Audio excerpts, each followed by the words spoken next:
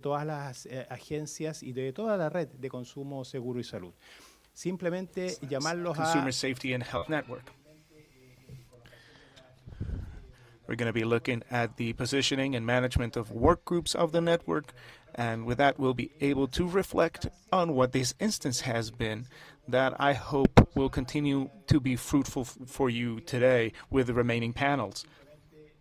And simply, of course, to thank you all for being here, especially the people that come from overseas. It's very meaningful to have you here. This is a very important milestone for the CERNAC. And we want you all to have a very fruitful and great day. Thank you so much.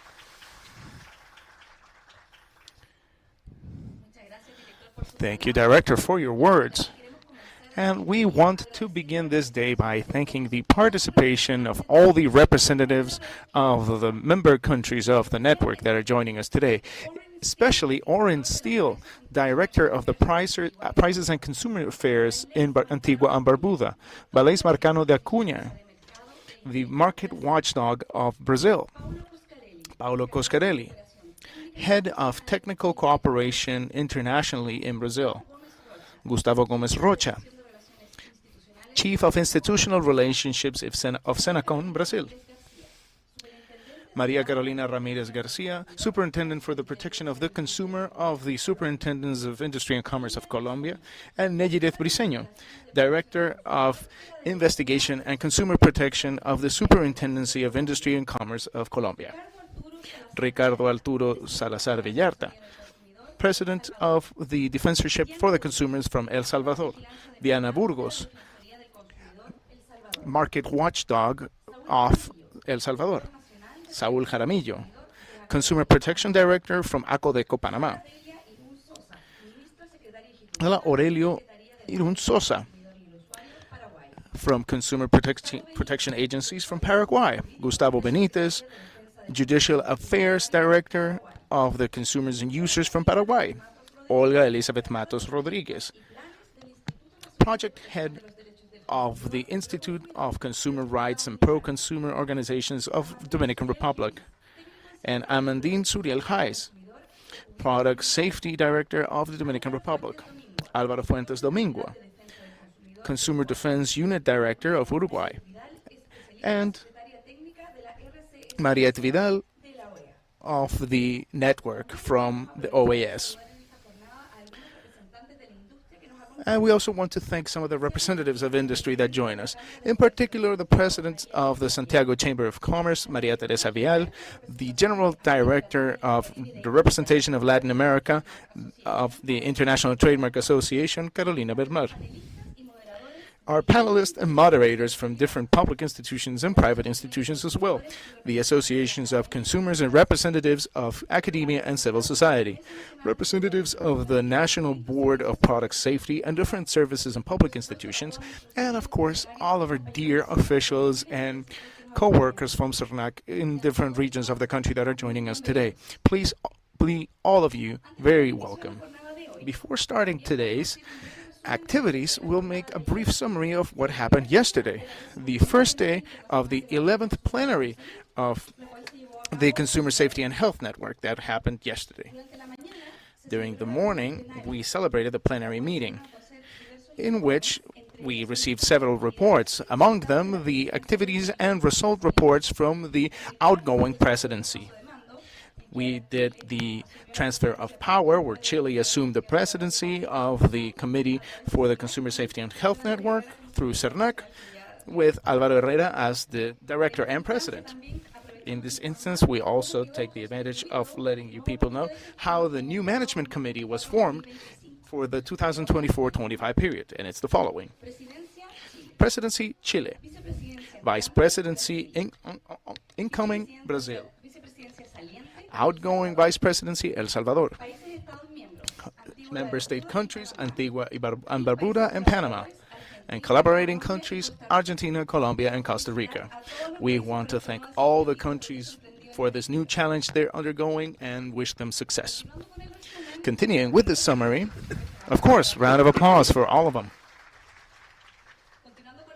Continuing with what we went through yesterday, with yesterday's summary, we also want to highlight that we began the International Workshop on Product Safety, where we were participating in 3 different forums. Forum number 1 was Digital Era and Product Safety, Challenges and Opportunities on Product Safety in the Digital Era, E-commerce and Artificial Intelligence. Forum number 2, Management of Product Recalls from the Market, Best Practices, the Industry's Role, and Risk Communication during Product Recalls. Forum number 3, Regulatory Challenges and Protection and Actions for Protection with Faulty Products, National and International Experiences and Comparisons, Gaps and Different Problematics to Tackle in the Future. This is all very important and relevant in the current context of all of our countries. So being able to share these experiences in the way of how each different country faces these problems is a great opportunity to continue working with the network in favor of consumer safety. After this brief summary, we will begin the second day of the 11th International Plenary of the Consumer Safety and Health Network. So I would like to invite to the stage the participants of Forum number 4, Illegal Commerce and Consumer Safety, Operational and Regulatory Challenges, Risks, Counterfeits, and Representation of Brands in each country. Please come to the stage, the participants of Forum number 4. While our panelists are climbing onto the stage, we would like to let you know that the questions regarding these forum and the upcoming ones, you can make them in the button that is available on the event's website, seguridaddeproductos2024.cl, or scanning the QR code that is in the posterior of your credentials. We also want to remind you that this event is being transmitted internationally on the website itself, available in both Spanish and English. This forum that we have up next will be moderated by Carolina González Venegas. She is a watchdog for the National Consumer Service of Chile. She has many years of experience in the public sector doing this job. She has been part of the Border Inspection Department for the Agricultural Customs Service from Chile. Go ahead, Carolina, the stage is yours.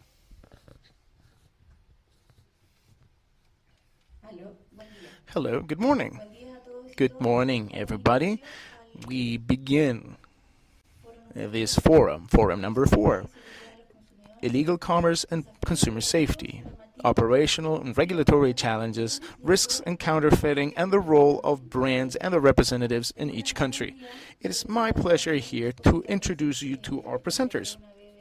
I will do a brief summary of each of them before we begin the presentations.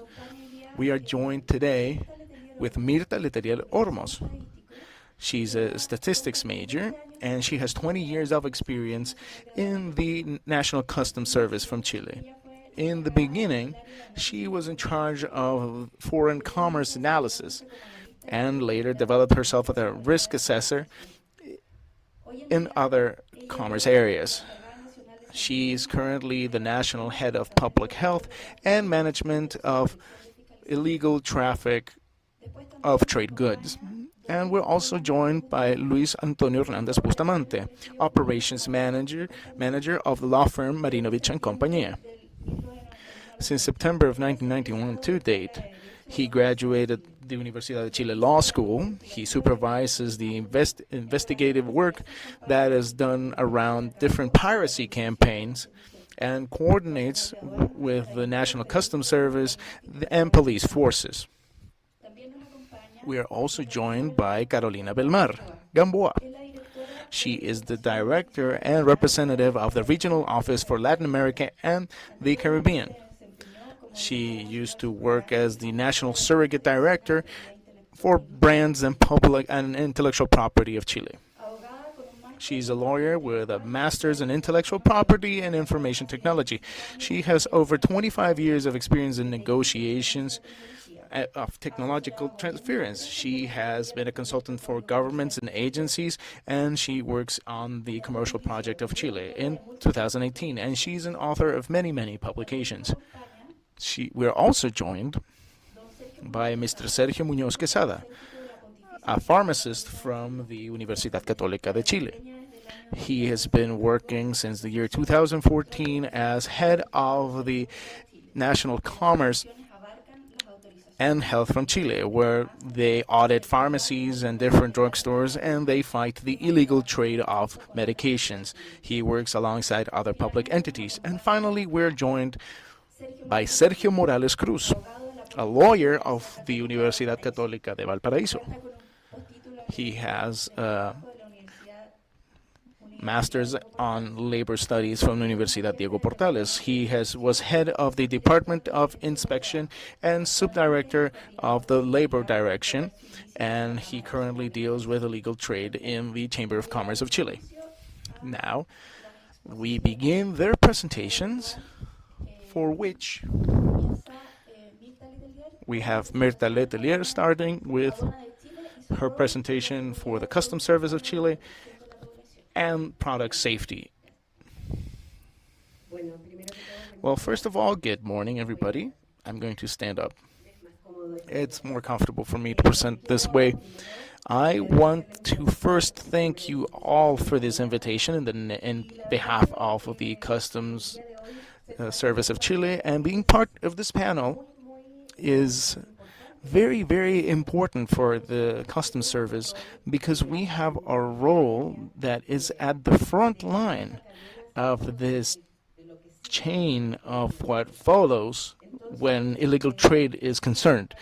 We want to be part of this forum with all these excellent presenters and friends, and what we're going to present today is the role of the National Customs Service and its role in product safety to protect the population, which ultimately I think is the main concern of everybody here present, and of course everybody that is joining us online. Well, what are we going to talk about today?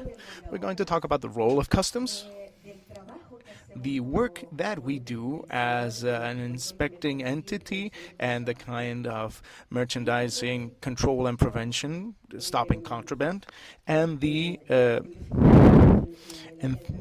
enforcement and stopping illegal merchandise. So to tell you a little bit about how we are organized here in Chilean Customs. We have 2,000 officials distributed throughout the country. I am part of the National Direction. There's 16 regional teams throughout the country, where I want to point out the intelligence and analysis units that we have. They perform a great work protecting the population. It's very, very important. And also to let you know that we have over 100 checkpoints between Visviri and San Sebastián. Now, what do we do as an institution? We investigate and we also facilitate foreign trade. And how do we do this? Through synergic processes that are effective and transparent, that are upheld with smart management of data and information. And why do we do this? Is to contribute to what it brings us here today, here in this international workshop, is to contribute to the collection of fees for the country, and also our current role is also the protection of the country and its people. And this held under the World's Custom Organizations, where they say that custom plays a vital role in safety through the protection of borders. This is this first barrier where we can perform the first auditing and investigation measures by confiscating illegal contraband or products that try to enter the country. This graph here is a descriptive graph that makes it very visible, where we can understand the behavior of the last 20 years when we're talking about the commercial exchange and the effective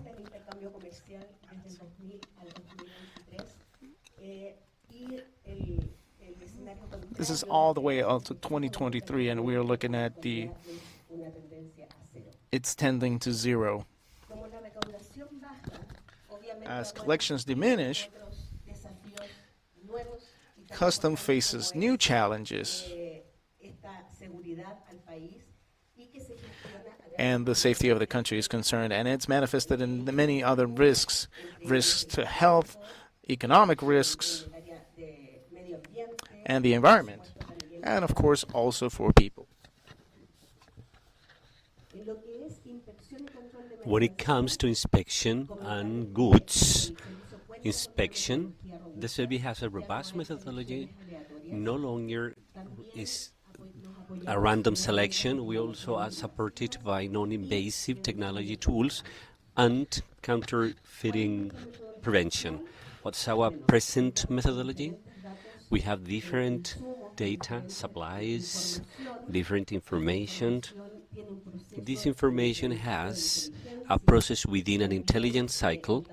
We also have selection tools so that our operations can find efficient and effective results, and particularly, and of course, the execution ending up in seizures of goods to avoid entering the country. Among the non-invasive technologies, we got mobile devices for inspection, as well as fixed inspection devices. All of these distributed in different regional custom offices which are important, relevant for this type of audit. On the north, Iquique, Antofagasta, Arica; in the center, San Antonio, Valparaíso; and in the south, Talcahuano Customs Office. So what we do to prevent this from happening? These new responsibilities I was commenting on in these areas of illicit traffic. Main one is copyright, safety, CITES, environment, cross-border transport, catch, and public health care. It is 8 areas, all of them very important. And all these areas has a purpose. The purpose is to avoid these illicit goods from entering the country in order to protect the population. Some examples of our seizures: medication, faked medication. We have been able to seize in different places in our country, in different regions. Some of those medications are very well known, but they have ended up being fake. Some of the medication which are forbidden in Chile, such as the case of Tricol. You can see also legal entry. It's been a successful cigarette seizure in the north area of the country. Faked goods such as this type, which are very sensitive to the consumer, which are our cell phone chargers. They even include the SEC logo, which is the certification we have here in Chile. That was already incorporated in that sea transport. One similar case, air cargo. Part of the presentation of these goods, of cell phones, but also with SEC logos. Everything faked. One more, hair devices, hair irons. More than 15 of those items, as well as cosmetics. We got a great deal of those, which are faked, even including, well, they do not include the sanitary registration, and therefore risking the population. Let me share our outputs in these 3 areas, these 3 outcomes, which are close to population protection, such as cigarettes. In our country, it's very massive, its consumption. Everything that's copyright, piracy, and public health care, including medication, toys, food, medical devices, and cosmetics. These last 8 years are represented here in this graph. They have the results of the seizures nationwide. In cigarettes, more than 81,000 boxes of cigarettes has been seized in these last 8 years, with a control evasion of $253 million in copyright.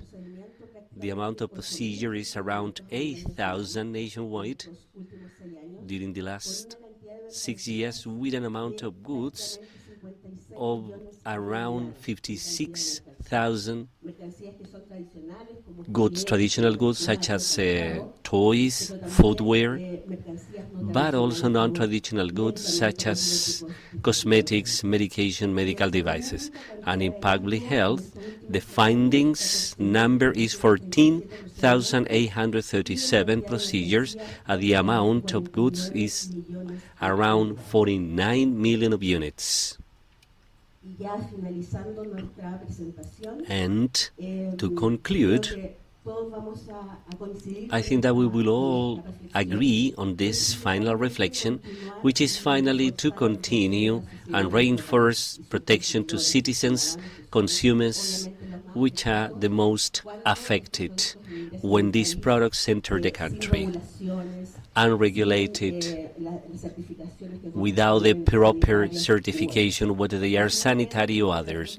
And finally, we may all agree on the fact that in order to fight against illicit trade and to later fight against illegal dynamics, the best way is to work jointly among private, public organs, so as to fight this illicit traffic which make us be concerned, and also to protect our population. Thank you very much.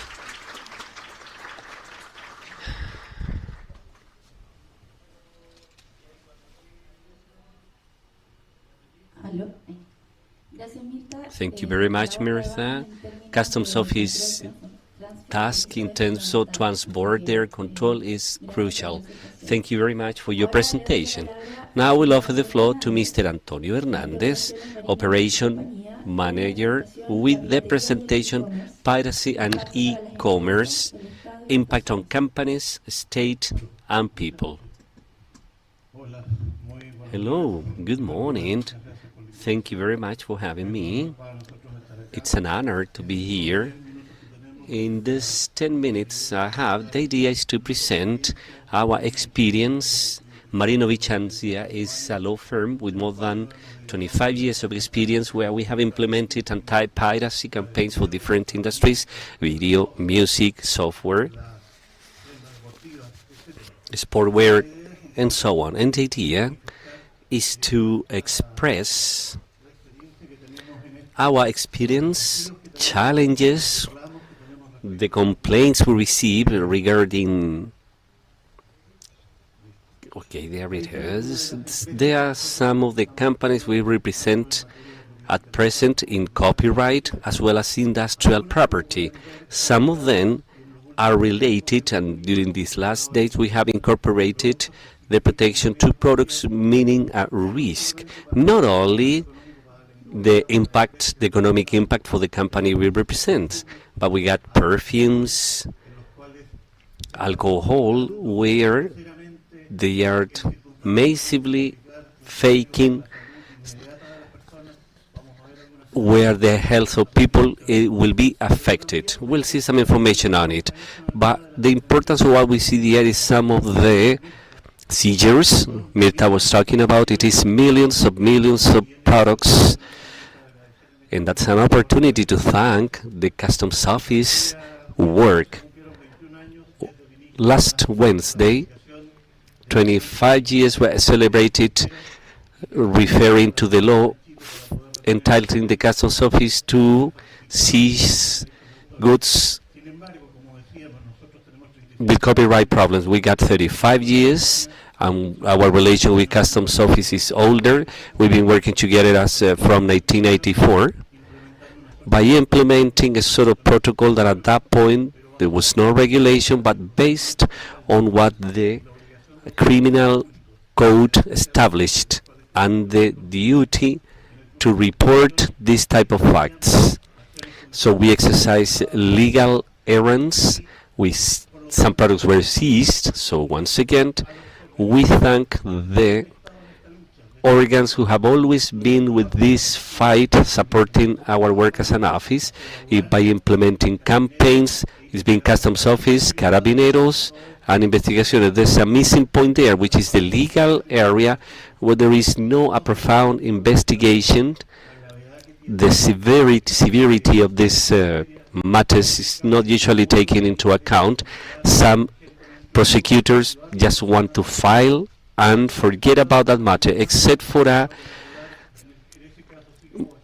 massive case such as La Polar, a retail store, because there was an economic impact and impact for a damage for the company, and also impact on people. What you can see there are some slides depicting seizures, 1,000 in Chile, in Iquique, the biggest seizure in Chile, 12 containers of toys at some point in 1995. But based on our experience, and as I said, we've been attorneys of the video industry in the VHS era and Betamax era, and there was a big change when the industry is digitalized. But that time we knew everyone working in piracy. It was not a very big industry. Our investigative work was knowing where they physically operated, where they had their machines, where they replicated the material. The impact of digital piracy was huge, and it changed our world, atomized the supply, and this is what we will talk about. Despite what I was showing you, you can see some images. In the middle, that's the clandestine alcohol workshop. It's the impact for health is very severe. Ethylic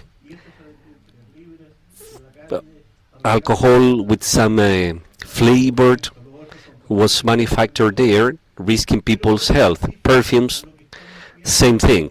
But despite the figures, despite what I have pointed out, in Chile piracy is associated to what's the street pirate, and we do not see the millionaire industry associated to it.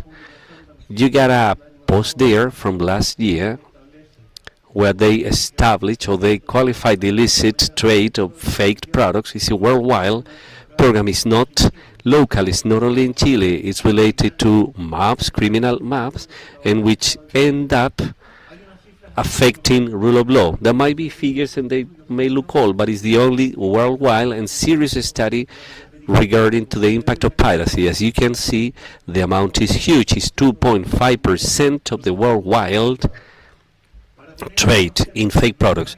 To have something more local,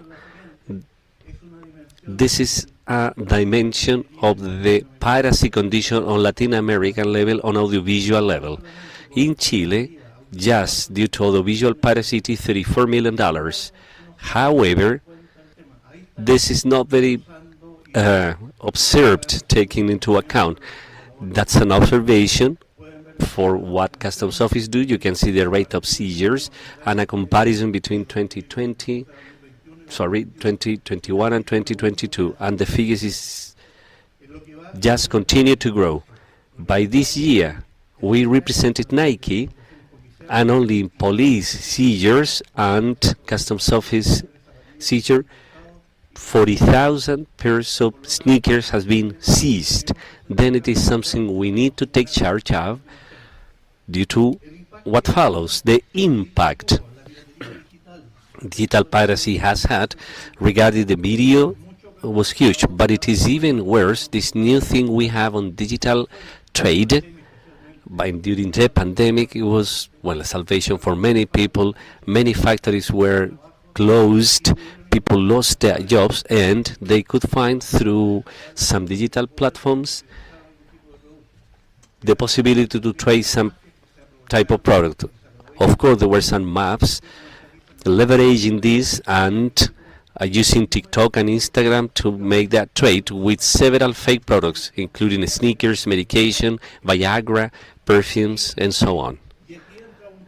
And here we have something important to say, which is, despite the customs office continue to retain some product, they stop containers to enter the country, which is a very important use of non-invasive means, such as scanner tracks. We have also seen a change, which is digital trade. They have an impressive figure. It is 500,000 seizures or recalls in 2012 and 29 million parcels by 2019. We are talking about only the Metropolitan Customs Office. The courier companies will import 50 million parcels during this year. Picture this, trying to control that is crazy. Now it should capture our attention, because this happens not only in Chile but in the world. I just show you an OECD slides on what piracy is. Today the OECD, they analyze this small package level.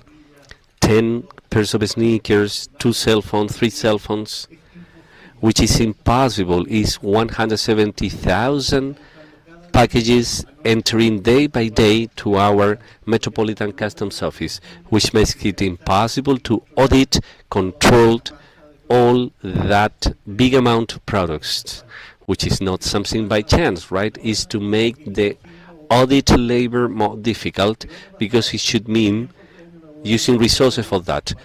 In the early last year, maybe you heard about it, the Customs Office, it's a Chinese provider of fake products of all types. Everything we have bought to them is fake. The Customs Office stopped a shipment with 40,000 packages in just one shipment.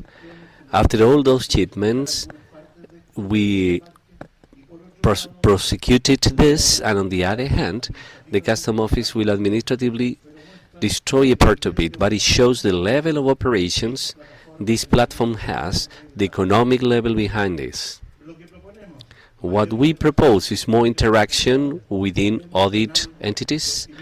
We are optimistic about Internal Revenue Service is also participating in auditing the origin, content, scope, invoices. In the last days, several audits has been conducted in the central area of Santiago to control that type of products. It would be important that the Consumers Association, such as CERNAC, to whom we thank because we have seen your intervention in several industry, and we are attorneys and representatives in perfumery, thermos. You encourage something in relation to it, also to warn the population regarding the associated risks. There's no warranty, there's no possibility to return all these type of products. If you see in Instagram 5G products, you will see a notice, and it says there's no return policy.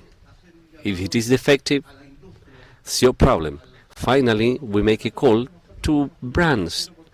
In our case, we have zero tolerance with all our clients in supporting the audit from the police and from Customs Office, but also we'll make a call to other colleagues to support systematically this, because this is the only way to face as a unit in a public-private synergy. It is important that organization representatives of consumers can also assume a role in informing and making companies accountable. What happens with Falabella? They have a marketplace site where they admit piracy selling along with them, with the original one. It is easy finding an excuse saying, okay, I didn't approve this, but obtaining a benefit through using the added value tax, we should have a unique ethics. We cannot be friends with God and devil. And finally, our responsibility we have as consumers. It's part of all this. If we didn't buy, we shouldn't have the illegal industry. Thank you very much.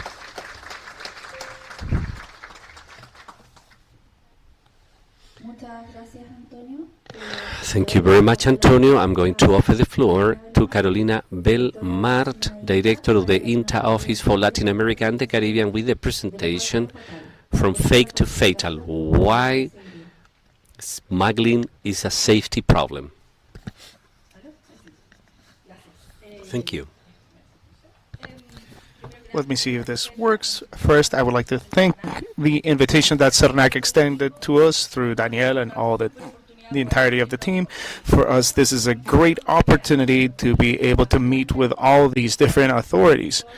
We usually interact with customs, we interact with the agencies that regulate medication, in this case of Chile, the Public Health Institute, and of course with the local commerce chambers. Taking advantage of this space, I would like to take a few seconds to tell you what is the International Trademark Association. This was born in 1978. We represent today over 7,000 organizations of different sizes, from large companies, small companies, colleges, research centers. Of course, that we also have legal offices. And in this, we have over 37,000 professionals that specialize in intellectual property and trademark. And speaking of legal discussion, we understand how we must protect brands, and we approach all kinds of intellectual property matters. How can we protect all these intangibles that are based on human knowledge and that translate into industrial designs, intellectual property rights, trademarks, copyrights, authorship, patents, utility models, and of course brands, and disloyal competition. That is another mechanism, along with trade secrets, that we need to face. We have regional offices worldwide for Latin America and the Caribbean, and the representative office is here in Santiago de Chile, and I have the honor that since the pandemic I've been the director of the office. Usually office directors were not native from the country the office is located in. We have members in over 185 countries. Next year we are opening one in the Middle East, in Dubai, and that allows us to be closer to our members, to represent and assess their doubts, and be closer to different authorities of different countries, depending, of course, of the realities and needs of each one of them. Now, if you could play the video, please. Las marcas importan. Nos entregan la oportunidad de hacer elecciones que reflejan quiénes somos y quiénes queremos ser. La propiedad intelectual detrás de una marca motiva la innovación, crea empleos e impulsa el crecimiento económico. Protegiendo la propiedad intelectual, promueve la seguridad de los consumidores y ayuda a luchar contra el contrabando y el trabajo infantil. Aprenda más sobre la propiedad intelectual y cómo te protege a ti y a las marcas que te importan. Aprenda más en inta.org. INTA, International Trademark Association. Antonio was referring extensively to the damage to our society that counterfeit and fakes and piracy have in our countries. I want to refer to another element that has to do with the public interest when it comes to protecting intellectual property rights, and which is the economic contribution that they have for our society. According to this last study, these studies take times. The United States and European Union do them every 2 years. The OAS a little bit longer, and we also like to contribute ourselves. What we have available in the United States, the industries that use intellectual property intensively contribute over 40% of the GDP of a country, and they represent over 33% of direct employment. In the case of Latin American countries and the Caribbean, since we're talking about the OAS. I am going to focus on countries in this region of the world. According to the latest report that was made by the European Union Observatory with their own methodology, they made an analysis over 5 countries of a region.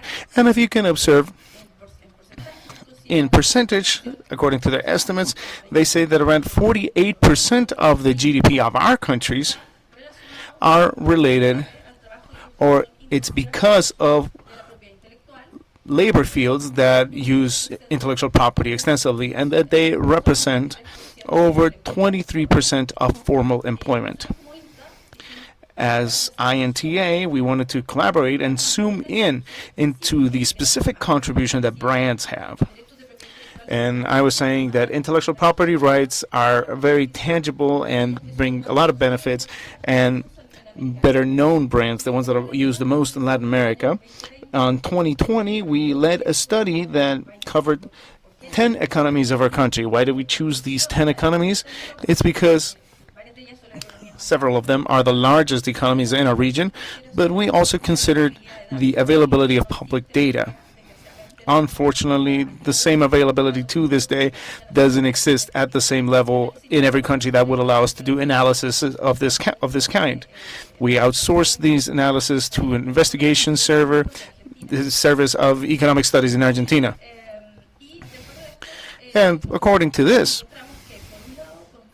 on the one hand, they contribute over 22% of the GDP on average.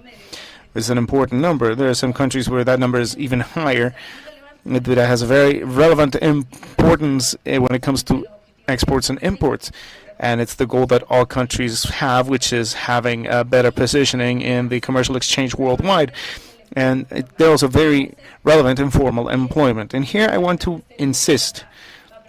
I think Sergio is going to explain this a little bit more. But these industries not only provide formal jobs, we also made a comparison that we call the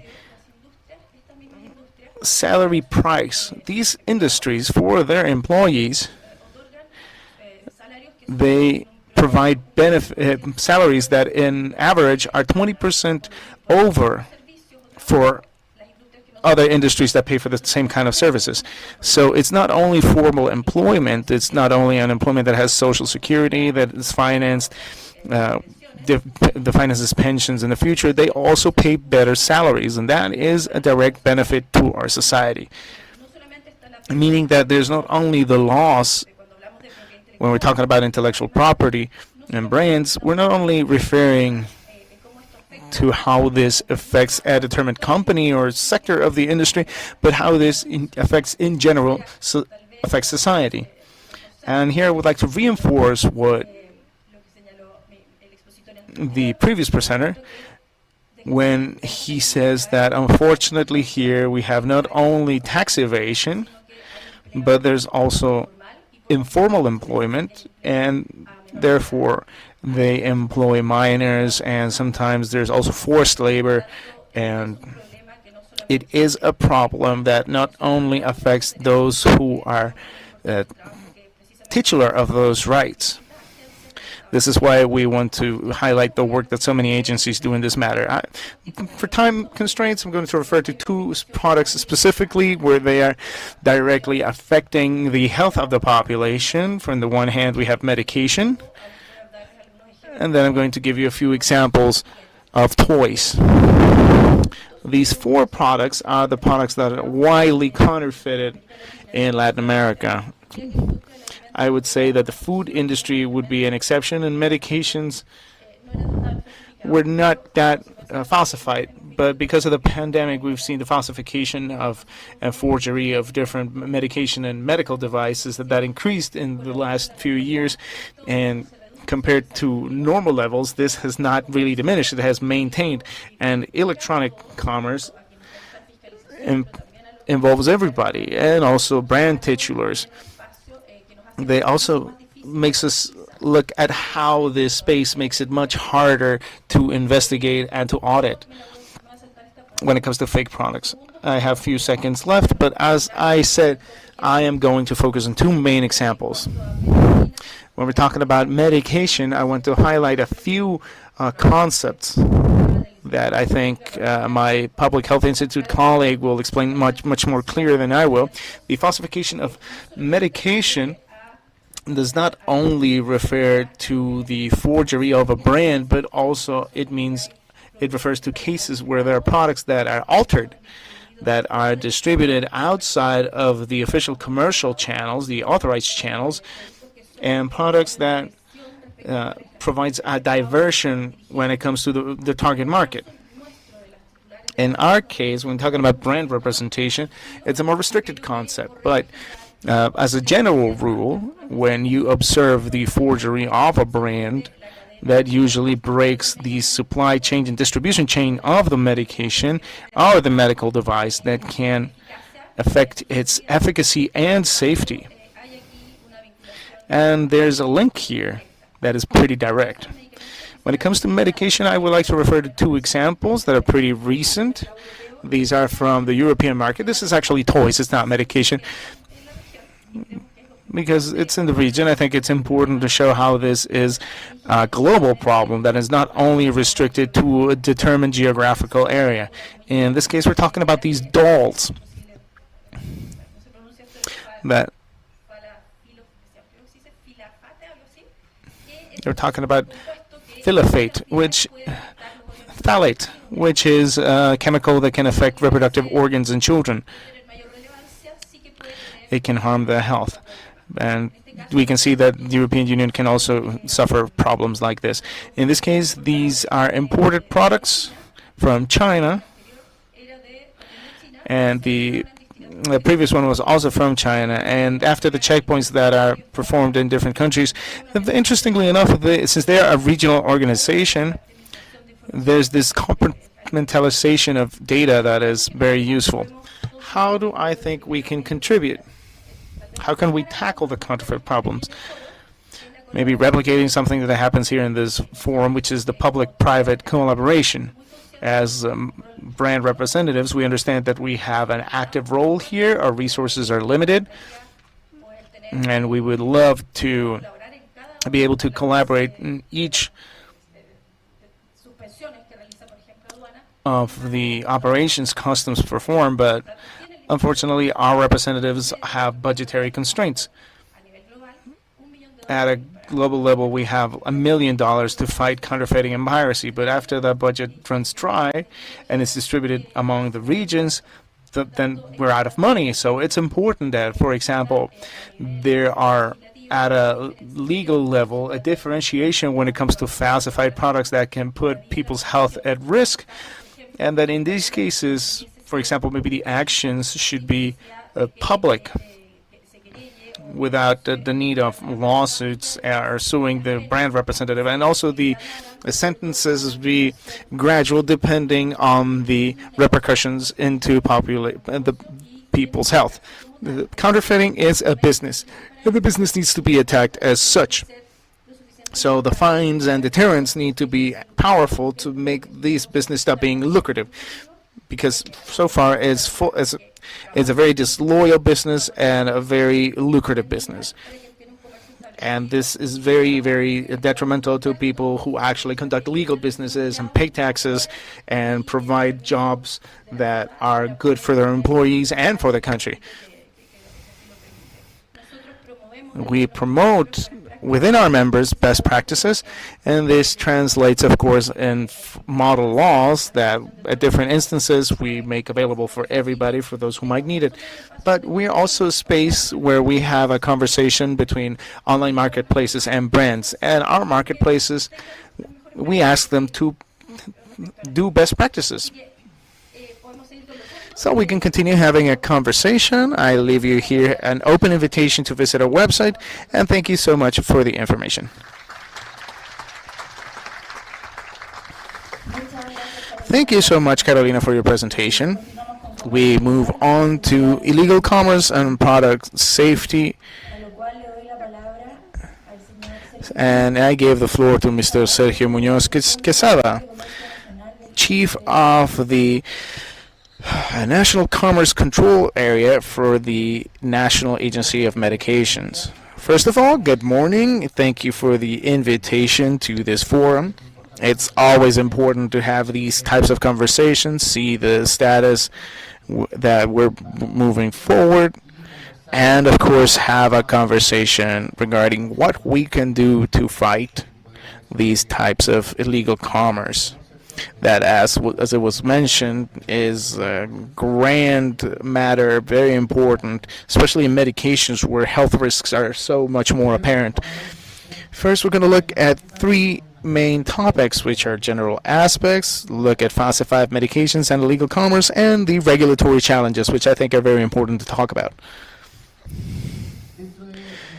In Chile, the Public Health Institute is the regulatory entity of medications at a national level.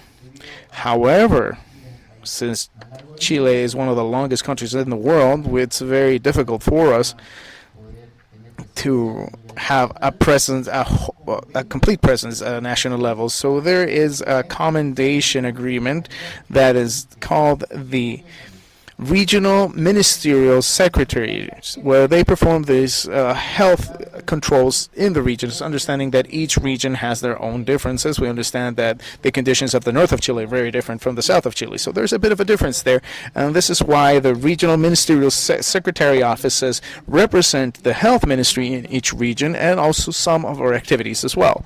And some of them we can also be generated in a central manner through the Public Health Institute. That is more or less the map that we have charted where we do all this medication auditing at a national level. What is the auditing and controls that we do? The entrance of medications into the country, we're talking about manufacturing, distribution, expenditures, distribution, and also exports. Obviously, while implementing all the necessary checkpoints, understanding the knowledge of each company and the people, and so there's a good source of information, understanding how the trade of medication is and the people involved in it. What is the main difficulty is that we have all of this from legal commerce, because illegal commerce is not framed around regulations. Medications are controlled products not only in Chile but also all over the world. And this control has standardization processes. It's different depending on the country, but there's always a permanent control throughout the entirety of the supply chain. We have laboratories that manufacture, that make these raw materials. We have what we call representative registers, which are companies that represent other companies that have their own productive processes, but they do import the product already ready for commercialization. And we also have drugstores. We have pharmacies that stockpile these medications and they distribute them. These drug centers are the ones that stockpile and handle the logistics of distribution. Each one of these needs to be authorized. It's an express authorization from the Public Health Institute. And finally, we have the last link in the chain, which in our country are the pharmacies or small drugstores. That it's mainly pharmacies that provide medication to patients. That is the supply chain where the medication should flow. And this flow could be from the production laboratory directly distributing to pharmacies, or from the production laboratory to the drug stocks and then to the pharmacies. But what is the problem when things happen outside of the chain? The difficulties that we see is that we're already seeing many actors that we need to detect at what point do they leave the distribution chain. What are these forged medications and the reality of our country? This is all surrounding the regulatory framework in our country. First of all, falsified medications are the ones that escape from the supply chain and that we can see them on these free markets. As you can see here, before the pandemic and after the pandemic, we can see them on the public roads as well. But of course, people will say, yeah, but these are real medication. Nobody is falsifying these medications. But they left this controlled chain. We understand that medications are controlled because they need to be controlled when it comes to moisture and temperature. This is a very strict parameters because laboratories perform stability studies. So if they leave these thresholds, these standards, these storage conditions, the efficacy and safety of these medications can be lost. What happens with these medications? The people and consumers, they just buy them because they're cheaper, they're easier to access to them, but they do not guarantee efficacy and safety. And they lose that feature. They lose that essential feature characteristic of the medication and can be detrimental for people under treatment. A very simple example, a person that's treating hypertension, chronic hypertension, buys these medications outside of the distribution chain, but they won't notice that the efficacy of the medication has been affected, and they will be having higher blood pressure, and that of course can lead to heart attack or any sort of other detrimental effect. And this can happen to other people. So the risk is there when we're dealing with these medications that are outside of the distribution chain, because there is no temperature control or any other checkpoint that can make us ensure the quality of the medication. These are the seizures. A slide on this made by police, and they finally get the Public Health Institute. It's been increasing during the pandemic. There was a stability, but it's been increasing. This does not reflect the illegal trade of medication on the street. Rather than that, it reflects the police activity before this activity. There are some years where some police areas are more preventive with medication, so this is a reflection of that. It doesn't reflect the trade, but as you can see, it is increasing anyways, and you can see some figures.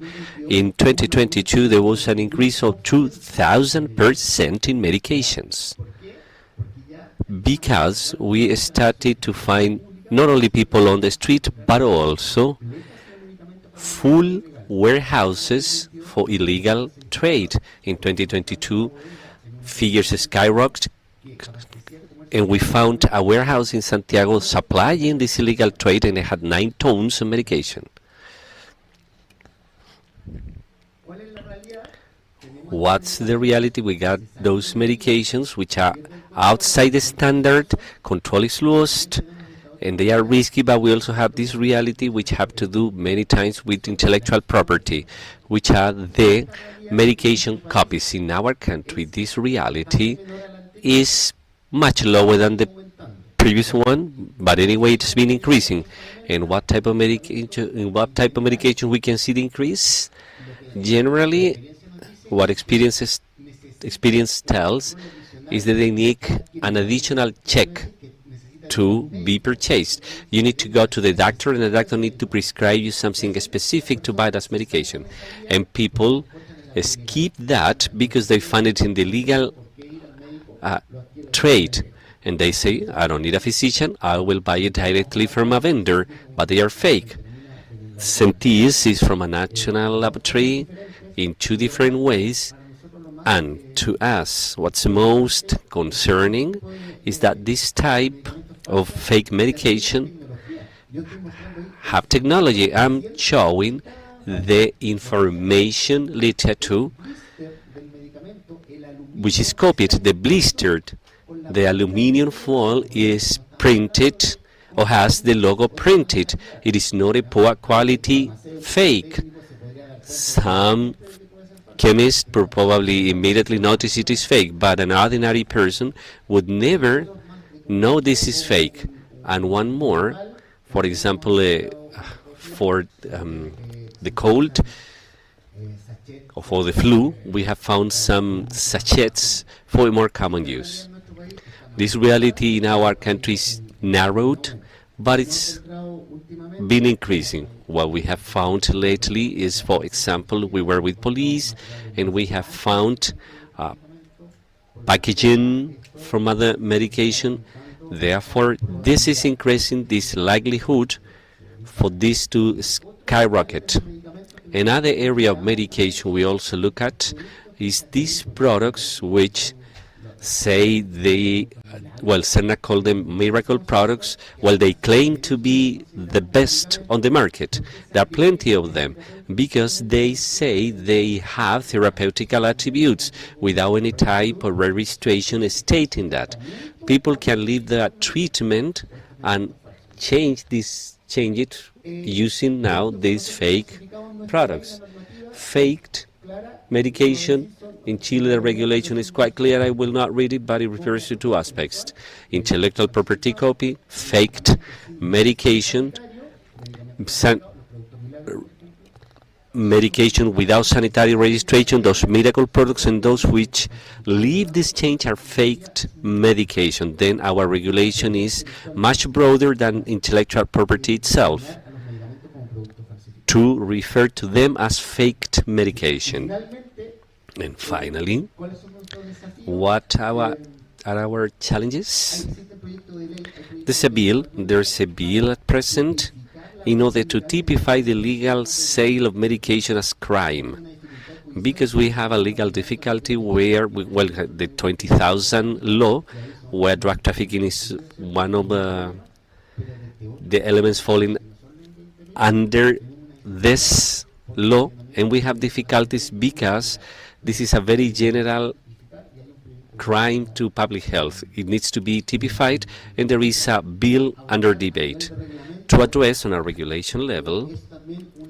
It's also a good way, we believe, this could be addressed, not only at the Congress people level, but also on a regulation level, which in this case is the Ministry of Health. We could move on with this and face illegal trade, as it has been touched on here. It is necessary a coordination between the public and private spheres. Private world has been a very important ally to tackle this, and also this relation with public entities, with customs office. Our relationship is long, but with these entities we have been increasing this relation, where people believe that it permanently exists in public entities. But let me say, it's not always like that.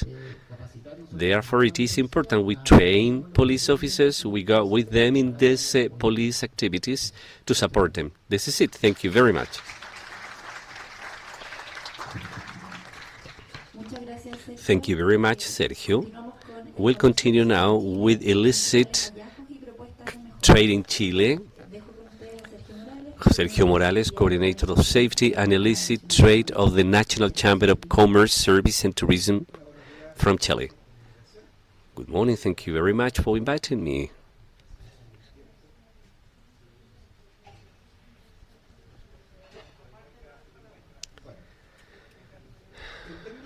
In general terms, we know that illegal trade is a very broad world, including practices forbidden by law in relation to the production, shipment, possession, distribution, and purchase of goods and services. Within this world of illicit trade, we got smuggling as one of the figures of counterfeiting, which mainly occurs with cigarettes, metals, weapons, watches, sunglasses, toys, as Mirtha mentioned. We got people trafficking, which is part of the illegal trade. Fake products such as luxury goods, cosmetics, toys, technological devices, piracy, books, softwares, music, works of art, movies. The sale of products which has been stolen, forbidden trade, and animals, hitmans to be hired. It's such a big phenomenon, and this is subject to regulation which is not complied, as for example the illegal sale of food in medications. Well, we recently saw a presentation. The way they trade it, sometimes it is illegal. This phenomenon crosses other type of trade, which is informal trade. Informal trade, we have talked about people working on their own, generally small stores, which is the direct sale to the consumer, and is usually for the street vendors. Some of them, without even municipal permit. And we also have something that's happening through the social media, so the digital media. We can see in Facebook and Instagram where people offer a great deal of products. And we sometimes understand that might be someone trying to be an entrepreneur, people who want to promote their businesses through social media, but we need to pay attention. Not everything being offered in the social media is a safe product, is a legal product. As an observatory of the National Chamber of Commerce, during January, now 2024, we launched our first survey. It is the only survey in Chile which captures perception of illicit trade and counterfeiting. And in January this year we'll have the second version. It will be more fun because you will be able to compare data. Within this, the thing about the phenomenon of illicit or illegal trade is usually associated to unemployment, lack of safety, other smuggling figures, and drug trafficking. One more thing, also important, is that 1/3 of the people recognizes the bite in informal markets, and many of these products are illegal products. In the last 3 months, 28% has said they have bought. What products do they buy? Clothing, craftsmanship, cleaning goods, food, medication, cigarettes, footwear, books. And the question here is, what's legal, what's illegal, what's faked, what's act of pirates, and we know that most of it is illegal. One more thing is that the consumer points out that, generally speaking, more than 70% claim they can recognize whether a product is faked from smuggling or from piracy. Where can they know that? In clothing, technology, cigarettes. They say they claim they may know this in terms of medication and in books. There is a very important awareness in the consumer that the product they are buying, they are consuming is illegal, but anyway, they buy it. People claim they want to buy alternatives to legal trade because of somehow, and what we do as a chamber, I know all of them, we've been in other occasions, and we try to contribute for that, which is generating or raising awareness that when you are buying an illicit trade, you are feeding a chain upstream. You are feeding the producer, the importer, the one with the warehouse, the distribution chain, and that goes along not only with the sale of fake sneakers or fake perfume, but also more severe crimes. Most of the people want actions to be taken to reduce this. And what do those actions imply? A higher check or control is very related to employment, to give work opportunities, something that's very difficult. The Chamber of Commerce with the Metropolitan Regional Government and the Catholic University, we started a very important study on the characterization of the street vendor, and they earn around 1 million pesos monthly with a unique flexibility. They are owners, so they pay for space, and honestly, offering them a better alternative is quite complex. You need to be realistic in this, because diagnosis and answers we have received has been, okay, let's have them in job opportunities program. They don't want that. They will not even earn half of what they earn selling products on the street. So the answer should come from other places. What else do we have? Most of the people demands more surveillance, more controlled, and here they blame on municipalities. We see this, well, not worth to mention. This district, a commune, has been a stigma of the street selling. Valparaiso is another place where the illicit trade uses the National Congress fences to hang their products. You see, while there are sessions being conducted at the Congress. This phenomenon has a lot of rights being committed. There's something tax-related that stop being received. Nowadays, in terms of cigarettes, 49% of the cigarettes being consumed in this country are from smuggling or counterfeiting, and they are sold at a ridiculous price. Let's talk about 5,000 pesos, and you can find it on the street of 1,000. The way to be a competitor to generate other taxes is not the solution. We also have affectation to municipal rights, customs office regulations, labor regulation, because we had a lot of informality, even people trafficking, intellectual property, asset or money laundering. We can see that. We see that every day. And there's plenty of authorities who are very related to it. There is no a unique or a single authority, and that's the problem. Medications, I will skip it. It's been mentioned before. There's no need to repeat this. But let's talk about the opticians stores, glasses store. We have an observatory, and we noticed, and yesterday we had a session, and one of the phenomena emerging from this is the glasses store, opticians store, not only in Santiago but also in the rest of the country. Those are the figures. More than 200 of these stores downtown. On Maquiver Street, we got galleries full of this type of stores selling glasses. There was a report by the Internal Revenue Service and the Opticians Optical Chamber, and several audits were conducted. They found facades where they used this to launder money, to do money laundering. We have braces that are all Ray-Ban, and we know this is not true. We also have illegal laboratories where they build or manufacture these glasses.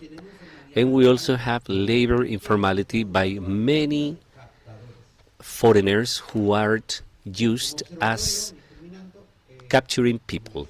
And as observatory, we are in a public and private instance where different panels of the chamber, including local chambers, such as Santiago's chamber, Concepcion chamber, and also our associated guild in the companies, and many services such as police, customs office, municipalities, INAP, and the Internal Revenue Service, prosecution's office, and we have moved on several measures. Yesterday we launched 50 measures to fight safety matters related to trade, also illicit or illegal trade, and street selling.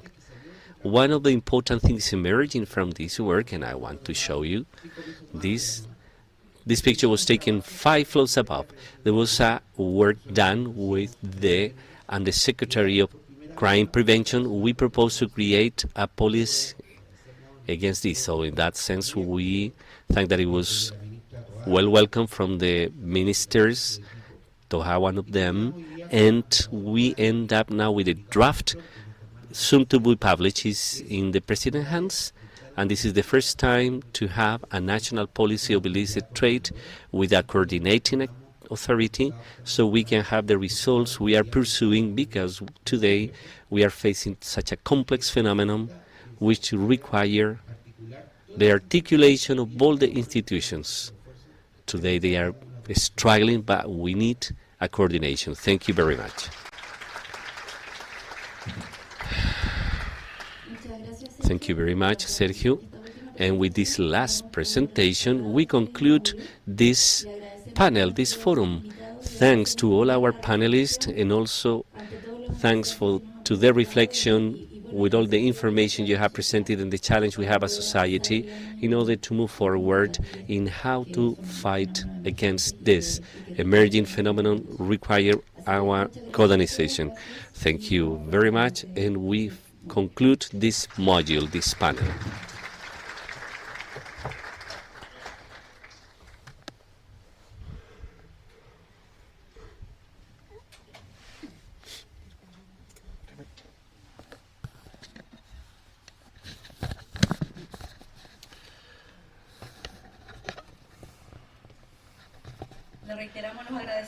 We once more thank the participants of Forum number 4. Now, continuing with the workshop, we're going to present Forum number 5.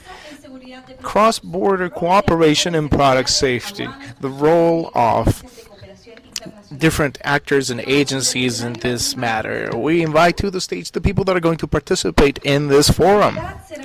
This activity will be moderated by Carolina Ramirez. She is a consultant for the regulatory aspects of the economical and international relationships of Chile. Carolina is a delegate and coordinator representing Chile in the Technical Committee for Obstacles to Commerce and the APEC Pacific Alliance. She is also a delegate representative of the Regulatory Policy Committee and the Steering Group of International Regulatory Corporations of said group, and among many other highlighted participations. Please step into the stage. Misters and lady panelists, remember that the questions, you can ask them via the button in the website or the QR code on your ID. Go ahead, Carolina.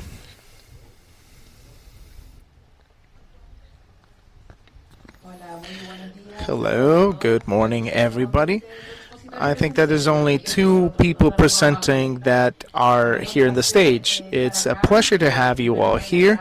And first, to thank the National Consumer Service for this invitation, with whom I've been working with jointly in the Product Safety Board, contributing the viewpoints from the private and commercial sectors, which are every time more important in the national stage, and we have a great dynamic working together. Welcome to Forum 5. We're talking about cross-border cooperation and product safety. We have the important presence of these presenters that represent different organisms that are both national and international. Cross-border cooperation and product safety, we know that can include through collaborative work to prevent catastrophes, to prevent crime, to promote economical and social development, and facing common threats, helping public health, helping the environment, streamlining the circulation of goods, and also establishing best practices when it comes to security and border safety, and having safe commerce. And reaching this balance is very difficult. It's a great challenge. As part of the product regulation area, one of the things that international organizations have asked of us is to put a balance on this. Do not hinder commerce, but also guarantee safe products for the population at large. Just as the OECD says, we should all work together to improve international cooperation with the goal that government organisms in charge of product safety are well informed about the products that are considered dangerous in other jurisdictions. That way, if necessary, they can adopt the measures to protect consumers in different jurisdictions. I think it's important, and I want to highlight that not only internal cooperation must be achieved. It's important that we achieve this as a country, but also cross-border cooperation is very relevant and every day more and more important, especially when we're countries that are open to the exterior. All right, I would like to welcome once more our presenters. Thank you so much for being here, and I would like to begin with my colleague with whom I am very familiar with, Mirta Letelier Olmos. She was in the previous forum. She is the National Head of Public Health and the Illegal Trafficking Control Department, and her presentation is going to be about Chilean customs and their collaborative work with different auditing agencies and organisms. Once more, good morning, everybody. I would like to once again thank you all. For us as the National Customs Service, it's an honor always to be able to be part of these instances, and also to let you know of our role and also highlight this collaborative work that we perform with different auditing organizations. And as we mentioned in the previous forum, these are not just individual roles and isolated. Many times this collaborative work, I think, that gives us the opportunity to reach a destination with more success and achieve what once again brings us all here today, which is protecting our population and protecting our society. Could you give me the thank you? Well, what are we going to talk about in this presentation? As the forum title says, share with you this collaborative work that we perform in our field, and we do this with different actors, with different strategic partners, performing our main role, which is auditing. So we're going to talk a little bit about the RELO network, the important instance that is strengthening our skills as public officials, specifically when it comes to auditing things that come into the country, coordinated, of course, with other public organizations, and also the relevance that these instances have when it comes to international operations. And, of course, Chilean customs is always part of that. Well, I'll tell you what this RELO network is about. It's a regional office for intelligence links. It's the Regional Intelligence Link Office. As us representing Chile, we have a leadership position in different national points and also in South America. The RELO SA. At the worldwide level, there are 11 offices throughout the world. And what is the main objective of this RELO network? This work that is, of course, spearheaded by this regional network composed of these national teams, but we facilitate the interregional coordination for the transference of information and intelligence. And of course here the information exchange is also an activity that is performed throughout the year, and the importance of this all is sharing our best practices, sharing the new trends when we are talking about this phenomenon, which is illegal traffic, illegal contraband that we mentioned on the previous panel, when we're talking about intellectual property, public health, that we talked about. It's been something that's been very, very relevant today. And of course, strengthening the registry channels, communication between regional and national checkpoints, and connecting each of these customs at a worldwide level so we can be a single global intelligence community.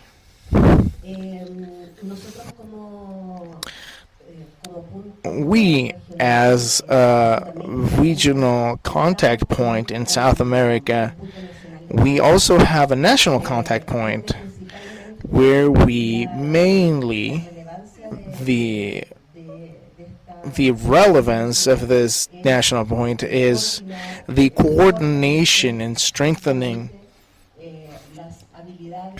of the skills of the officials that are here in the front line auditing, as we call it, because this public official that works for customs, these are not officials that are dedicated to one specific area. This agent that is here in the primary areas with the main objective of preventing these illegal merchandise from crossing the border, they need to have this ample knowledge and wide-ranging knowledge about all kinds of illegal trafficking. So these regional networks are very, very relevant for this, the good work that we do in the frontiers and the borders. So how do we establish and strengthen these skills? We have these national teams, we perform permanent activities, and we coordinate, just like we are doing today. While CERNAC is hosting this successful international workshop, we also have our own workshops that are international and national, and we coordinate with other public organisms, and many times we also can count on the support of international organisms whose sole purpose is fighting this illegal traffic matters. We had this national activity that made us very proud and satisfied. It was a national workshop that dealt with the phenomenon that was organized crime. And of course, one of the areas that we dealt with was public health, cigarette contraband, and also an area that has us very concerned as a country, as customs, which is the security area when it comes to firearms, illegal firearms, and fireworks. National workshops, many instances of that. These are times where we can share, strengthen our regulatory framework, our health network, and our judicial framework, and also being able to do our jobs better jointly with other public organizations such as healthcare institutions, healthcare organizations, and also organizations that regulate merchandise, sensitive merchandise like toys, foods, etc. Well, this was done throughout the entire country in different regions, in the center regions, in the northern macrozone, and the southern macrozone, with the sole purpose, as I mentioned, to be able to perform our jobs better, fighting this illegal trafficking in every sort of aspect. And lastly, to share some of the experiences that we've had in the last few years in these international operations. These operations that I'm going to talk about are operations that are mainly organized by the WCO. And this operation that I'm going to share with you is a very important op. It's born from the need to fight the entrance, the illegal entry that we were seeing in the pandemic. And it's coordinated. This is called the STOP operation, Operation STOP, which we meant to seize all these falsified medication, medical supplies, and medical devices that were all counterfeit or falsified. And this was a pretty laborious work that was coordinated internally, and we achieved great results, very successful results, by seizing during the operational stage over 1 million of units at a national level. Another example, and this one was very recent, this happened here in 2024. It was the Operation Ludus that had another end goal that was seizing at level from every member and country that participated in this operation to seize and confiscate pirate and falsified merchandise.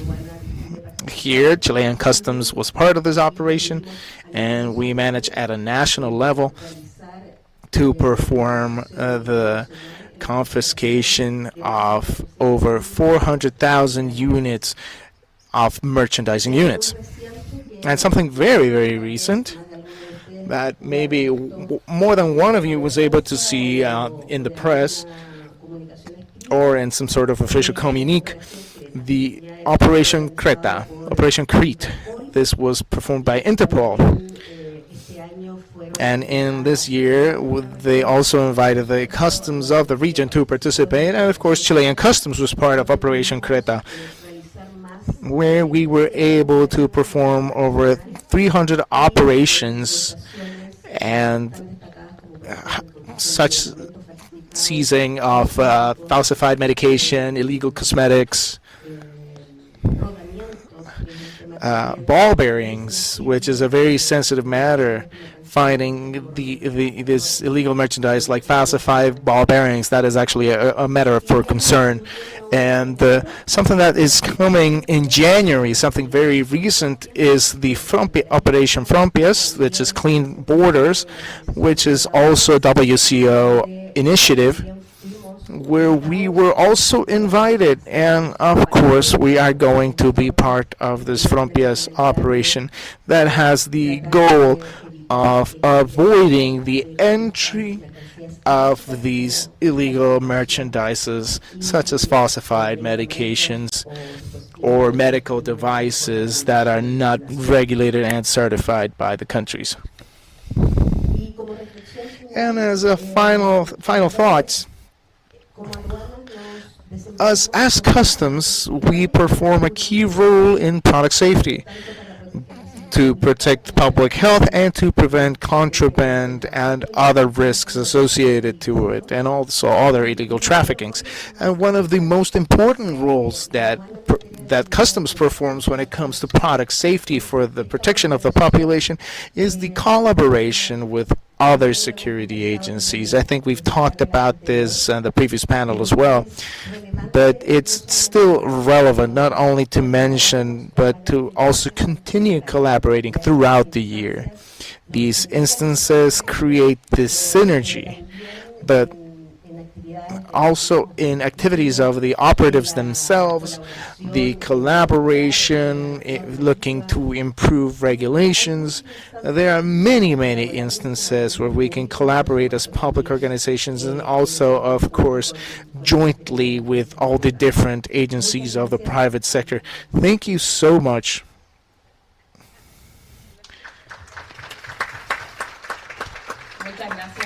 Thank you, Mirta, for your excellent presentation. Clearly, the cooperation, cross-border cooperation in general between customs agencies is vital to fulfill certain objectives when we're dealing with public policies that focus on product safety. I think that also empowers agencies to make them be more effective, and also sharing best practices. It's my understanding that the next presenter is going to connect via Zoom. Her name is Ara Cipriano. She is a public official of the UN and Commerce and Development of the UNTA, and she's going to talk about challenges and cooperation cross-border when it comes to product safety, and from the Commerce and Development Unit of the UN. She is connected. Welcome, Anna. Nice to meet you.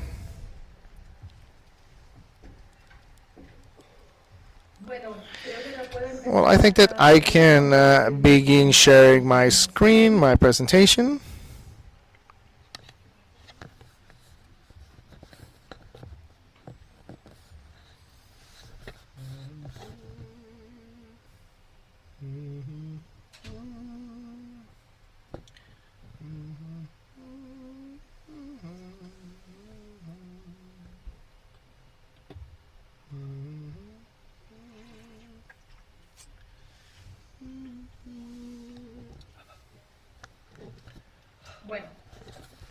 All right.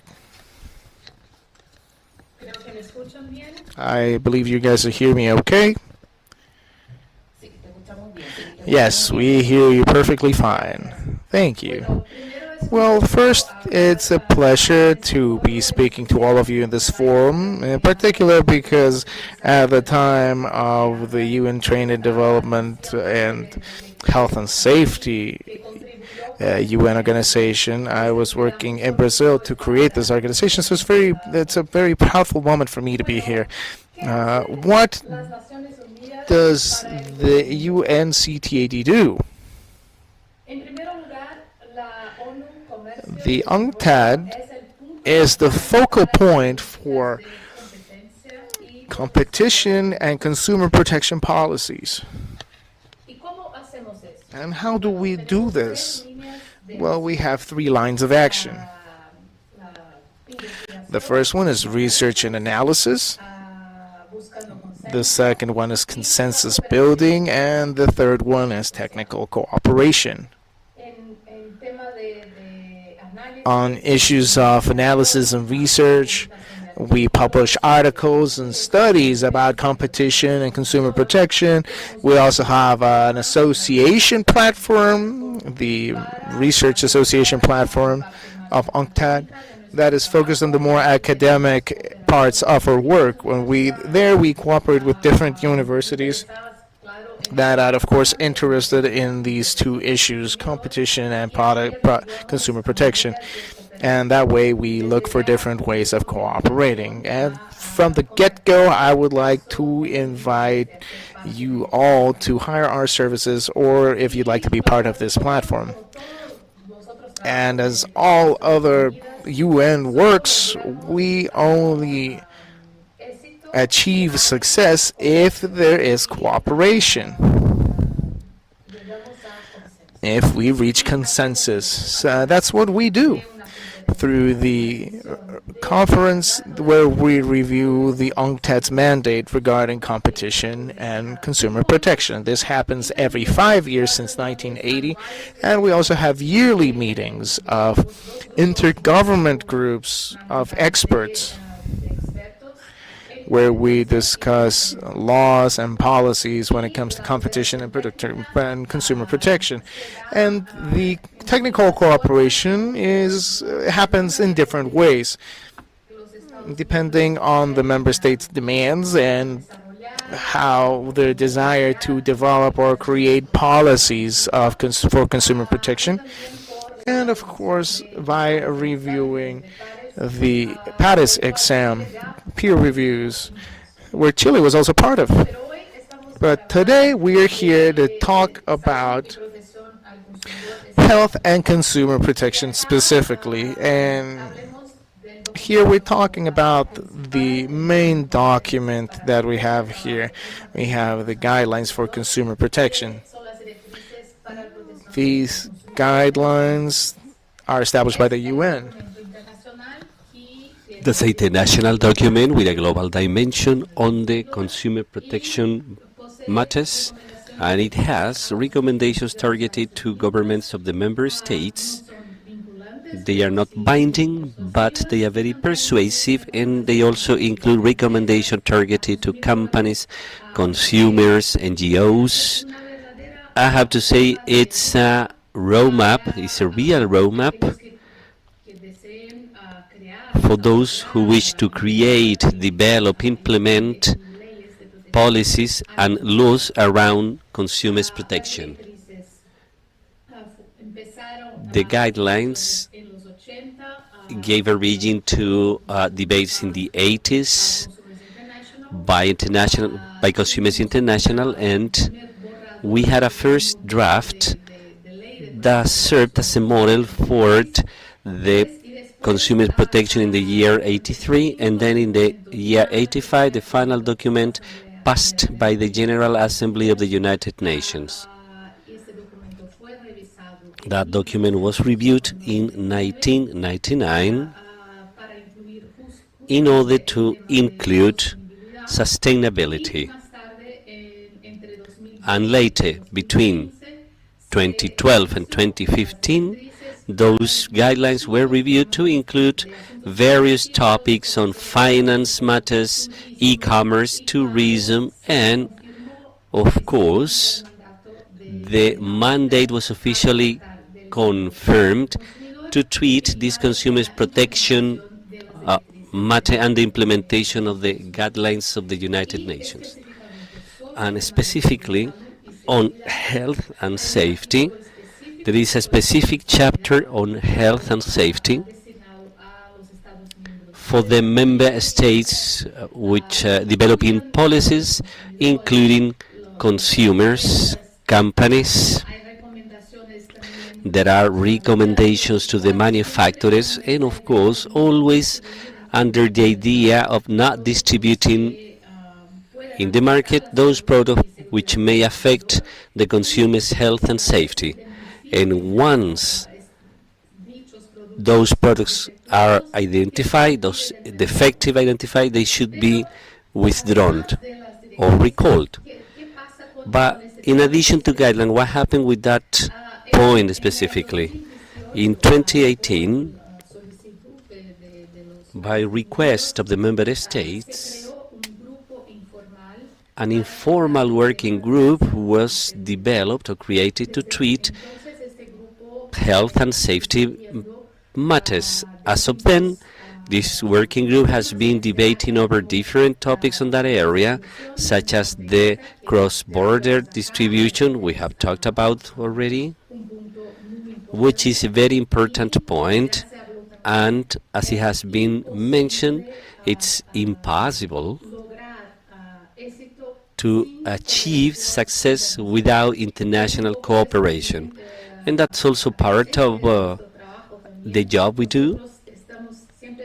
We are always trying to join forces, to join the various networks for consumer protection, the various stakeholders, in order to promote cooperation.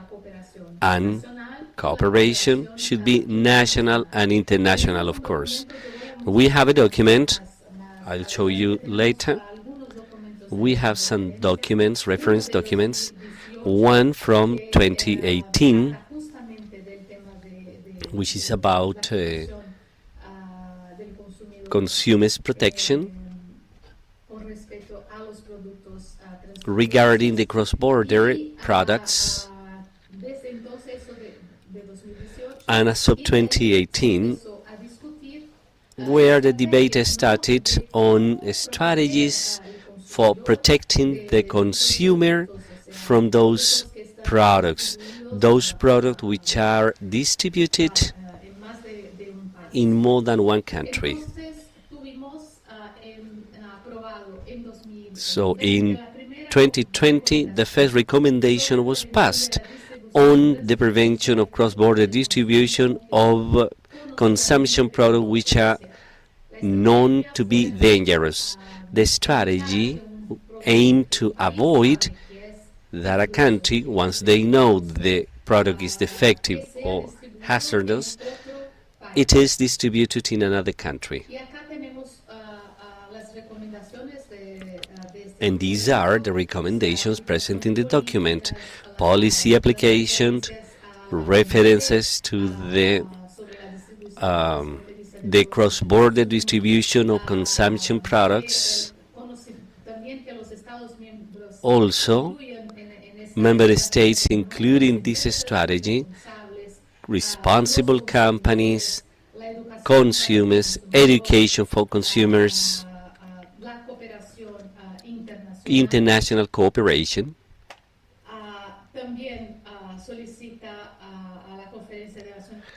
There's a request for the United Nations on Trade and Development to continue doing what they have been doing, and back then that recommendation was submitted to the Conference of UN Review in 2020, and it was passed.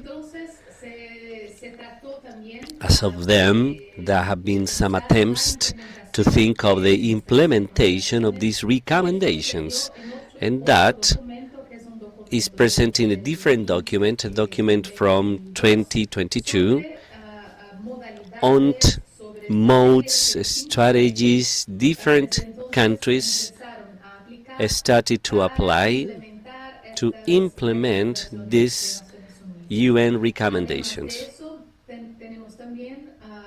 In addition to that, and as a reference, we have the manual for the consumer protection with a dedicated chapter on product safety. And I'm taking this opportunity to mention the correlation of this safety product matter with the sustainability. The guidelines of United Nations, the term sustainability, it's mentioned more than 40 times. That's even apart from the chapter dedicated to it. We can see, or you can see, that sustainability is in the DNA of the guidelines. And should we avoid products to be discarded, withdrawn from the market, whether we should avoid those risky products, avoid them, preventing them to be distributed to the most vulnerable consumers, then we are contributing to sustainability. I don't have much time, then I would like to refer to the next steps, and I think that some of you know that November 4th, we held an ad hoc meeting precisely on product safety matters. In that meeting, a proposal was presented, a proposal regarding a resolution which described the legal framework dedicated to reinforce to strengthen consumers' protection against risky and unsafe products. That's a very comprehensive resolution. It's a bill for the countries which still do not have anything on that matter. And also for other international entities, we have also had the cooperation of the OAS to design this recommendation.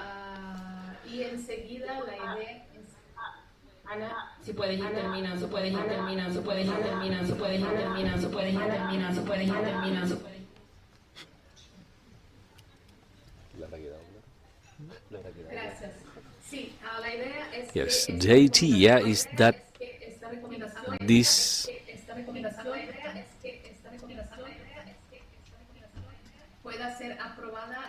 recommendation may be passed in the review conference the coming year in July.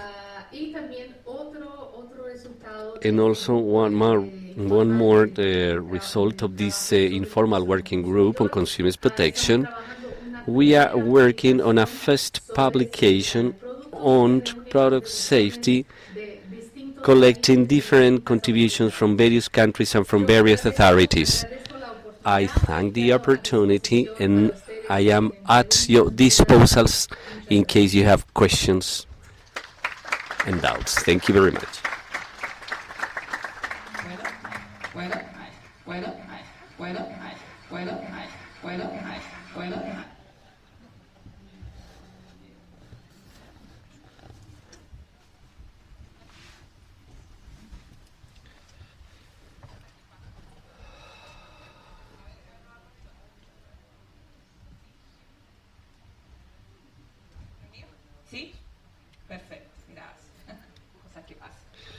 Okay, thank you very much, Anna, for your thorough presentation, very interesting. And I would like to present the next speaker. Sorry if I don't pronounce it well. Valnei Cuna. He is Market Surveillance Director of in Metro Brazil. I knew in Metro a very interesting and powerful entity, a reference. The presentation will be about the in Metro work of the market surveillance on regulated products. Good morning, thank you very much. I'm very concerned of 4 things right now. The first one right now is to talk in 10 minutes. The second one is that all Brazilians, I do like to talk Portuguese and Spanish, that mix. Okay, so slides will be in English. Third point, this is a very important concern. During this year, Brazil was elected for the vice presidency, so we will be vice presidency of the Consumer Safety and Health Network. This is a concerning matter because Chile will be now, this year, the president. And we have a lot of work to do considering the condition of this conference and everything that's been done. Congratulations to everyone, to Chile. Thank you very much for this very well-organized event, a wonderful event. Fourth, why am I here? I'm going to talk about cross-border trade. That's a matter of concern because we have more than 16,000 kilometers of border, the dry border, and a lot of sea border. That's a quite big border. Then it is, as I said, a matter of concern, a constant concern. Then I will refer to it. How are we facing this problem? Firstly, InMetro has several activities, so we are trying to improve our infrastructure of trial laboratory for products. You can see in the slide 83% of the consumers of the population in Brazil, when they want to buy, they consider our label, which is a huge importance. But those products traded in Brazil are also important, so we should maintain and ensure the safety of the products so that we can support our friends, our commercial partners in South America. That is the responsibility for Inmetro. We have around 600 products under the Inmetro regulation. Then that means a huge activity year by year to conduct audits. About Inmetro, we have a huge technological field in Rio de Janeiro, a dimension of 1.7 million square meters, more than 50 laboratories, 50 buildings. If we consider all the states in Brazil, for the institutes, I would say that we have around 6,000 people working in the whole Inmetro system. Referring to Inmetro is interesting because we are a little different from other institutes. We are a National Institute of Metrology, Quality and Technology, and within our activity we had 4 out of the 5 pillars of the quality infrastructure. Then all that contributes for a safety work in our products. We have accreditation, metrology, conformity assessment, and also, most important from my point of view, because I lead this division, is because I consider the market surveillance the last barrier of consumers' protection. Then you have a product which is not registered, and if you don't conduct an audit in the market in that product, then the consumer will be buying a product they do not feel comfortable with it. They will not present conformity. And this is our flow chart. We got audits for each of the activities I have mentioned. I will take your time to explain how we work the regulation of the products. First, we got in the conformity assessment unit 4 sectors. When we work on a regulation, we first have an assessment of the regulatory impact done in this division. You can see if it is passed, then it goes to a different unit or division to prepare the rule book, and then comes the registration of the product, and finally it will be present in the market, where there is market surveillance in charge of conducting the audits for the regulated products in commerce, in trade. And we have some course, 2 years, new one, supporting big time all the trials, the chemistry trials we have regulated. And this is why, as I said at the beginning, we have a strategy for implementation and improve the capacities for conducting chemistry, physics trials, those regulated ones, so that we can have safer product and ensure that these products present in the market with the Inmetro label are present conformity. We work with surveillance in 3 different ways. Monitoring, we got checkout, documents, registration of the product, and also the technical part, which is trial at laboratories to assess the physics and chemistry characteristics of the product. When we identify problems, we got some activities that may take in as cancellation of the products, fine, cancellation of registration. If the product presents a risk in its use, we may work with Senacom, something we talked about here, Senacom, and then you can proceed with the recalls.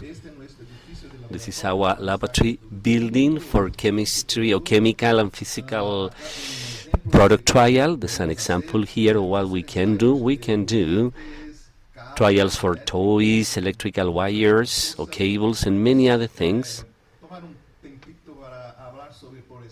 For example, we can talk about craftsmanship in Brazil is not very well regulated. We have identified products that might enter or leave the Brazil border and find destination in their country. So 20% of cadmium can be found, 60% of lead in those craftsmanship dosed. Two things are very serious, severe for healthcare, because it is accumulated in our organisms. Then we have a very technical work. We work with an spectrometer, you can see it here, and we have tried to reduce this product entering the country, not through the customs office, not through normal bias, but through the border. As a result of our activities, I got 1 minute, I will talk quickly. In 2023, more than 1 million of products were removed from the market. They were irregular products. In 2024, we conducted 5 important operations for electrical wires where we found irregularities in 44% of these products. We got a TV program to present these results, and toys, 3%, mattress, 54%. That was such a scandal. And we're now trying to take actions because polyurethane is important and the content of ashes in this product. 33% LEDs in photovoltaic panels. There is an exponential growth of photovoltaic energy in Brazil, so all panels are imported from China. Also, we have faced problems, reports, which are affecting the production and the generation that's on the label. We also performed 6 operations throughout the year for special moments. We had safe classes, safe energy, safe vacations, safe child rearing, and among others. In 2023, we wrapped up a very important auditing program for electronic products and home appliances.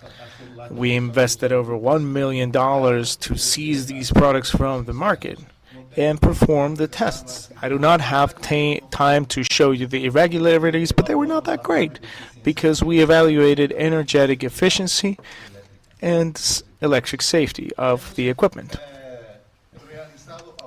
We've also held events for educating consumers. You can see these on social media and through TV as well. We have a product for monitoring the accidents that happen throughout the country. So in this website, the users can document and inform themselves on the products that they buy, and that way we can also gather knowledge to understand and how to diminish accidents. We had an increase in the amount of claims about the use of stoves, so we did a product monitoring, and we realized that a percentage of products that were not compliant were 40%.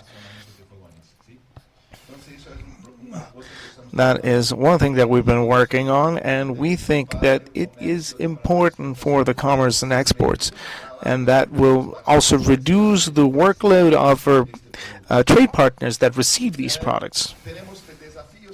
We have some challenges ahead too. E-commerce, eToro, and there's 350 million people in Brazil that are performing acquisitions in that market. We're talking about over 200 billion reais, Brazilian reals, per year. And we're going to inaugurate in January of 2025 a laboratory for auditing e-commerce. This will be held in Sao Paulo, and it will happen on January of 2025. Well, discussing the expansion of our activities, and I'm going to wrap things up. I'm already out of time. We are going to perform tests on lead batteries, more chemical testing on our laboratory, and also we'll have a laboratory for testing photovoltaic panels. Over here we have our mobile laboratories that perform tests in the street and the stores, so the process can be finalized during the testing period. Well, we're also going to be involved in a digital transformation. We will develop an InMetro digital app for all consumers in Brazil. That way they can bring out their phones, take a picture of a product, and have all the information available at hand. Every consumer in Brazil, they will be a voluntary auditor for InMetro. That's what we hope. So as a suggestion for our joint work, we need to talk about how can we share these bases, these alerts, in a way that is more specific and efficient. I think that this will be brought to a discussion table in the following years, and we think that we have solutions to help cross-border trade. We also have the ideas of signing cooperation agreements between customs. We are currently in talks with Colombia, but please, let's think that this could be a multilateral agreement that, with support of the network, we can advance through this work. And I hope that I'll be receiving the help from all of these members, because we are not alone here. If there are problems in Brazil, there are problems in other countries. So we need to work together to find solutions for these problems we have in common. So here is my petition for all of us to be working closer together, not only technically and also economically, because we also need to think of the economic health of our countries. Thank you so much and I apologize for speaking so fast, but that's the way it is. Thank you so much for your excellent presentation. And now we move on with the next presenter that I understand he'll also be online, Mr. Eddie Alcantara, who is the Director of Pro Consumidor of the Dominican Republic. And his presentation will be about conflict resolution of a cross-border nature.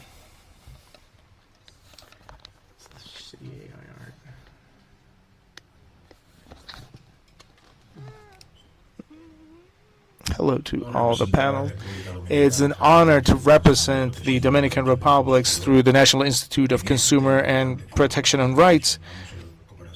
It's really important for us to discuss cross-border product safety and looking at the challenges that we're facing and the conflict resolutions that may come up in a world that is more and more digital.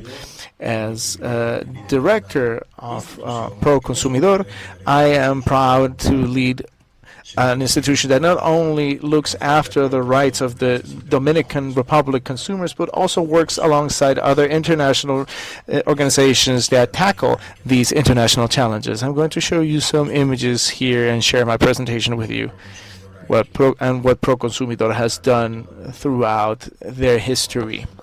So please, if you be so kind as to put on the screen the presentation, please.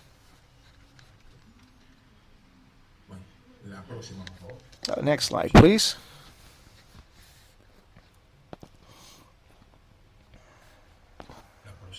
Next slide. Our role, the role of Pro Consumidor, as a regulatory entity for Dominican Republic, has made us perform this fundamental role in identifying and managing the recalls of dangerous products that present risks for our consumers. This include, of course, toys, electronics, electrical components as well, motor vehicles, and other kinds of products that we can consider aggressive and risky to health and the integrity of our citizens in the Dominican Republic.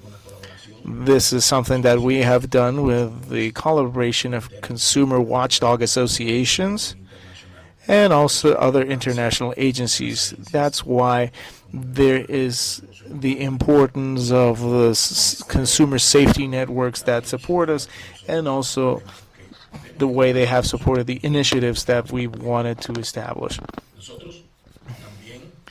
We also worked, next slide please, we've worked through different initiatives that we were able to subscribe to in Punta Cana and the Dominican Republic when we assumed the presidency of the Ibero-American Forum of Government Agencies focused on consumer protection. We focused on three key points. First, harmonizing security standards throughout the region. Second, implementing reparation systems for consumers that have been affected internationally, and also increasing the exchange of information about unsafe products between countries and solving any sort of conflict that may arise from there. We have a work group, a work team, and we've been dealing with these cross-border conflicts. And I think that we need to highlight these discussions because if we have said in every possible way by 2040, most communications will be electronics and commerce will be electronic. Offers will be electronic, and because we're dealing with a great growth, and agencies need to have enough vision and enough skills and preparation to deal with these potentially unsafe products through different offers and special offers.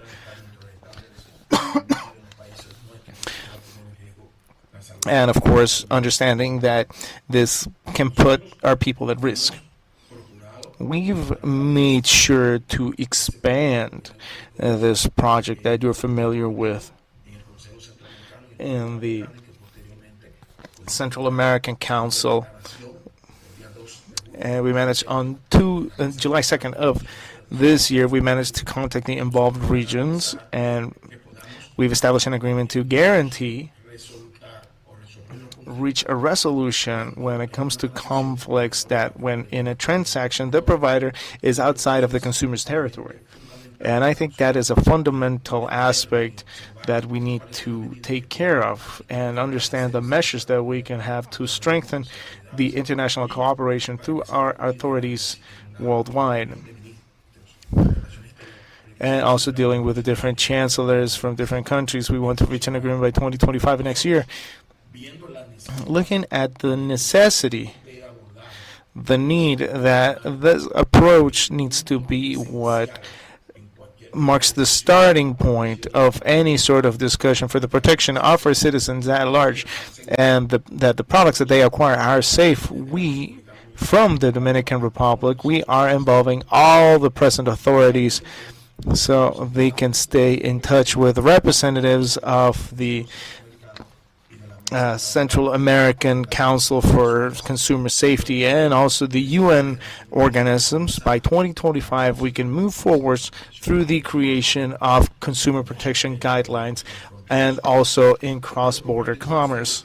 I want to share with you that Dominican Republic has also detected around 8,000 has raised over 8,000 alerts related to special offers and advertisements of unsafe products.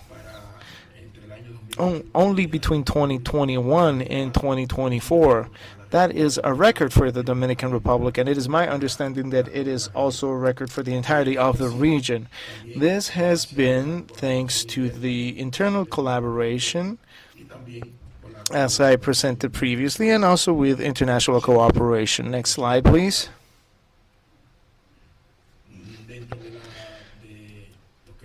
Inside what we have achieved, because we coordinate the recall of many dangerous products, electronics, cosmetics, and such.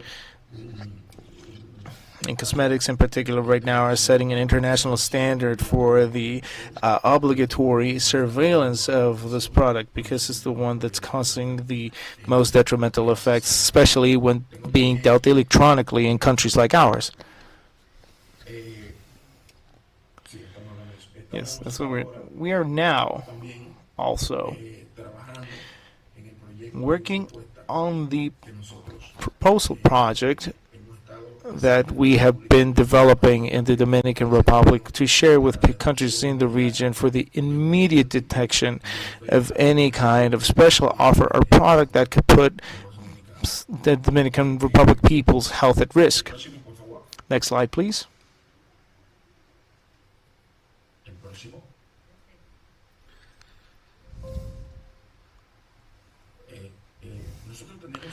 We have to be aware that we have many challenges ahead of us, and these challenges open also opportunities that we, cooperating internationally and through cross-border cooperation, we can also solve these situations that are present as we move forward towards the future. In any kind of transaction, since, like I said previously, we're also advocating for a commercial scheme that encompasses all these small countries that don't really have alternatives, where we can solve these provider-consumer conflicts. And one of the things that we need to observe is that the digital economy and globalized market present complex challenges, such as the sale of dangerous products in international platforms, the lack of harmonization and safety regulations from different countries, and the difficulty of tracking all these globalized environments. These are all issues that we need to discuss in important forums like this one that are being held in Chile right now, and that we have the obligation of finding the points that will unify our criteria with the ultimate objective of finding alternatives and solutions. And what is happening right now, we make it clear to our consumers that they will be protected and their rights will be upheld. I want to conclude, because I know this is a short time frame for us to talk about this,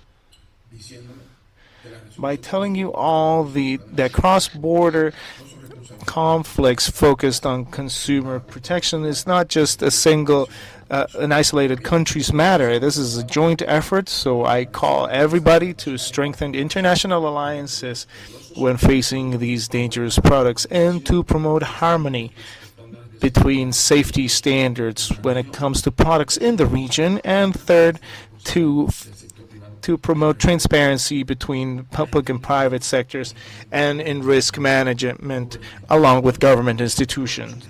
Our institution, Pro Consumidor, reaffirms its commitment towards the protection of customers, working with its international allies to build a safer market, an equal market.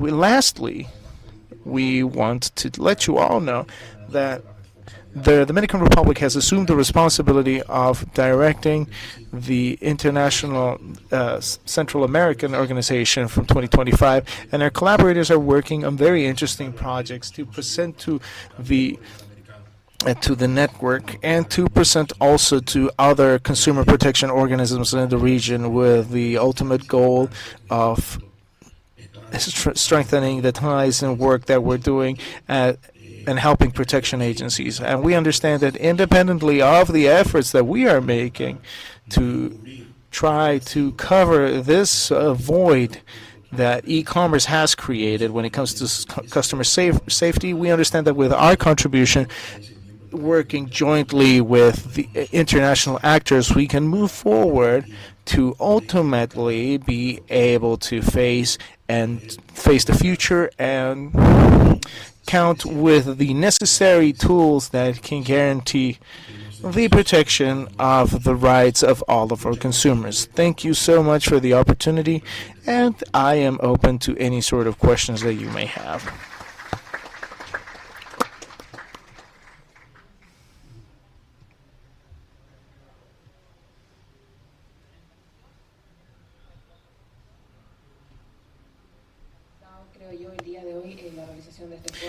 I think that I would like to thank the presenters for being here in this forum. All of the presentations were excellent and very interesting. A lot of ideas and a lot of things that we need to work on in this framework and maybe in other frameworks as well, because I think these are all one way or the other related. So we want to thank the presenters again and also the participants today and those who are coming to this workshop. So this forum has come to a close and we wish you all a good day.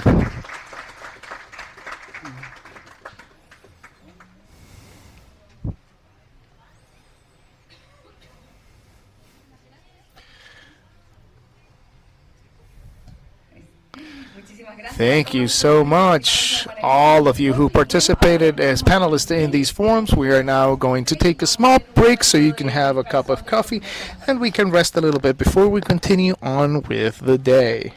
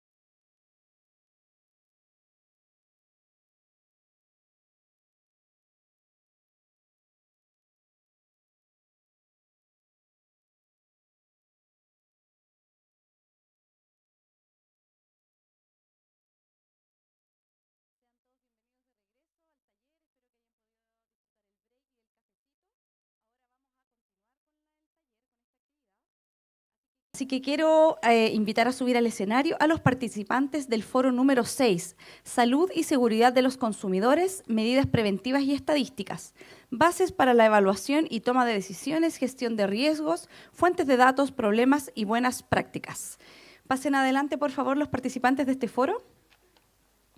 El foro será moderado por el doctor Jorge Pacheco. Él es médico cirujano y especialista en medicina familiar de la Universidad de Concepción, académico del Programa de Salud y Medicina Familiar de dicha institución. Como jefe del Departamento de Estadísticas e Información en Salud, el DEIS, del Ministerio de Salud, se enfocó en restablecer la confianza pública en las estadísticas sanitarias y promover una perspectiva regional de los datos de salud. Adelante, Jorge. Please, Jorge, proceed. Hola, buenos días. Can you hear me? Yes. First, I would like to thank for the invitation. We, as a statistic department, have generated a great deal of the Ministry of Health, but we're not very involved in the regulatory aspects, but we do believe this information can be used for that. And in that sense, we are very interested in promoting and the best use and proper use of the data for the various aspects. So in that sense, we thank you for the invitation. I know we have little time. I will present the panelists and then we'll continue with this conversation. In relation to the first presentation, the presentation is called Tools for the Improvement of the Security and Consumers. Silvana will present. She's the director of the Directorate of the National Entity of Consumers Protection and Peru. She's master's degree. She has specialized in administrative law, consumer protection, financial right, and Katia has experience in public and private service, National Authority of Protection to the Consumer. She has conducted activities in the specialized room for protection and the procedures to the consumer. At present, she works as the director of the Authority to Consumer Protection, and she has assumed the National Secretary of the Council for Consumer Protection. She's also a professor at various universities and the COPI, particularly in matters of consumers protection. I understand she'll do her presentation virtually. Hola.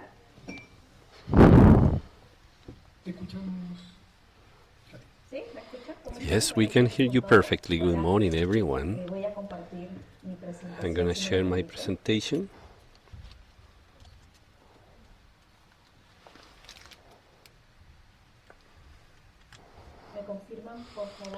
Can you confirm you can see my screen?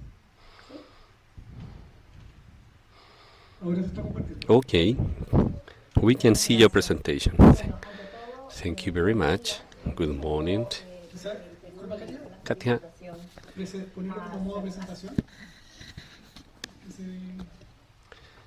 Please show your slides in presentation mode, please. Okay, that's better. Thank you very much. I would like to congratulate CERNAC for the organization of this event.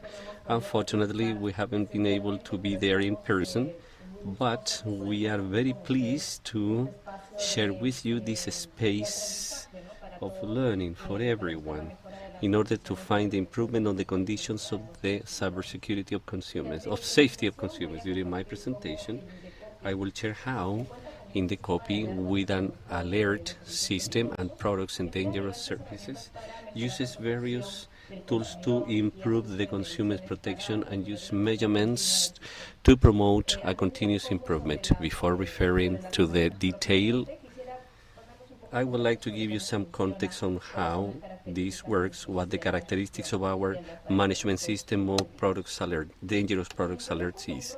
In Peru, when a supplier detects that the product they place in the market presents some type of risk, unforeseen, or let's call them unpredictable risks for the safety and health of the consumer, they are obligated to mitigate the risk, to apply measures to mitigate the risk in a immediate deadline. Within those measurements is to inform consumers and the other suppliers part of their change in no more than 5 calendar days. And additionally, they have to inform the Indicopy in no more than 5 working days. Besides, they have to inform the measures to be adopted to correct the problem, whether this is a total recall of the product or any other measurement according to the nature of the risk of the product. Our alert management system starts with the communication by the supplier. Although it's not the only way of information or source of information, and at present authorities and competitors for the issue of alerts, even the communications issues in international portals such as the case of global recalls, OECD or the CR from the network, they are very useful to start our inquiries or investigations and notify those cases requiring the issue of a national alert. We can see in great interest at initiatives such as the one for CERNAC and other countries to collect information of consumption accidents directly from hospital. This has motivated us to start investigation to determine whether it is proper to add more stakeholders from the healthcare as source of information to specifically identify the ones we should work with. As you can see, the process we have today, the information is managed internally and is published at the consumption portal and replicated in the channels we have at our disposal, such as our regional offices, which to date are 45, social media, CR, and also we have some allies such as the Fundación o Transitemos Foundation.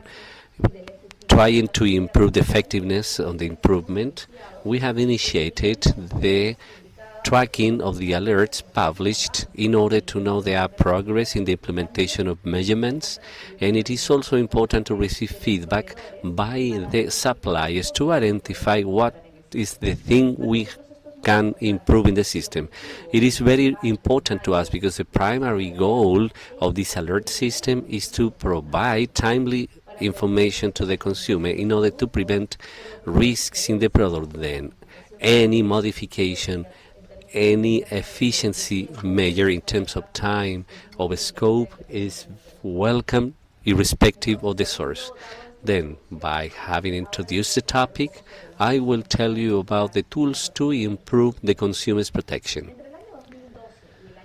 Between 2012 and 2023, 720 consumption alerts were issued. This is 10.9 million people considering the involved areas. In 2024, so far, this number has been improved, reaching 120. The alerts were initiated after the communication by the supplier. The main line of business being alerted to us is the automotive sector. This is important because it's giving us some evidence on what's the sector where you have the information asymmetry gap, the most important one. And that implies that it will require more actions from us. And this is why we have identified some opportunities to improve, and one of those is the cooperation with the Automotive Association from Peru, and we already have an agreement, and we are about to launch a technological tool for a more simple pursuit that might be object of a recall. I have told you that we usually do monitoring activities, allowing us to identify cases where it has been necessary to publish an alert.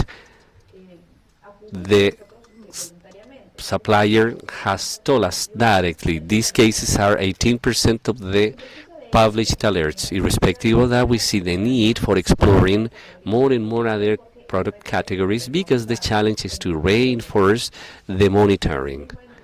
Likewise, when we try to find efficiencies during 2023, we elaborated an internal procedure to standardize the stages and the alert management. Although the deadline for issuing the alerts is a very efficient deadline in the system, I'm glad to inform that by 2024 this indicator has been reduced even more, despite the number of alerts continues to grow. This is an evidence of our procedure complying the purpose it's been established for. At present, we can see the need for reaching the public and the consumer who wishes to know specialized information in terms of product safety. And this is why the working plans, the service safety has an agenda for 3 open training sessions yearly. In 2022, we conducted 3 training activities requested by the citizenship and also some other activities organized by the authority. We permanently issue recommendations for the safe use, for the disposal of the product, so they can prevent health problems from happening. In relevant dates, we do some press releases, podcasts, on TV and radio. In 2024, we have issued recommendation of more than 10 topics in different dates. And we have identified certain activities a year, for example, the Children's Days, Roads Day, Halloween, Shopping Day, Black Friday, among others. In addition to this, it is important to say that international relation activities to us are crucial in order to foster the joint solution of the common problems we face, as well as to promote innovation and inspire internal changes. We take part and we are beneficiaries of various projects that have been executed in different areas where many of you present here work in those forums jointly. On the other hand, we consider it is indispensable to reinforce the activities after the publication of the alerts. In a study we've been working,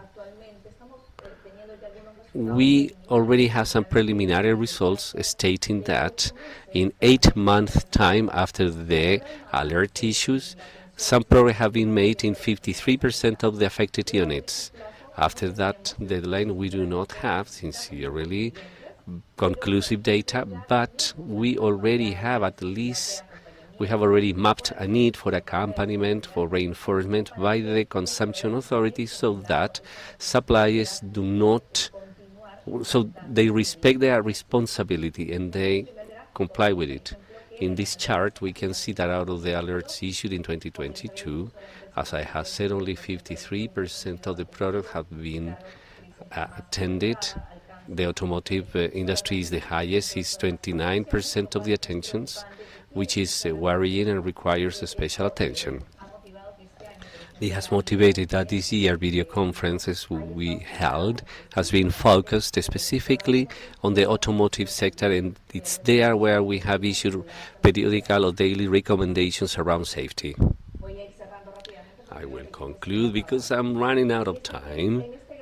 In this chart, we are depicting that one of the aspects that is crucial to us facing suppliers, how to issue what we call a warning, which is this communication suppliers give to consumers.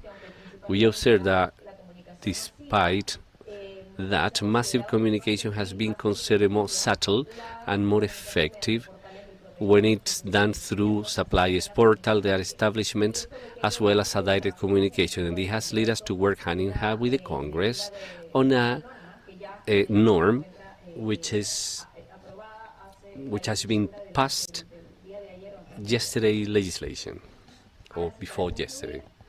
To conclude, we consider that we shouldn't miss basic aspects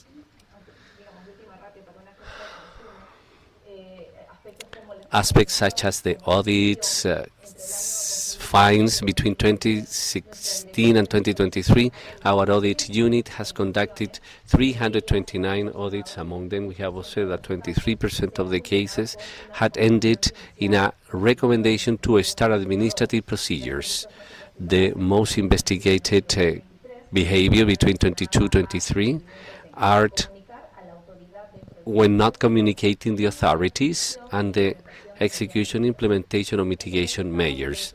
These results are an evidence of the need for reinforcing the information given to suppliers so they know their responsibilities and they can comply with that by giving timely information. 29-23 period, 12 sanctions or fine had been executed. They reached 16 point, which is the value used to calculate the fine. This is around $26,000. The average of fine is 3.25 ITES. Sanctions were against the 4 specific suppliers, and the most final sanction factor was related with the fact of not informing consumers within 5 days. It is important to mention is that the Consumer Protection and Audit Unit is the organ in charge of the actions implemented with warning activities in order to try to modify the supplier's behavior, which is a priority in our opinion when facing the effective protection of consumers. Thank you very much, and I'm open. I'm sorry if I spoke more. Thank you very much. Thank you so much, Katia, for your presentation. And now we're going to move on to the second presentation, which is preventive alerts and on clinical records. It's the experience of Quoniquem. It'll be presented by Carmina Domich Cárdenas. She is a nursing graduate, and she's the subdirector of the Corporation of Assistance to Burnt Children, and she leads educational campaigns, and she's a coordinator of international training programs on the matter, and she's part of research teams and an author of many publications in that specialty. She also is a teacher in Universidad Mayor.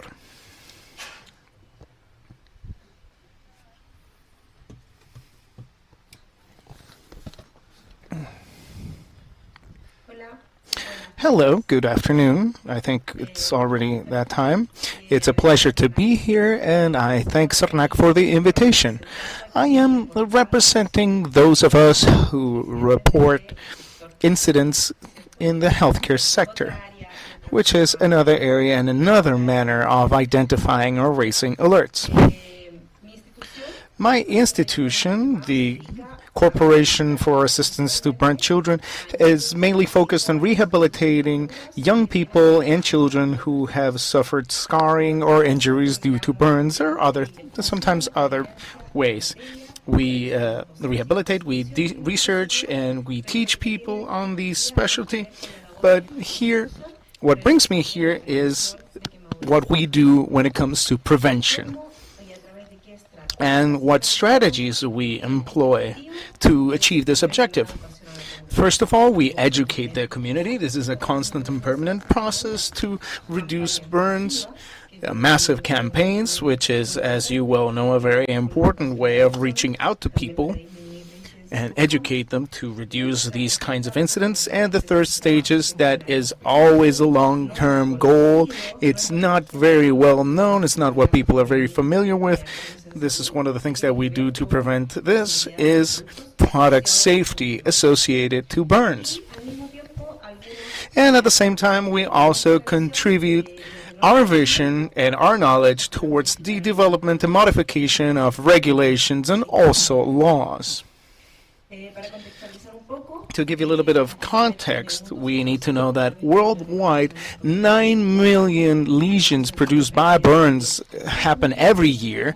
That translates into a loss of 7.5 million years of life expectancy adjusted by disability. In Chile, we have 80,000 children that get burned, 20 years or younger.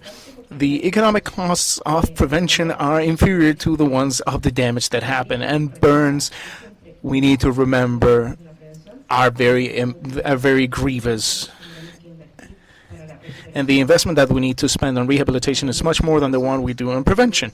And for us, burns are not accidents because they can always be prevented. And if it can be prevented, then it's not an accident. And this is what we try to transmit to the communities so people can take more active measures. The World Health Organization gives us burn prevention strategies, and they call upon us mainly to identify problems And by identifying them, we need to know the risk factors that produce burns on children and young people. And with this, of course, generate evidence and also find innovative and promising ways of performing interventions. And this is why we're here today, to show you the work that we have done in regards of diminishing burns related to consumer products. What happens to us? We are healthcare providers. We receive the patients once they've already suffered damage by something related with a product.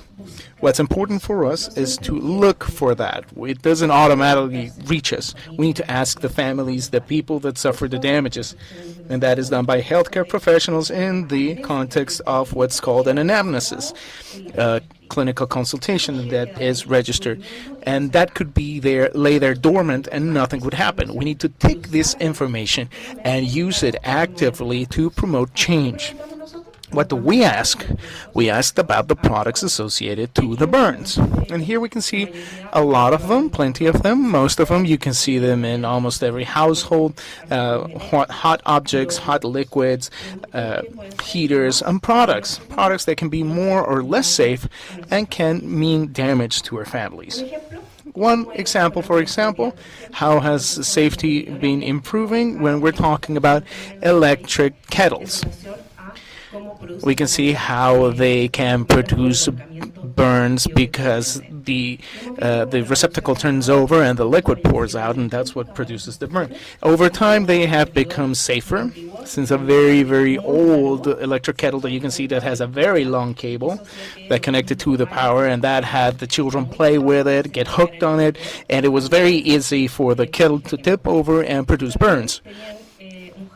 Then later we had this other one that was not dismountable. The entire system was there. So now we have one that the vessels are dismountable, and the latest modifications in these products to make them safer was incorporating, at least in Chile, the regulation that the cover of the kettle needs to be an anti-spill cover. So even if the vessel tips over, it won't spill out.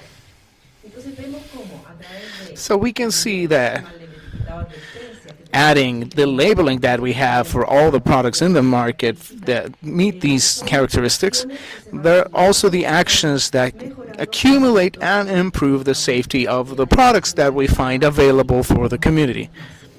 And we continue making them safer. Here we have an accidentability report from 2022 where we participated as an institution providing our data, and where you can see reflected that associated products to child accidents. We can see over here, unfortunately, our patients that have gotten burned by contact with heaters, with hair irons, with clothes irons, bikes, pools. This is a domestic matter that needs a lot of awareness by the population, and all these products that are identified there, they need to be changed, and this can always be improved further. Another example that I want to share with you has to do with something that comes up from medical consultations when a child shows up with burn marks. And we ask them, how did he get burnt? And they say, no, a glue tipped over. The nail, fake nail glue, a drop fell on him and he got burnt. How could that happen? Glue doesn't burn. It's an adhesive, a chemical substance. And we perform an investigation, and turns out that this glue has xenocrylate, that once it enters contact with cotton, it produces a chemical reaction that creates flame and heat. What do we do with that?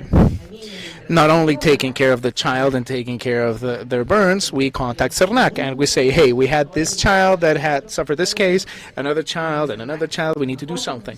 CERNAC gathers the information that says, all right, and they make a decision. They contact the health ministry, they see things through the public health ministry, and having a conversation with people outside of the Public Health Institute, they let me know that starting in 2023, there was a change in regulations when labeling these products. So that makes us very happy, because that means less children getting burned by these chemical reactions. Another example to share with you has to do with regulations and laws, which is the work that Coanicam has been doing for many, many years. That has to do with the records and what we identify when tending to patients, the importance and how serious it was a few years ago, the burns due to pyrotechnics or fireworks. And by making this evident, showing the evidence, after a lot of intersectorial work, a law is passed where they prohibit the domestic use of fireworks, and then the cases of burns associated to that diminish greatly. They, of course, haven't been completely eliminated because there's other entities and there's contraband. There's still a lot of activities around that, even though they're forbidden. We continue receiving children with burns because, as I mentioned, this is a permanent work. This also tells us that we cannot be complacent. We need to always be alert on what is happening around us. So just to wrap things up, when it comes to burn matters, we need to gather data, we need to generate records, we need to identify the dangers, and that will lead us to the construction of information. Without information, there's no data. Without data, there's no knowledge. And without knowledge, there are no changes. So that's how can we effect the changes that we want to see in the world. Thank you so much.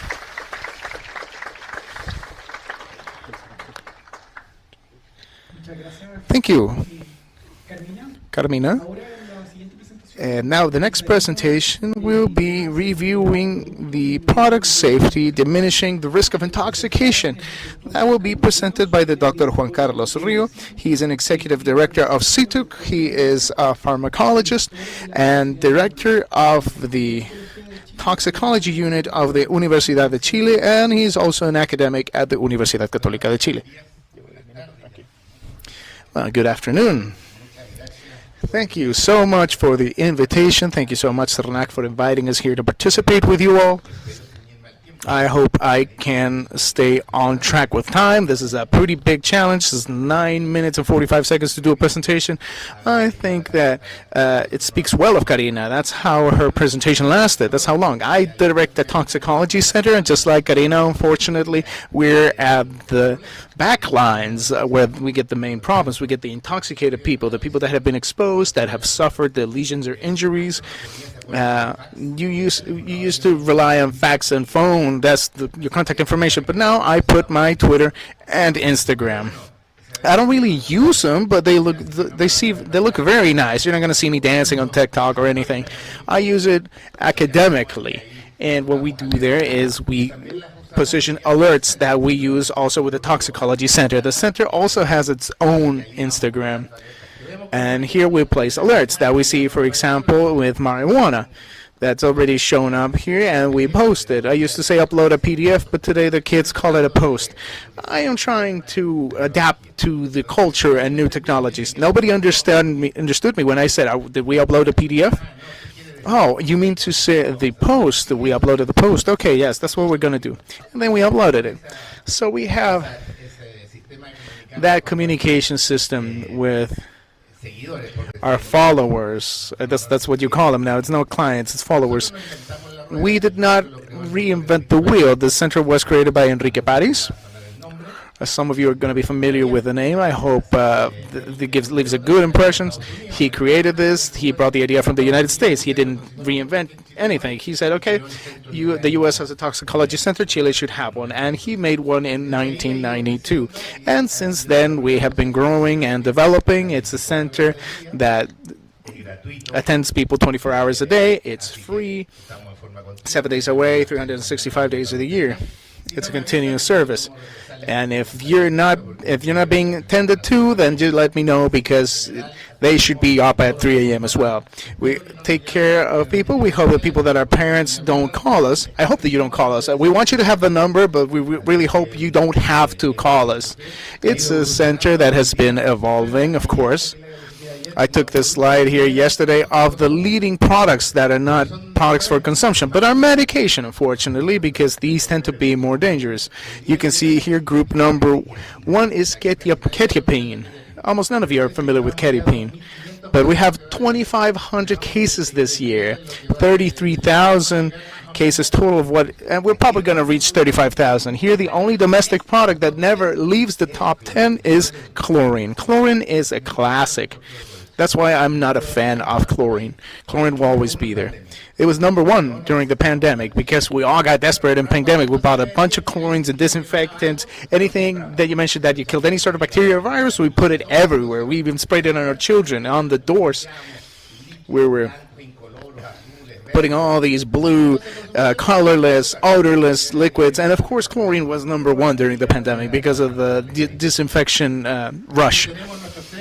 So now we have our center that tends to people. We have several centers. We're gonna receive 85,000 calls this year. That's normal. That's not normal. The number should not be going up.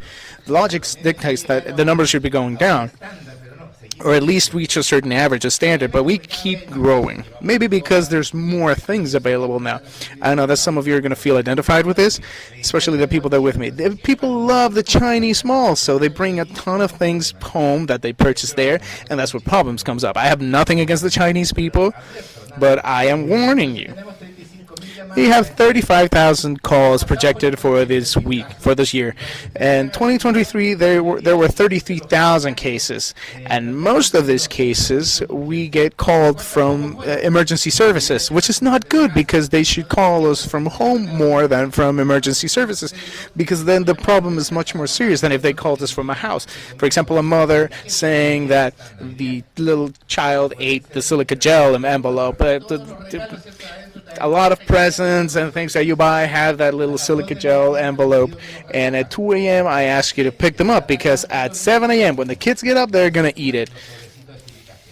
The silica gel envelopes. The idea is that you don't call us once you're in the emergency. We want you to call us before that. But look, when all the incidents happen, most of them happen at home. 96% of them happen at home. Eventually, the largest amount of things, the largest preventing factor is us at home. So I think it's important to take that into account. Who are most exposed are babies and toddlers that are still being breastfed. I am not great at math. That's why I have my numbers, people. But you can see 45% adults. But if you look at the rate, the adults, that's all of us. Toddlers are much less numbers-wise. So by incidence, we have 1,000 cases for every 100,000 toddlers, and that's much more than the 50 for every 100,000 adults. So that's why they are the ones that are most exposed. One problem that I always have in all my presentations, it doesn't matter, it has nothing to do with this, it's an alert that keeps smothering us, is more than half of our calls are suicide attempts. Post-pandemic, it has been terrible. Half, even a little bit over half of our calls has been because of suicide attempts. It used to be 30, now it's 50. We hope that this year it'll stabilize and start going down, but I manifest this because I think it's a matter where we can all help. We could have a future health minister here, a future minister of finance, and maybe this resonates with you and you want to take action. But today is a problem for all of us. Like 1 out of every 2 calls is a suicide attempt. And these are our groups, the 4 most important groups. The first one, of course, is medications, 77%. Then I have cleaning products at 7.5, then chemical products, and then pesticides and plaguicides. These are the 4 most common products. Why? The center works very well as an alert mechanism because medications, there's not that many alerts that you can make. I think that there are several parents here. How do you give them the Tylenol drops? You just squeeze the vial, squeeze the vial, and the drop doesn't come out, but you continue squeezing. But it has not been expressed that the drop mechanism wants the droplets to be slow so you can count them. But the parents who are in a rush, we want the 20 drops out there right away, and if we keep squeezing, that'll make it work quicker. We believe that, and then it turns out that the child ends up being overexposed, over-ingesting the medication, and that's why the droplet thing, no, we want 20 drops, but no, you rush it, and that's an alert that we detected there. I don't have a lot of time, but I remember there was a product that had iron in it. The iron is absorbed very poorly in the body. You could give him a great volume of iron, but since it was absorbed so slowly, it's never toxic. But there's a very clever company that said, okay, iron to 100%. That was a problem. It absorbed everything. What was good ended up being a problem for us because it intoxicated the child. And sometimes we parents don't read instructions, and sometimes companies don't even explain the instructions well. When it comes to cleaning products, what can I tell you about cleaning products? I remember one of the cases where we could alert on, but here we have all the chlorines, the floor cleaners that we make them. We make them very colorful. They even look pleasant. One of them even added lemon peels, and we said don't add lemon peels, otherwise children are going to believe that it's lemon juice. Remember the chlorine that had the skull on it? If you drink a little bit of chlorine, it had a sign that said poison. Now the children see the skull and they think it has to do with Pirates of the Caribbean. It's a perception thing. These are cleaning products. When it comes to chemical products and raw materials, I'm going to pass on to the next slide. Here for us, this is the worst alert that we have, was liquid silicone. If you remember liquid silicone, maybe a lot of you bought it because in school they had it as required materials, liquid silicone. Even some schools put the brand because that was a good brand, until there was one child who died. And when that child died, we asked, they asked me, I was very close to that case when I contacted the press. They said, is liquid silicone toxic? No, you can eat a lot of, I'm talking about silicone as a substance. So they gave me the safety data sheet, and I said, look, the safety data sheet was like a weird concept back then. It didn't matter too much, and I received it via fax, so you can tell how old this was. I called the company and said, hey, you're wrong. You send me the ethanol sheet, and I want the liquid silicone sheet. And they said, no, that is liquid silicone, 50% methanol. And of course, methanol was forbidden at schools. We didn't even need to legislate that. You can't take alcohol substances into school, but the product was there on the list. Today, basically, they don't have it. There you can see 50%, 45% of methanol. 15 milliliters, and it's lethal on a child, not even toxic. 15 milliliters is lethal. Now, what are we facing? We're facing this other problem. This is a product bought at a mall. I'm not going to say which one, so you guys don't think I have an agenda. And here you have it, 990 pesos, 2,300 pesos. This is a plague control substance. This is a pesticide. If someone eats it, they ingest it, I have no idea what it is. And maybe in the back, and this is why I congratulate Cernac, because it's the one that allows me to go and realize if they're wrong in labeling. Since they don't have the label, the first road that we can take as beyond healthcare is through Cernac, because they don't comply with labeling requirements. And from there, we can start seeing what's wrong. Because when we're talking about a pesticide or a plaguicide, they need to fulfill a lot of more requisites. It's hard for this product to be at a mall that can be sold so easily. We could, like the same way we buy bug spray. I don't know what other brands of bug spray there are. So this is where we leave our concerns today, because we don't know what that is. Thank you so much.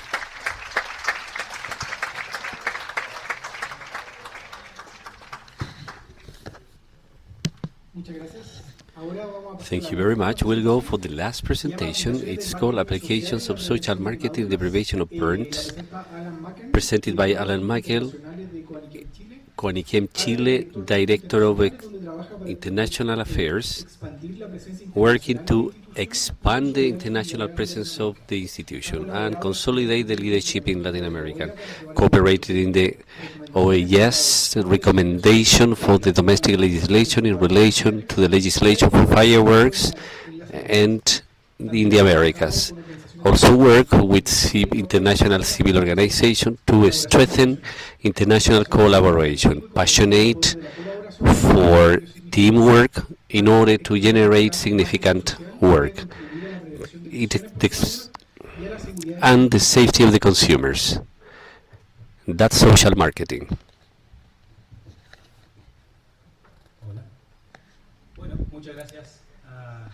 Hello, thank you very much. Thank you to Sir Nak for having me and the audience. Let me show my presentation. All right, here it is. My name is Alejandro of International Affairs, Director of Communication. This is the corporation supporting the burnt child. Carmina knows about this because we work together. We are in the healthcare line of business. I'm going to talk about social marketing, and the first thing I want to show you is about a survey made in the United States to more than 200 decision makers, and the question was, you as decision makers, what tools do you have to have an influence on the population behavior to contribute for well-being, social well-being? What are those tools? And out of those 200 decision makers, 79%, representing more than 45 states, says education. Education is the tool we use, and we know it works, to change population behavior and leading it to something safer. There is 60% of those decision makers who believe that the regulations and the laws are the way to modify that behavior and transfer it to social well-being. 60% say, okay, we'll do more strict laws, and 45% okay, let's create new laws, and that will modify the population behavior, and there will be more safety. The question is, would you change your behavior? And I will only change my behavior, well, not only me, but many of us, if we perceive a benefit behind it when it comes to changing the behavior. Then when population faces this dilemma, there are different ways to react. And these decision makers from the prior survey refer only to two of them. They talked about a population who needs to be shown the type of behavior they need to implement to safeguard or protect their health. There is another group of the population that they need coercive activities to change their behavior. But there might be something else. Look at the chart. It's just an illustration, but 16% on the left will receive information and they will change their behavior for a safer one. And a 16% on the right will change their behavior because it's requested by law. What's the vision out of it? This is real, it's not my invention.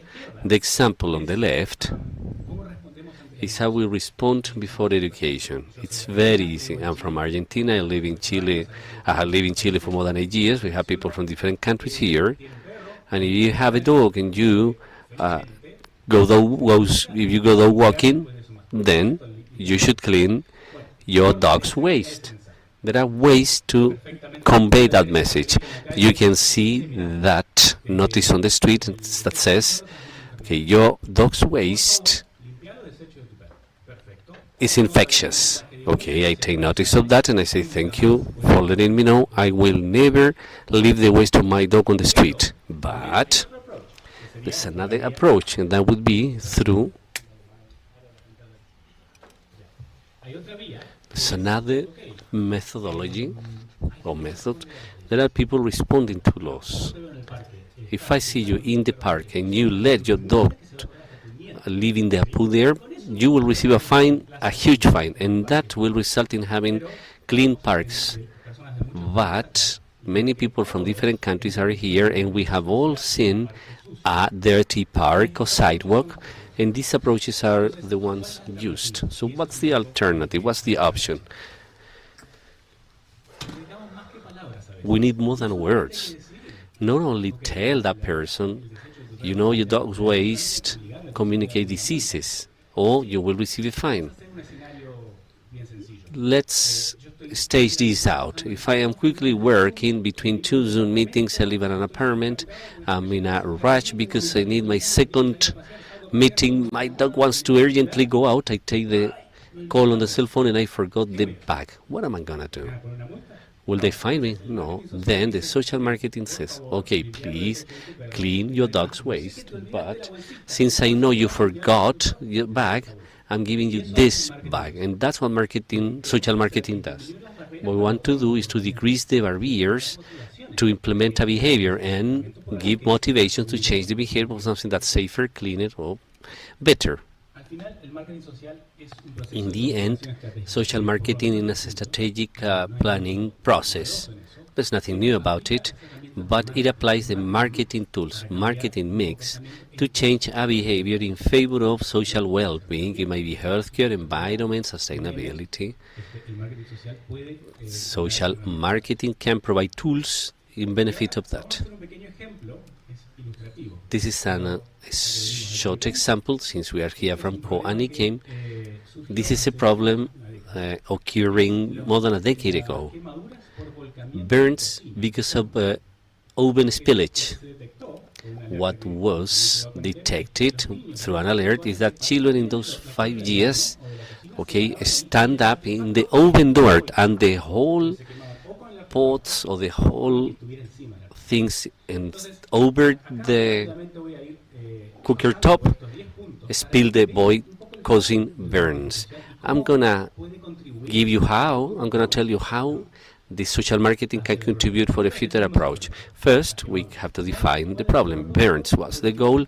Reduce those goals in people under 5 years. How are we going to do that? We will focus in working with people who install kitchens or ovens. Then we need to start detecting what's our target audience. In this case, that target audience will be mother, father, head of the household, or probably a plumber. Well, installing that kitchen, because clearly by installing that kitchen, by using just a screw where we attach this to the wall, that's a means of protection. Then we will specifically focus on the target audience, which has cooker installers, and then we need one more thing. What are the barriers so that target audience change that behavior? And I picture this. I bought an oven in Mercado Libre. I opened the device, I put it there. Okay, that's ready, I gotta go. All right, that would be a barrier. I'm not doing my job well. I'm not dedicating to taking the time to correctly installing. Or I open the box with a anchorage system. There is a bag there with an anchorage system. And then I wonder, what is this? Those are barriers. And we need to know those barriers for the behavior we want to implement, which is attaching kitchens to the wall. We need motivators identification. One more step. We'll try to encourage the person who implements this, and this needs to be designed. This is why a strategic planning process. That person will attach the kitchen or the oven to the floor or to the wall, and after that they will say, okay, I finally adapt, ensuring my family safety, or a plumber or a mother, ensuring everyone's safety. And that experience is an aspirational one, and that needs to be designed. So this is a goal. So we can see some other tools which may be given by social marketing. In point 7, what we have to do goes beyond. Let's specifically think that's how social marketing can help me. We need to design a product, a place, a location, and then comes the promotion. How are we going to promote it or advertise it? The main product in this example, the one we're talking about, is a safe cooker. Tangible. What are we talking about? I'm talking about an anchorage system, or a kitchen with an anchorage system included. One more thing. Extended product with a video including the instructions or the explanation how that can be correctly done or safely done. And besides, a testimony video with a mother, a father, with someone with burns due to kitchen spillage tells their story. This is working with marketing, product, price. We don't have to think about economic things all the time. Perceived cost. What is the price our targeted audience perceives to change that behavior? Place where I'm gonna put this. If it is video, I can post it in YouTube. If I am talking about kitchen product, it might be kitchen center, Sodimac, a big hardware store. We need to start thinking to design that better, because that's where people we want to work with are. Then we have, as any other project, we got an assessment plan, establishing a budget, and implement an action plan. How can we do that? How can we do to know that this approach, which probably, and I've been listening to all the talks today, and I noticed there is a strong focus in laws and regulation. I think it's very important and necessary, but the goal of this talk is to show you that there are other alternatives, but we need some data for those alternatives, and they are not always available. They like a census data, but sometimes we need more information to know who we need to work with and what are the keys we need to press so that people in the end take safe behavior. That is it. Thank you very much.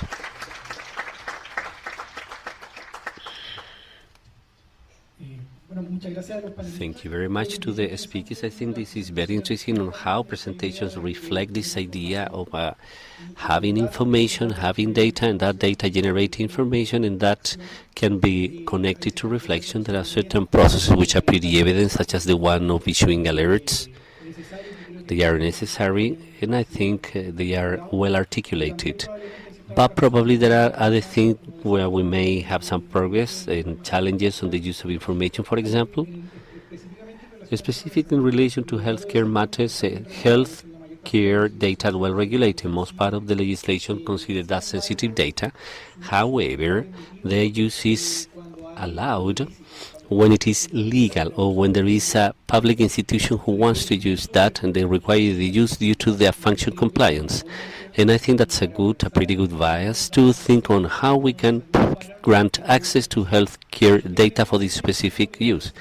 They don't necessarily need to be nominal, but we need to identify the person, what generates this safety risk. It can also be anonymous data, but allowing to add information and make decisions on health, public health. That will be the first line.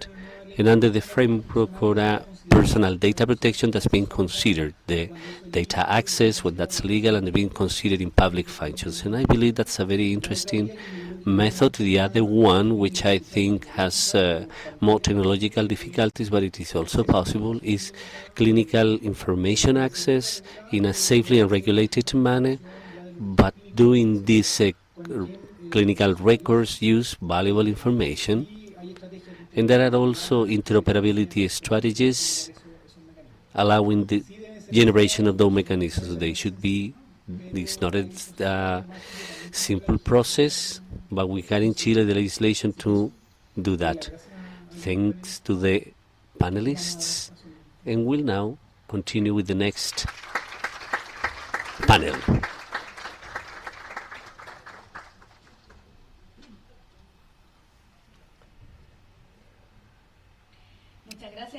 Thank you very much to all who participated in this panel. We'll continue now with the last forum of this morning. Panel is forum number 7, part 1, future challenges on product safety, changes in the consumer's behavior and markets needed attention, green digital transition and their relation to the product safety. Please come on stage, the participant of this panel. The moderator will be Carlos Salazar, head of the Study and Intelligence of CERNAC. He's an economist and master's degree from the University of Chile, as well as philosophy. He's a candidate for a doctorate. He's the head at the CERNAC. He leads the research investigation strategies with a focus on intelligence and market surveillance, product safety and sustainability in the consumption by generating studies and products on information towards the consumer.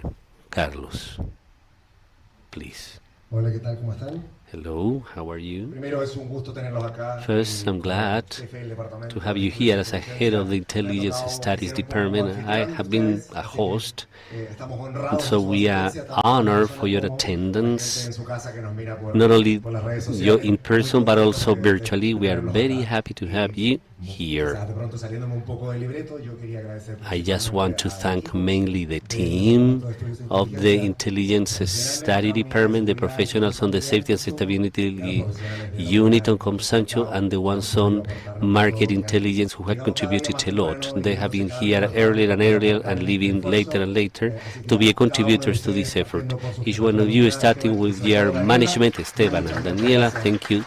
Thanks very much for this.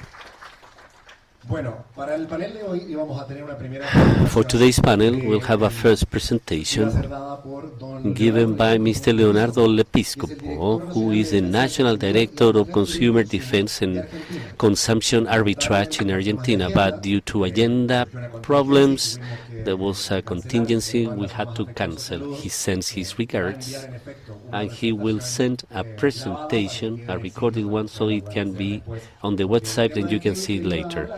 The topic he was going to refer was the mission or to obligation to inform.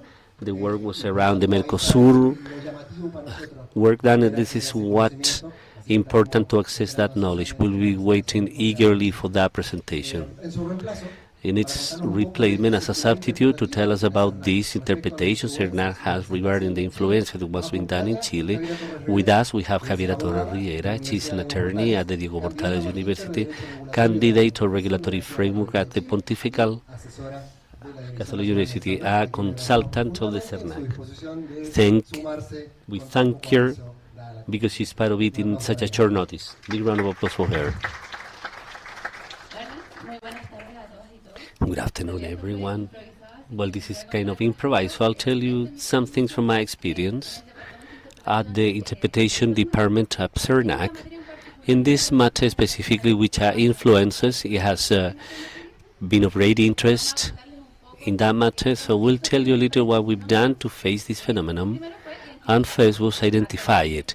We noticed there was an amount of influencers generating a business or an influence, as the name mentions, and in many times it can risk consumers' health, precisely because they aim to an audience that in many opportunities may be hyper-vulnerable.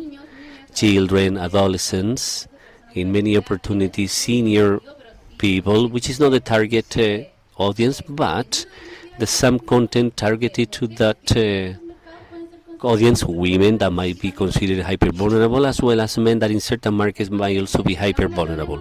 So we identified the problem and we saw how to face it, since it was a recent phenomenon. The CERNAC has the entitlement, the interpretative entitlement. We can interpret the law and issue documents, and they generate an effect in trade and industry in general. So we first interpret what advertising is. To see whether the advertising phenomenon according to Chilean law, we could understand that there was a regulation regarding consumers. So first, we interpreted the advertising phenomenon in a broad way, understanding their basic requirements, which is first informing, that would be their goal, but also persuade. That's to make the difference between information. And we can determine that influencers might be within this concept due to its amplitude. Advertising does not depend necessarily of mass media, as we understood advertising in magazines, newspapers, TV, but it varies in its way and depth, and also the individuals being part of it. We understood that influencers were within this concept of advertising, probably not the influencer themselves, but their activity, and that allows us to interpret that the consumer laws can be applied to them. So we do not require an amendment, a regulation amendment. In many opportunities they just said, okay, how are you regulating influences? In our country we haven't been able to move on there, and we explained to them that it hasn't been part of a regulation modification, but using the interpretation bias and understanding that it can be applied to influencers. We've also established what are the common elements in influencers to identify them, because many times we can think that any person that uses social media is an influencer. But there are certain aspects in common that we can identify in them, and we can determine if the consumer law is applicable to them. The first of them is having a certain degree of credibility and influence on a certain audience, and that they do it through social media. This isn't also defined closed in a closed manner, because the definition keeps varying, the mechanisms keep varying. So as long as it's social media or digital mediums as a base requisite, they are the kind of people that can achieve certain influence on a certain audience.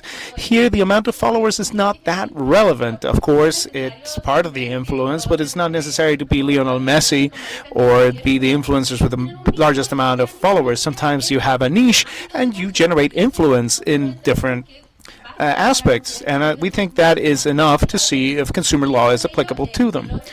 And with that, managing a shift in behavior in consumption habits and interpreting that through this circular, we've established some best practices guidelines for influencers, because it's important when it comes to security and safety. And it's that influencers are responsible when it comes to the information they provide their consumers. Not just because they receive compensation, they will be promoting anything. They have certain professional duties and certain safeguards that they need to take into account when they share information with the public, and the effect that that information will have. So that's what I can tell you so far of how in CERNAC we've been tackling this issue. I don't know if you have any questions on the matter. Just thinking about the future challenges, how we can trace this, what's the trajectory we'll follow. Here in studies, what we developed on this subject, that we put on the gloves and pick this information up. If there's any sort of discovery or any line of research that you may raise, we can follow up on that. So what do you think is the next challenge that maybe as an investigation center should we take into consideration? That is really hard to determine, because as I mentioned at the start, this is a field that is pretty dynamic, and we don't know where it's going to go. In this moment in particular, right now, that they mentioned it previously, the miraculous products, which is something that we're very focused on right now, but we don't know if tomorrow we're going to have different products. There's different challenges in social media. For example, the cinnamon challenge, where people ate a spoonful of cinnamon, and that was part of the challenge that people undertook, and it varies. We do not know what is the next big phenomenon that people are going to follow. So I think that the challenge is to be always on the lookout on any sort of variance in the market, any sort of variation in the advertising industry, this one in particular, and seeing as we identify them, how are we going to be facing the issues that come up. And sometimes it's not always necessary to modify the law. Sometimes we can do this through interpretation of the law, through auditing, and through the different tools that each agency has among their repertoire. Thank you. Let's give a round of applause to Javiera. With very little time to prepare herself, she gave us a really detailed brushstroke of what is going on in the National Consumer Service. Now, if you'll allow me and give me 1 second, I am going to switch languages because the next presentation is in English. Entonces, la próxima presentación given by Ms. Brigitte Acoca, Head of Consumer Policy Unit, OECD. The presentation will be on consumer product safety in the digital and green transitions. She's going to focus on recent and forthcoming OECD activities. Ms. Acoca joined the OECD Directorate for Science, Technology, and Innovation in 2005. As head of the Consumer Policy Unit, she's responsible for the activities of the OECD Committee on Consumer Policy and its Working Party on Consumer Product Safety, focusing on empowering and protecting consumers in the digital and green transitions. She holds a legal master's degree in European Institutional and Competition Law from the College of Europe in Bruges, Belgium, and a postgraduate degree in the EU and Private International Law from University Paris 2nd, Panthéon Assas in France. So, Brigitte, if you can hear us, the floor is all yours.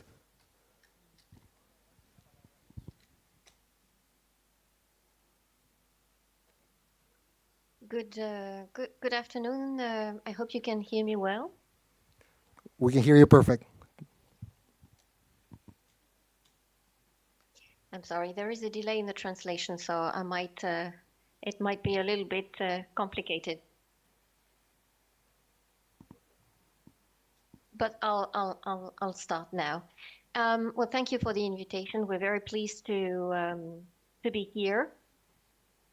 I just wanted to, first of all, provide you with a few first words on who we are. The Committee on Consumer Policy, which activities I support as the head of the Consumer Policy Unit at the OECD, is this committee is one of the oldest OECD committees that unites consumer policy makers to share best practices, set standards, and conduct research.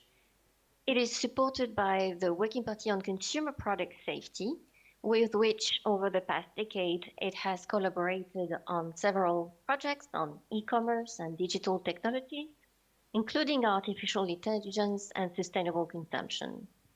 To support the committee and the Working Party's research, we are developing policy analysis and empirical work, and this work will now be examined by a new global forum on consumer policy that has been created very recently and announced at the OECD Consumer Policy Ministerial in October. Over the years, we have partnered with international organizations such as the Association for Southeast Asian Nations, the ASEAN, the United Nations Trade and Development, UNCTAD, and the International Consumer Protection and Enforcement Network, as well as the FIAC, on issues spanning e-commerce product safety and sustainable consumption.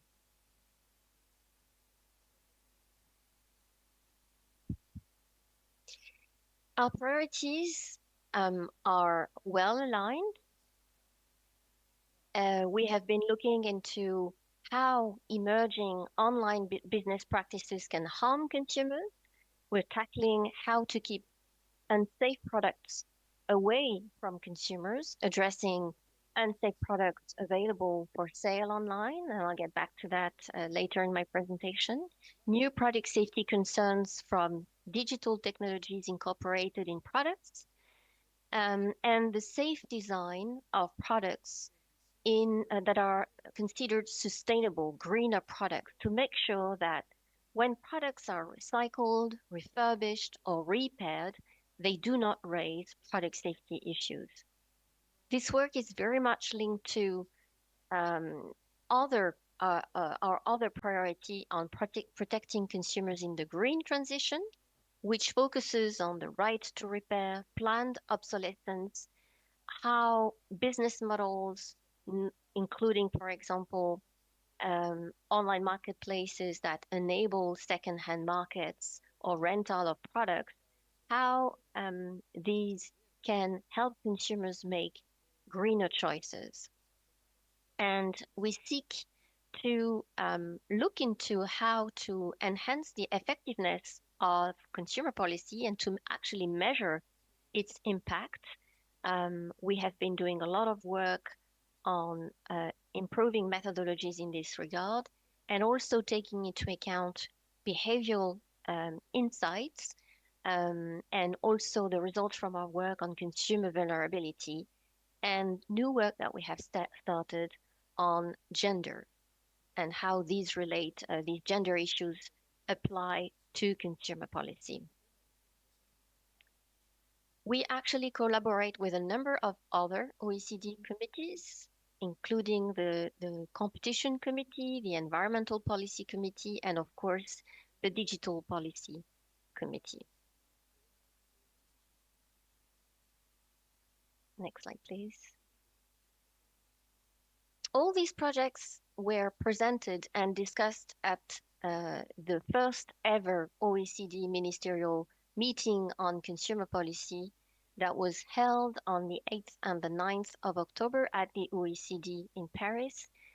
This was the first ever ministerial in more than 50 years of existence of the committee, but it was a very successful one. The event brought together ministers and high-level representatives from 45 countries and 67 delegations, alongside civil society, consumer organizations, other experts, businesses, and other international organizations.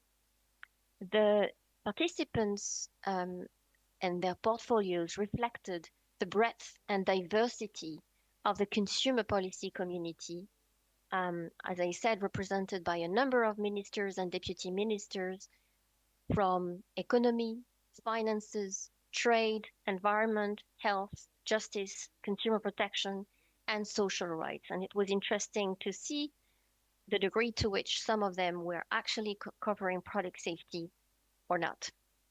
Next slide, please. This meeting offered an unprecedented opportunity to hold a global conversation at the highest political level on the most pressing consumer policy issues today. And we had the opportunity to hear voices from different corners of the world, including representation from Africa through the Common Market for Eastern and Southern Africa, COMESA, UNCTAD, the World Bank, the Organization of American States, UNEP, as well as Consumers International, and other non-member countries such as India, Kenya, and China. This wide range of perspectives underscored the importance of collaborative efforts in addressing today's complex consumer challenges. Next slide, please. The meeting revolved around 5 intertwined themes addressed in sessions focusing on the digital and green transitions, tackling product safety risks, enhancing international cooperation, promoting inclusivity and economic development through consumer policy. A ministerial declaration to which 47 OECD members and partner economies adhered at the meeting was adopted, setting out a range of commitments and calls.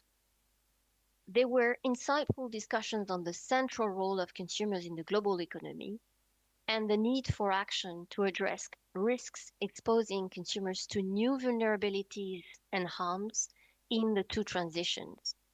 And these include large volumes of unsafe products that are available online and new challenges associated with digital tech, as I mentioned. There was a lot of interest from a range of stakeholders in addressing product safety issues so that emerging economies and developing economies can also benefit from the conversation, and that this discussion can really be elevated at global level. Next slide, please. As regards our specific work on consumer product safety, more and more consumers shop online. This is often convenient for consumers, but also poses specific challenges for product safety. Building on an OECD online sweep, which is an investigation coordinated by the OECD among a number of countries, 21 OECD countries and non-member economies gathering at the same time and investigating the same type of websites and product categories, we conducted such a sweep in 2015, and already at that time we saw that there were large volumes of unsafe products, many of them being banned or recalled, and yet available for sale and in the hands of consumers. We wanted to compare the results from this 2015 sweep with the situation a few years later. And so in 2021, we conducted another sweep, and what we have seen was quite worrying. We have inspected more than 4,000 products ranging from toys to electrical household appliances, and the findings suggested that an overall rate of non-compliance of 79% of the products inspected. We also found that almost 9 in 10 that is 87% of banned or recalled products were actually available for sale online. These were often available from online marketplaces or suppliers in other countries. The report that summarized the results from the 2021 sweep concluded that more needs to be done by retailers and marketplaces to comply with local laws and improve their standards, including by signing up to voluntary commitments, we call them pledges, to go beyond the legal obligations in their jurisdictions and partner with authorities to quickly detect unsafe products for sale on their websites and remove them from their listings. Because what we have seen is that even where those marketplaces were able to identify unsafe products on their platform and were removing them, the same unsafe products could reappear, sometimes just 2 weeks later, on the same platforms. Following the sweep, the Working Party also released a communiqué to support the development of consistent product safety pledges in countries and released policy guidance on the key commitments such pledges should contain. The OECD also coordinated a global awareness campaign on online product safety in 2022, which was implemented in more than 10 jurisdictions. I think you're not on the right slide. If you could get back to slide 8, please.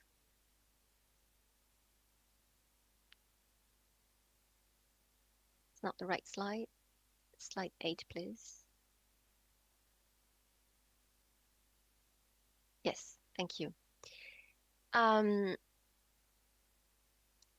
In October last year, the Working Party on Consumer Product Safety began a new project exploring the risks associated with the use of digital technologies in consumer products, physical risks, but also possible mental health risks that may be faced by consumers when, for example, artificial intelligence, Internet of Things, or immersive technologies such as virtual reality or augmented reality are incorporated in products. And you can see some examples on the slide.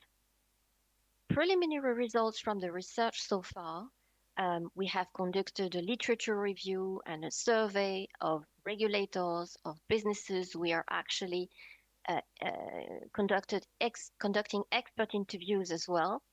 We have held a first workshop last year on the issue, and we are to hold a second workshop back-to-back with our official meeting in April next year.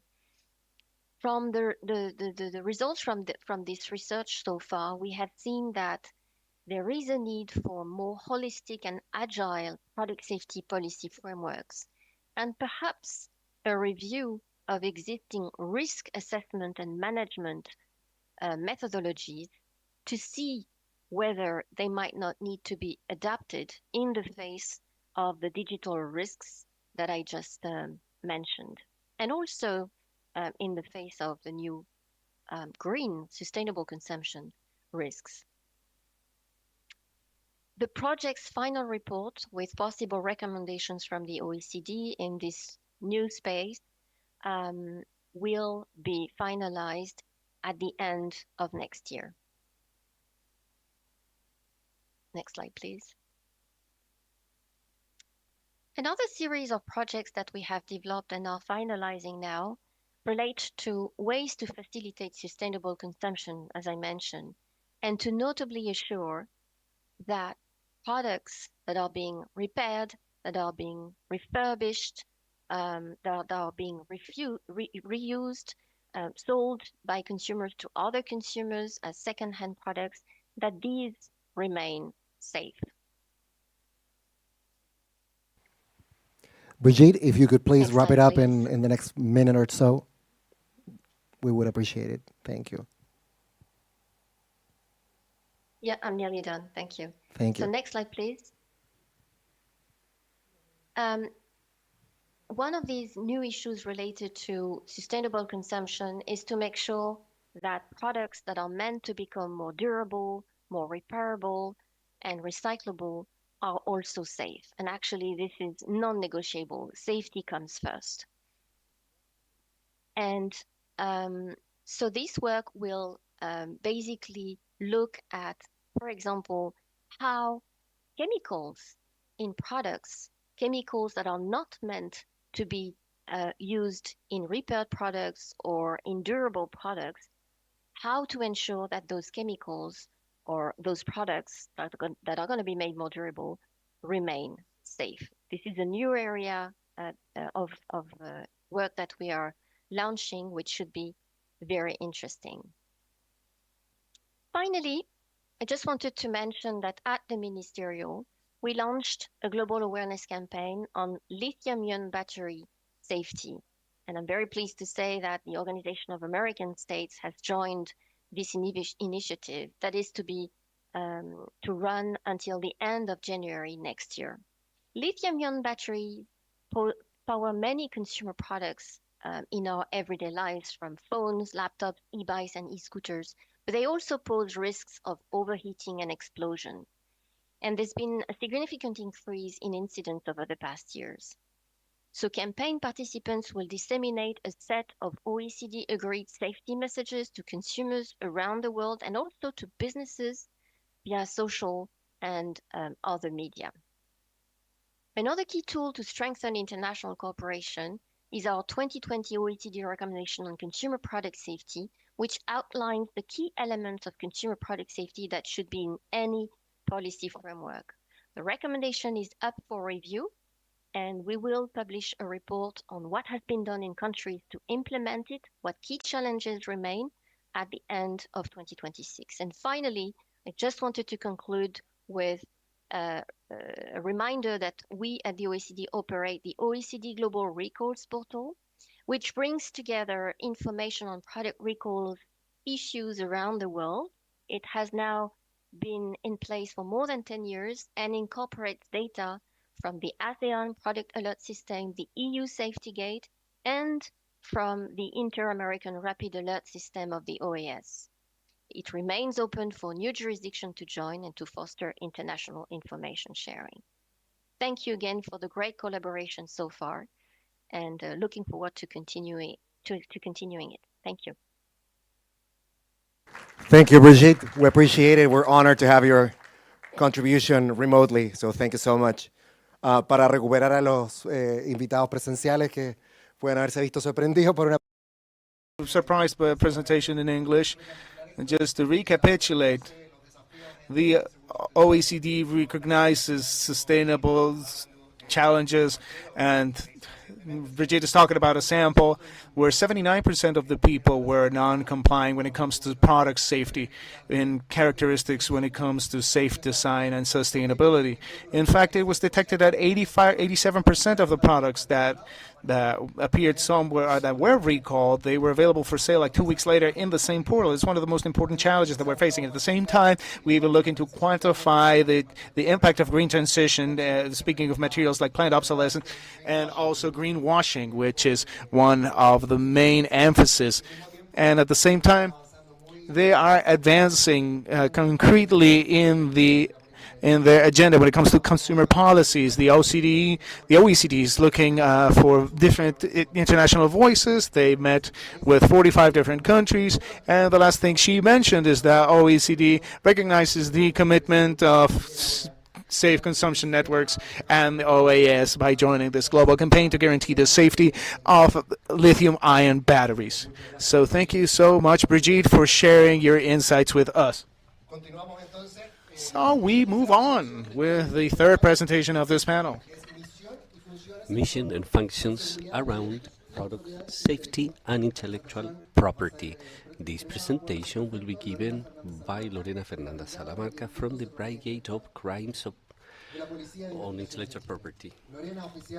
Lorena is an officer, is a police officer with 27 years of service, and currently she works at BRIDEPI as a head of the group focused on the work of the strategic investigation in intellectual property and industrial property crimes. Big round of applause for her, please. Hello, everyone. Good afternoon. Thanks to CERNAC for having me. Continuing with the idea of the previous presentations, my name is Fernandez, and I represent the investigative brigade of crimes on intellectual property created on January 9 in 2008, with the need for controlling piracy and destroy criminal organization. Our brigade is located in the metropolitan region. In a national level, there are functions. That doesn't mean we don't have to move due to investigation matters, important ones, to national territory. Our mission is to investigate and clarify the crimes on intellectual and industrial properties. On the other hand, with a reference nationally and internationally.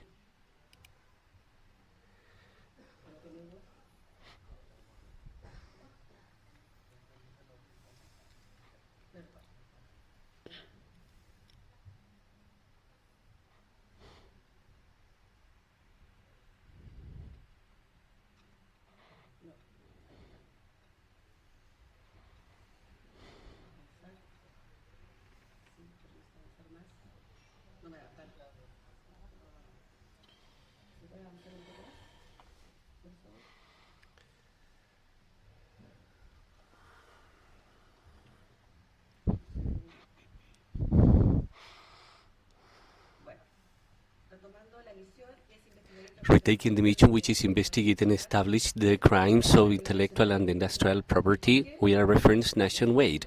It's a worldwide crime. It affects public health, affects economy.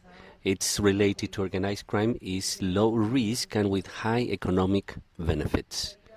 Our brigade and our present legislation is reflected in the law of intellectual industrial property law 21,000 on illegal trade and other norms to fight against this type of crimes. Besides, what different strategic alliances such as public services, government organization and the private sector, we got the Chamber of Commerce and market representatives.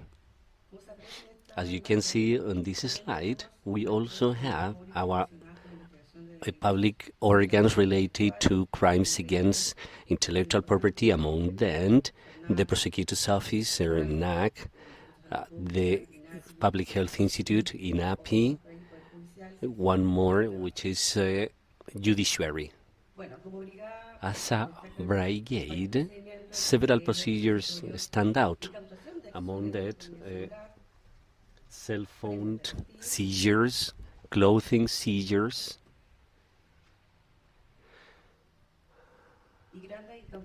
and important seizures of faked books in our country. It is important to point out and recognize that in 2023 our brigade was awarded in the 16th International Conference on Crimes on Intellectual Property by the National Service in Oslo, Norway, represented by our colleagues seated there, Commissioner Herrera. And it is important to point out that we do have international scope. Something very important, and as has been pointed out in other presentations, the pandemic has caused ravages worldwide, and we weren't out of that phenomenon. But in our case, Investigaciones Police of Chile, we had to reinvent or to do re-engineering in our investigation model. It means that trade was also affected. Therefore, our stakeholders, so interest subjects, organized crime, among others, they reformulate their way to sell their fake products, their goods, by using social networks, among them Instagram, Yapo, and other social media to offer their products illegally. It is so where other different methodology for working emerges in our brigade, which is broken out in 4 phases: diagnosis and planning, information review, verification of information, and working proposal. The implementation and development, task allocation, field work, and then collection of data, information collection, analysis, criminal analysis, obtain of evidence, and the elaboration of reports and requirement of measurements. It leads us to a proper procedure and seizure of evidence to certify the crime of intellectual property, which is the most important. With this type of model, this new one, 2 important operations emerged, such as Caballeros de León, Lion Gentlemen, an investigation conducted in 2022 where the existence of 2 Peruvian criminal bands dedicated to the complete cycle of faking, from the elaboration of the clothing, embroidering, and introduction in the legal market. In this figure was firstly used the illicit association to exercise illegal trade. Also some measurements such as telephone taping or jamming and access to bank secret. It was done through the analysis of phone calls and social media, besides intelligence, police intelligence techniques such as tracking, for example, ending up in a sentence of the leaders and the seizure of their equity through their faked clothing. You can see on the screen the result of that seizure, and it has to do with the equity in this type of organizations, which is more than 200,000 clothing pieces, industrial machines, and cash. One more outstanding operation was the Operation G5 from 2023. It lasted a whole year, where we determined the existence of a Chilean band with a hierarchic and established organization, in addition to the commission of other associated crimes such as law of weapons and law 20,000. In this case, we were able to establish the crimes of illicit association, money laundering, illegal trade, the infraction to the Weapons Act, and drug and the law on drugs 20,000. There's a mistake there. It was more than 84,000 clothing pieces, 2 luxury cars and utility card in more than 50 million pesos.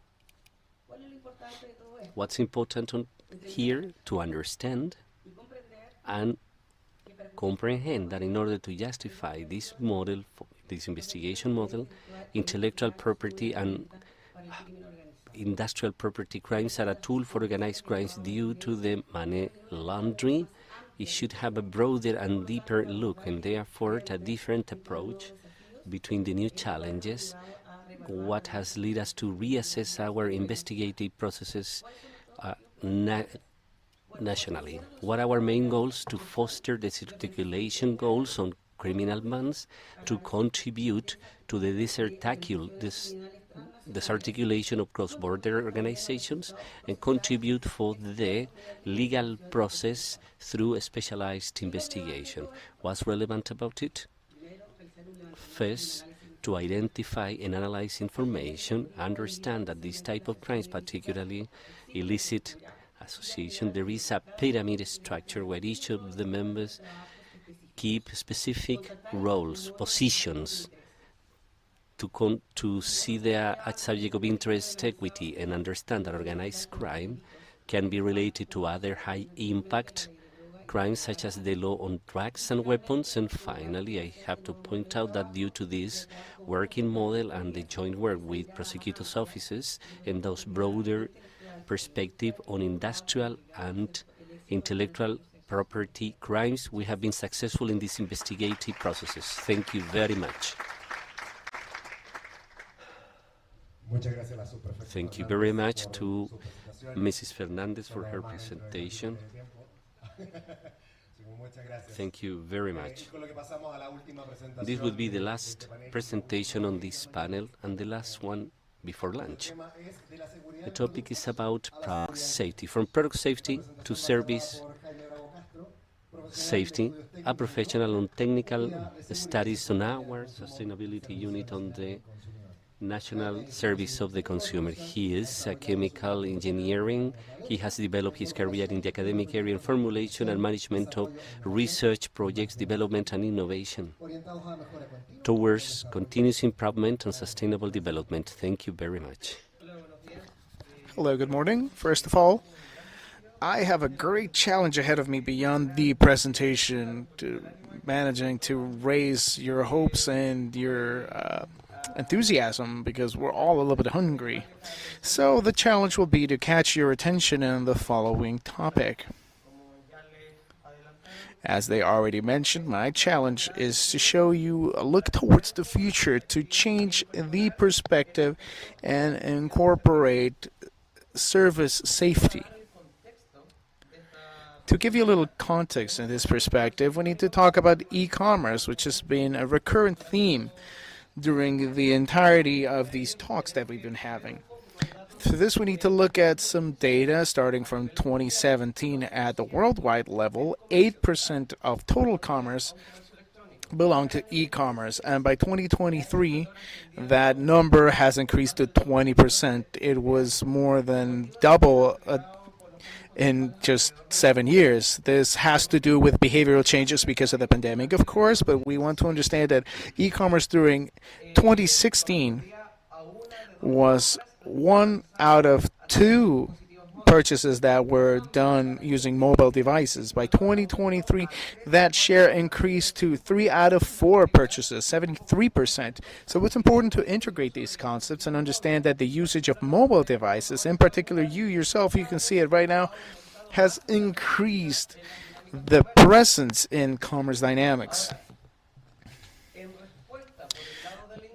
Now, the answer of the industry, because of this interoperativity vision and the always-on philosophy, has pushed companies to change their traditional trade dynamics. It's no longer the classic models of business to business or business to consumer, but it's more directed towards products and services. In particular, there's an example that is very easy to notice, which is what happened with Microsoft in particular and Microsoft Office specifically. As we're all familiar with it, we all know Word and PowerPoint. At first was, physical disks that you installed on your computer, and then it started evolving into digital installations where you could access through online shopping. You could download the executable to install the software. And now, pushed by competitors such as Google, with the Google Suite and Workspace, Google Docs, Google Forms,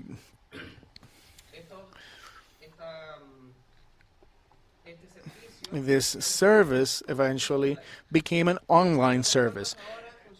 And these platforms now are directly online.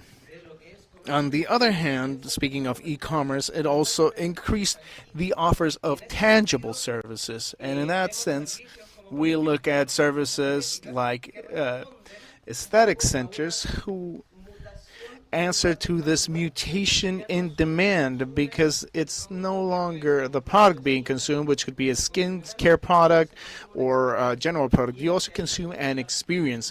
And this is where the companies look to satisfy these new consumer needs. So what can we do? What can we see when we want to integrate and evolve this concept? Is that on the one hand, product safety is particularly directed to the physical product. The design characteristics and regulations respond to technical regulations that answer to customer satisfaction. On the other hand, the responsibility usually befalls on the manufacturer. But when we look at safety on services, that we're looking at a more ambitious spectrum that is linked to the consumer experience. It's not only the product. It's how did they buy it? Why did they buy it? How did they get to the point where they're buying it? Now it's no longer the manufacturer that is responsible. It can also be the distributor. It can be the way it was acquired.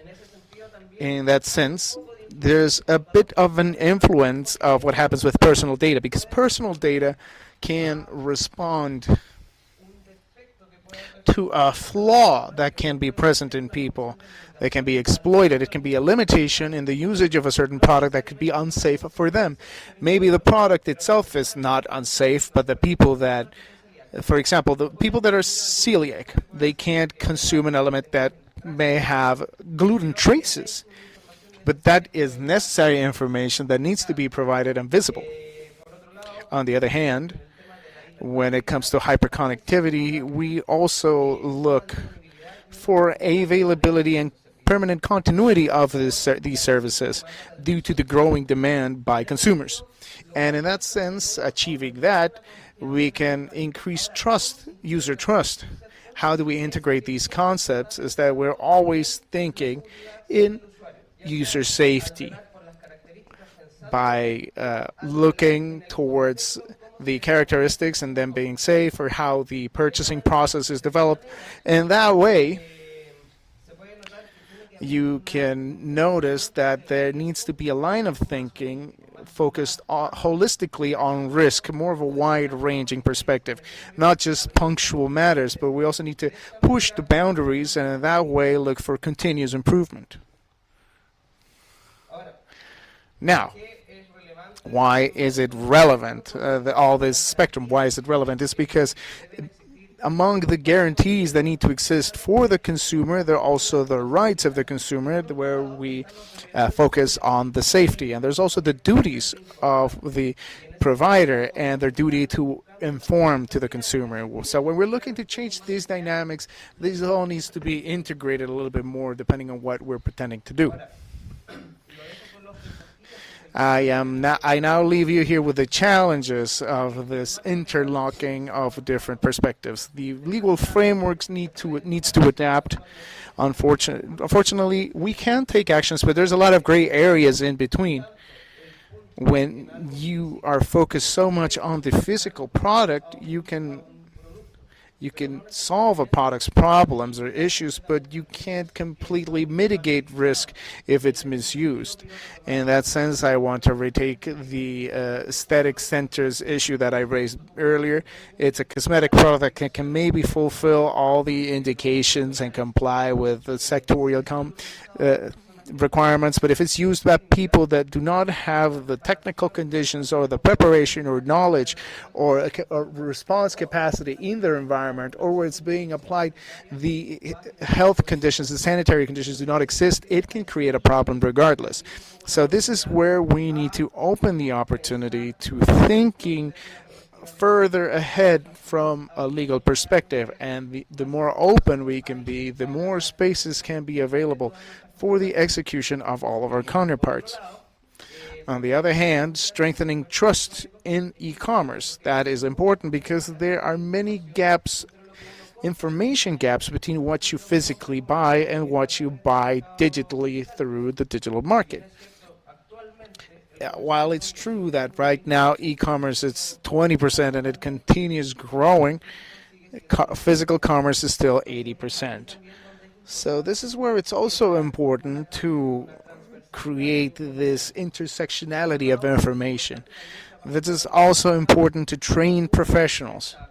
When you go to a place and buy something, you trust that the person you're asking questions about the product, the salesman or the technician, handles information properly. If I'm going to buy a mattress because I have a back condition, I trust that the person selling me the mattress is going to recommend the most adequate product and is not going to end up making things worse, which is something that can happen. And who do this consumer goes to? They goes to where they purchased it. They don't go to the manufacturer. So that's why it's important to integrate throughout the supply chain of the purchase process chain. We need to involve the providers, the consumers, the manufacturers, because a well-informed consumer has a more complete purchasing process, and that reduces risk. So finally, I want to leave you as a reflection that is clear that it's important to work together. When it comes to safety matters, that matters to all of us, and it's important to integrate all the government entities, especially the auditing entities, all the companies with their associated guilds, and the consumers with their consumer watchdog organizations, to safeguard consumer safety at every level, because digital environments, and of course now with the breach of AI, this is being accelerated, and they respond more rapidly to stimuli than how the law can advance. So it's need to pace ourselves. Thank you so much. Thank you so much, Jaime. So now, just to recapitulate what we saw in this panel, in the latter half of this panel, the earlier half of this panel of the consumer safety, Subprefect Fernandez told us about the physical, the things that happen with boots on the ground, the restless efforts of the police in Chile, and I imagine that also happens in all the countries of the countries to dismantle all these gangs and organized crime that push counterfeit goods. She expressed that the most important thing is the patrimonial affectation. These gangs they don't care if their bottom line is not affected. Javiera told us about the digital responsibility. There's virtual matters, the social media, and the commitment that must be upheld when it comes to consumption. And Jaime made this link between what was virtual and physical in markets, integrated markets, the way in which we can work jointly through different services, both in Chile and in the countries of the network. And Brigitte from France told us what have been the advancement and interest of the OECD and where we should emphasize our efforts. What are the concerns at an international level, and how organizations and international, such as the OAS network, can determine a trajectory that can guarantee safety for consumers worldwide. So thank you so much for your attention, for your presentations, being part of this very intense early day. So now you're all free to have lunch. Thank you so much.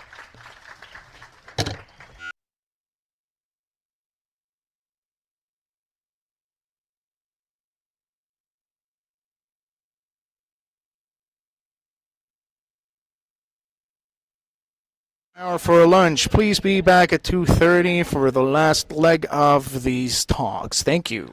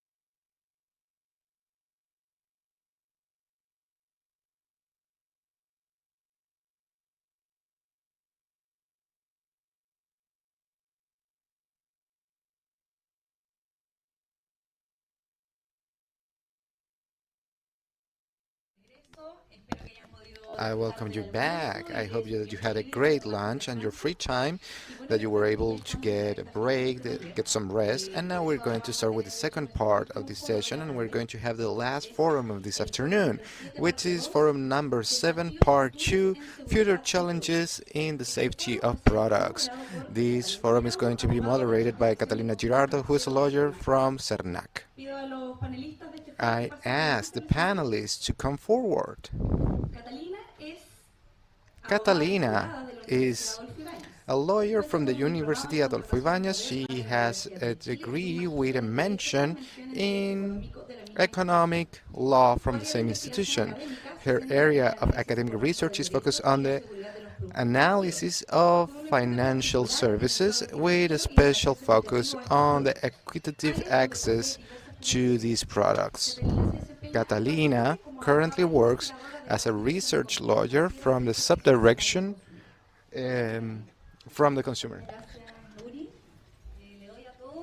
Thank you all. So I welcome all of you to the second part of the forum number 7, focus on challenges in the safety of products. In this space, we will continue exploring the safety of products from a perspective of the products based on health, work safety, and products that are more responsible in sustainable terms. To learn more about this, I have the honor of presenting some highlighted participants in this women's panel, which is of course always a great news. Let me remind all of you that we only have 10 minutes for your presentations. So I would like to start by offering the floor to the first participant, Camila Vergara Vilches, who is head of the Work Risk Prevention Department, and who will present today about the use of measures according to the new regulatory framework that must be considered at the time of using personal protection elements.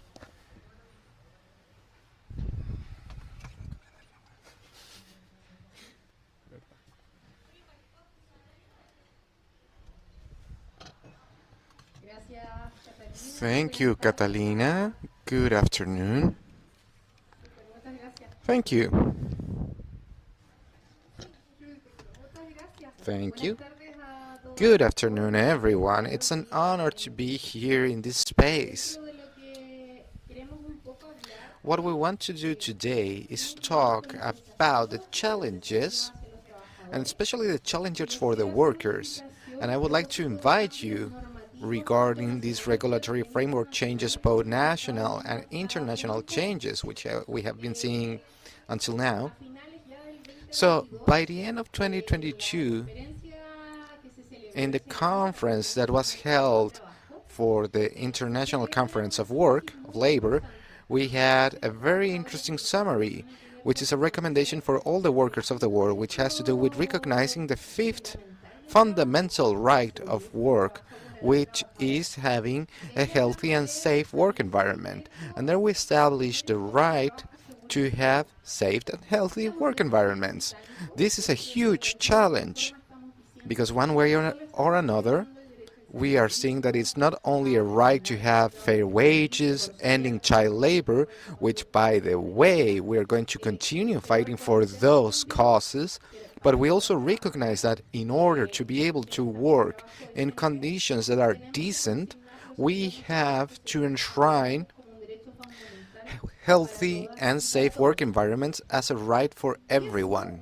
And that forces us as a country and as a member of the WTO to establish normative changes at the highest possible level. And we had actually the Supreme Decree number 44, which establishes to have preventive measures for work risk to have a healthy and safe work environment. But that, as a summary, what does that mean? Well, it abolishes 2 very important decrees, which are Decree number 40 and 54, which are decrees that establish certain minimums for all work centers. They talk about equal committees, but they also talk about the regulatory frameworks for risk prevention. And they talk about the organisms within a work center, for example, the prevention departments. This norm establishes two big objectives. One of them to guarantee the health and safety of the workers, and furthermore introduces modern principles, and some which are not so new, but they are ratified now. So we used to have a lot of decrees, a lot of frameworks, many different elements around, but that weren't established in a supreme decree. And for this reason, this brings all of them together in one single bill or law, which is perfect because we have to understand that when we talk about the work world, in Chile, we have to understand how, for example, the productive matrix is composed, where an important part, for example, it's not only the big companies, but also the small and medium companies and enterprises. So there are some important roles that we have to understand, because in these companies, you won't have safety managers, you won't have committees for equality of workers, so the norm had to be updated. We have to remember that when we talk about work health and safety, we go back immediately to the law of accidents, which was born in 1958. It was a different Chile, and for this reason, we had to generate some updates. And one of the things that we think are spectacular about this decree number 54, which establishes figures which didn't exist before, and they recognize, for example, that in the smaller centers, since they won't have these paritative committees, and when they don't have prevention departments, they will have people in charge of that. It also establishes which measures the employers must regulate. This is extremely important because when we talk about, for example, the challenges in terms of safety of the products, immediately you think about, do we know when, for example, the employer has to go and get personal safety equipment? And here, by the way, I recommend reading about this law and this decree because it establishes all of the measures.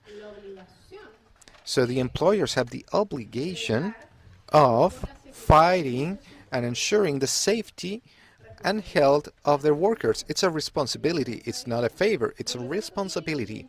And for this reason, they have to identify the perils, the risk, and evaluate the risk. So when we evaluate the risk, we want to go from the most critical towards the least critical. And there we're going to establish some measures.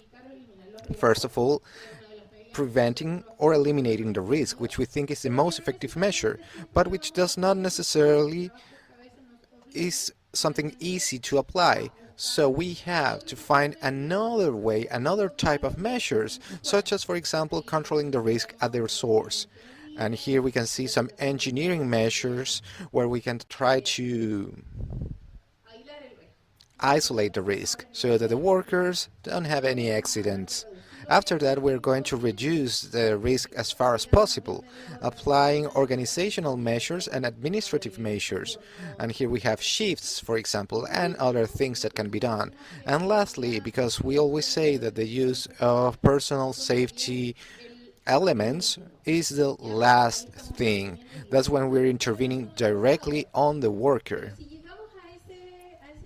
But if we get to that point, we must ensure that that which we are using is adequate and it fulfills the role of making sure that the worker doesn't have any accidents and doesn't die. And for this, there are some things that we have to remember. In the article number 13 of the decree that regulates the use of personal protection equipment, we have to highlight that, first of all, provision is obligatory and it's a responsibility of the employer. So they have to, it's not something possible to charge the employees for this. The employer must give them these elements. On the other hand, it must also be ensured that they are certified. the quality certification is established in the decree. And here it's very important to look at the specifications of the public health institution. These certificates are given by that institution. And here I would like to recommend that whenever you have to look into these kind of elements, we have to go to the guides and the frameworks and the different normatives that are established by the public institute. So when we look at the different risks, it's very easy at times to understand the norms, because for different types of personal protection equipments, we're going to find different recommendations from the institution. On the other hand, it's not only necessary to provide the personal protection equipment which is certified, but I also have to train. It's useless to just give a supply and equipment that my workers don't know how to use. This is like using something that could be used in a wrong way and it's not going to fulfill its objective. And also having a maintenance program to ensure that we can avoid to have any incorrect uses or deterioration of the equipment. So we also have to consider how often I have to restitute or change those elements. By the way, you measures. And once we establish that this is the last thing that we will do, besides the identification of the perils and identification of the risk, I would like to remind you that it's very important to be knowledgeable about what's going on the Public Health Institute. I only had 10 minutes to talk, but I'm going to invite you. Also on our website, you will be able to find that information. So we do talk about that, and you will be able to find all those links to find the necessary regulations and other materials. And now, just to say goodbye, I would also like to say that when we talk about the quality of the products, we have to find the certifications. We have to be knowledgeable when we do these purchases, because we're using them, because the end objective of using these products is not just because. We're talking about protecting the life of the workers. We're talking about making progress to have healthy and safe work environments. Using these kind of equipments correctly could, for example, prevent a fatality, a casualty, and this makes workers go back to their home.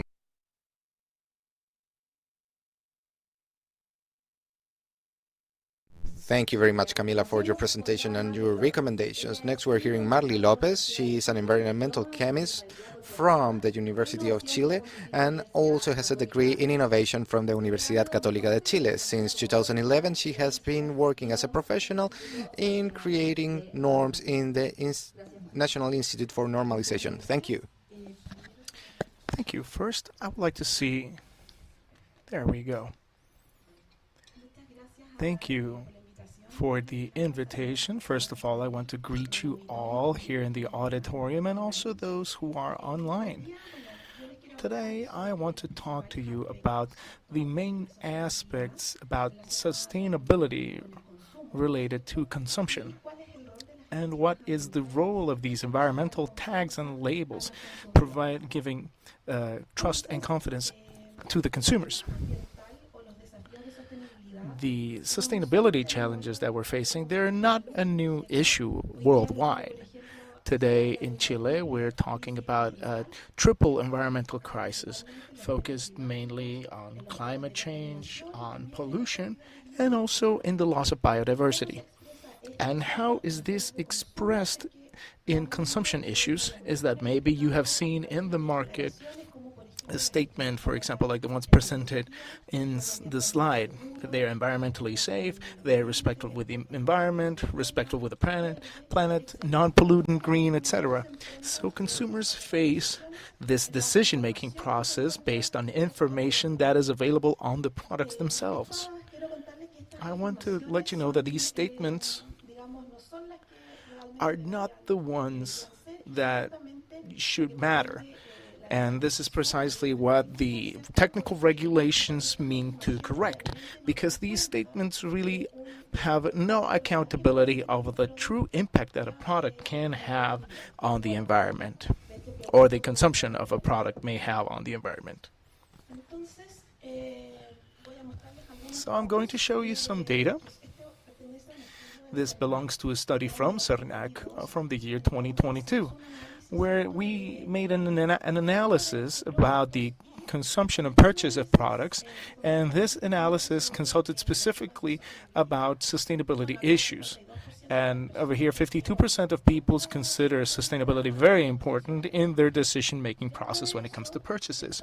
And in this, 90% says that currently there's not enough information about the sustainability of the products. This is a reality. This is happening. This is a topic that is of concern for consumers. And we also have the issue that the consumers are more and more informed, and they are more concerned about this issue.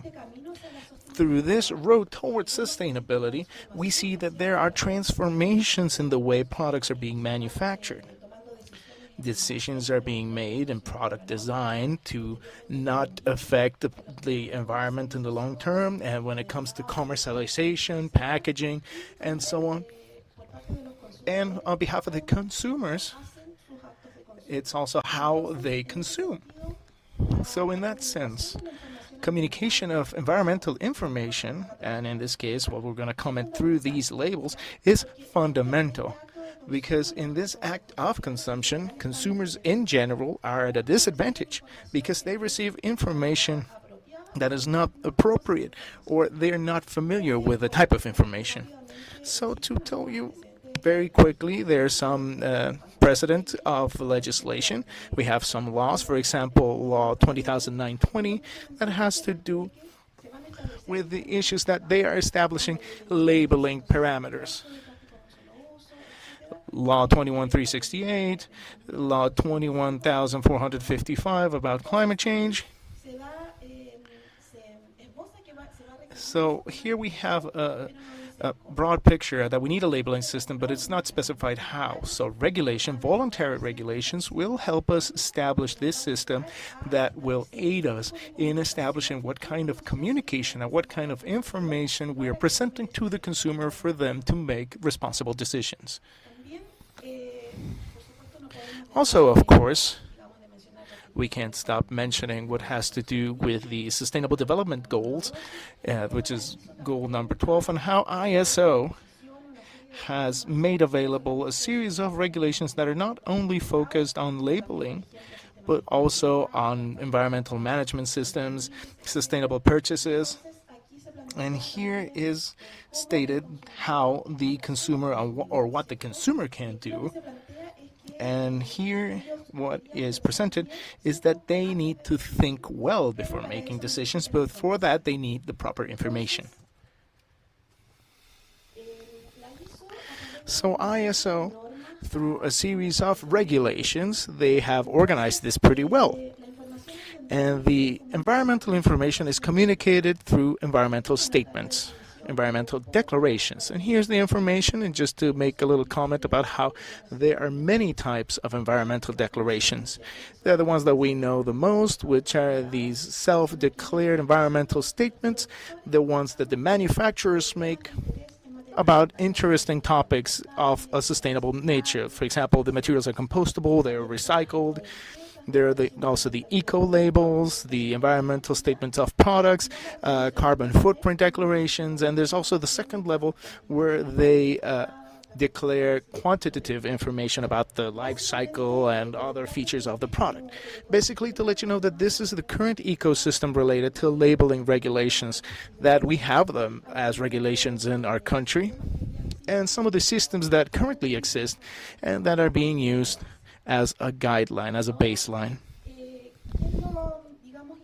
Now, what is important of all this is that these regulations are applied and they utilize different criteria.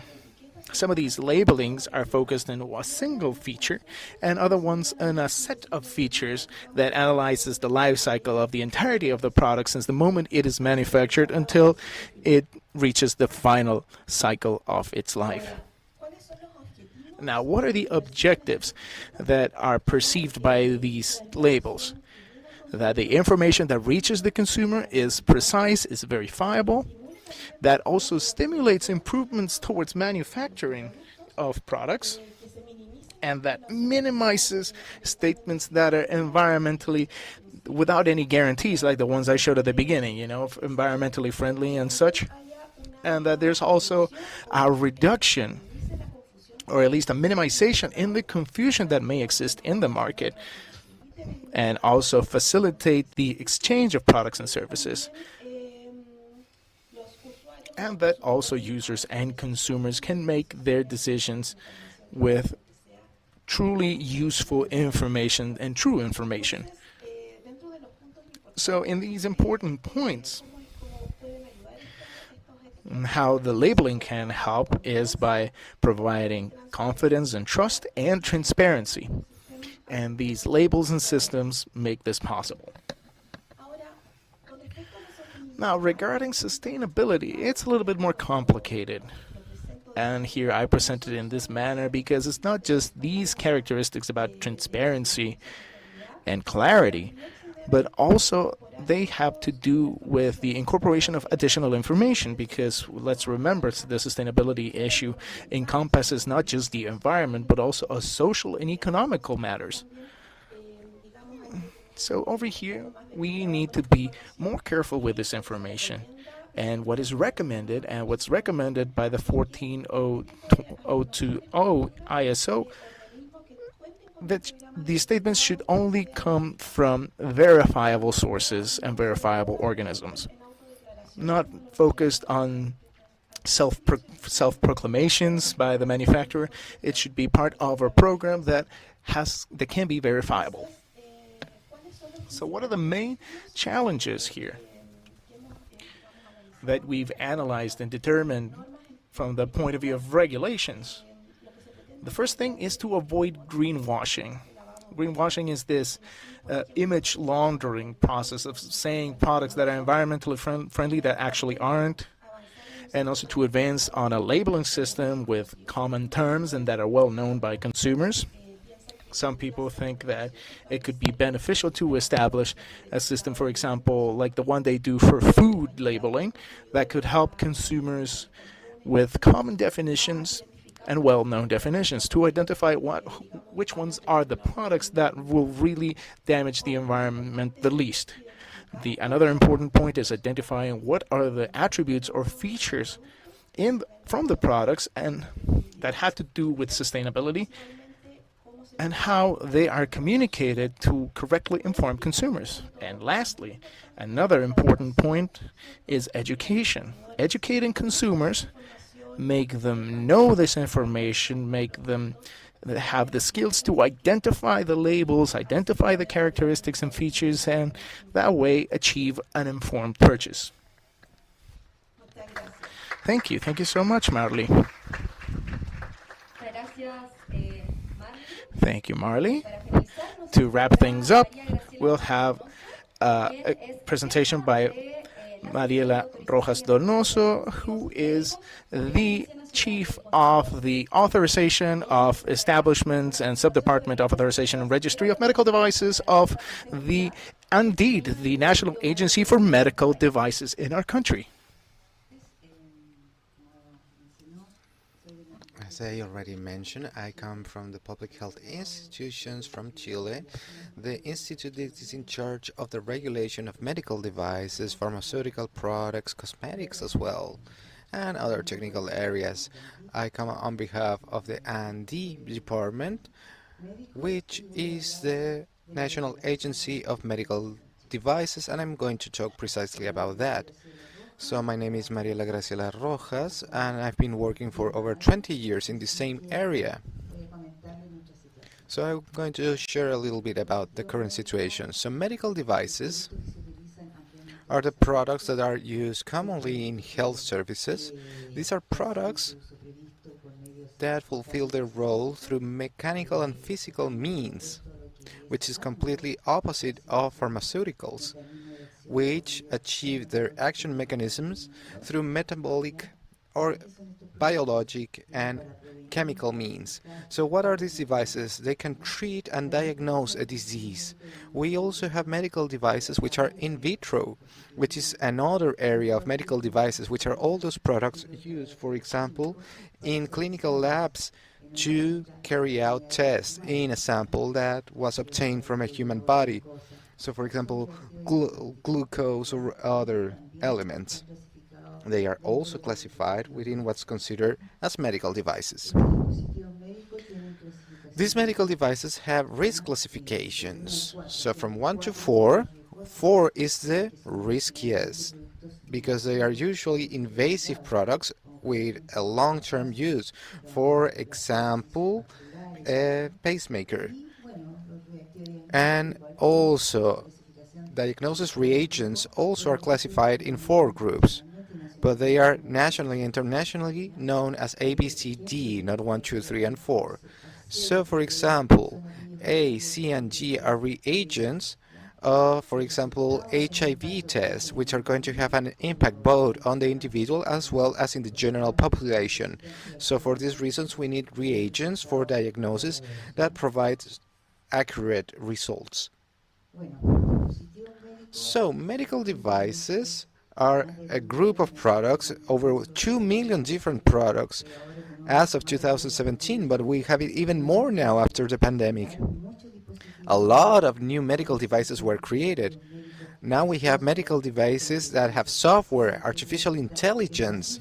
So I think that this number that we have from the WHO is too small as of what we have right now. Medical devices are used in all areas of health currently. They have different ways of being regulated, different from drugs.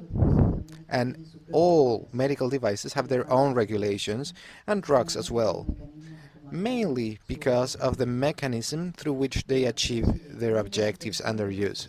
So what's the current situation in Chile of these medical devices?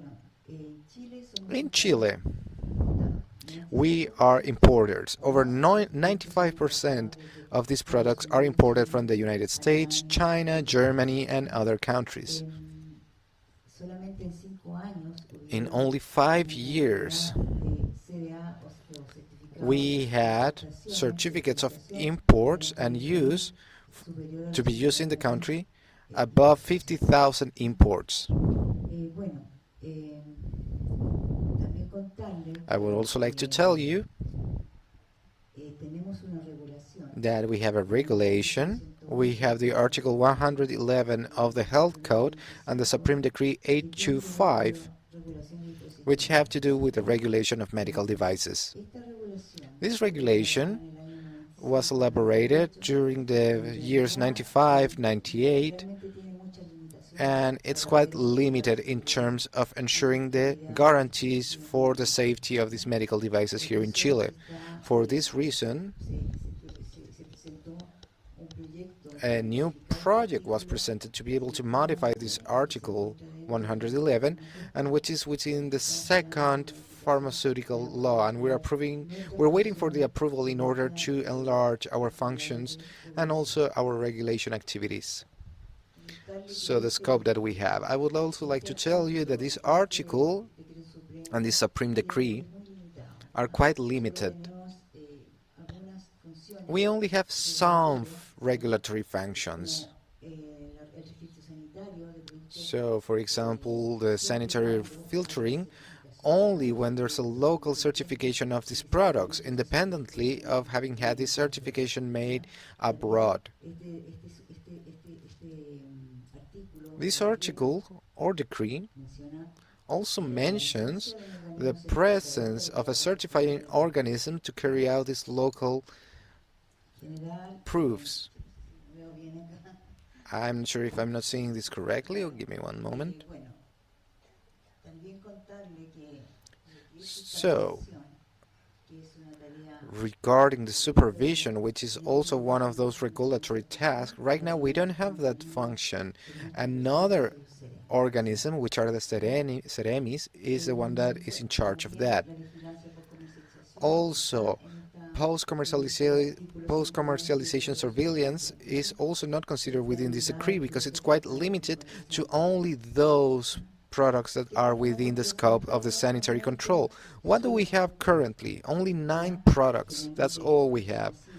Generally of massive use, mass use. So we have chirurgy gloves, syringe, masculine and feminine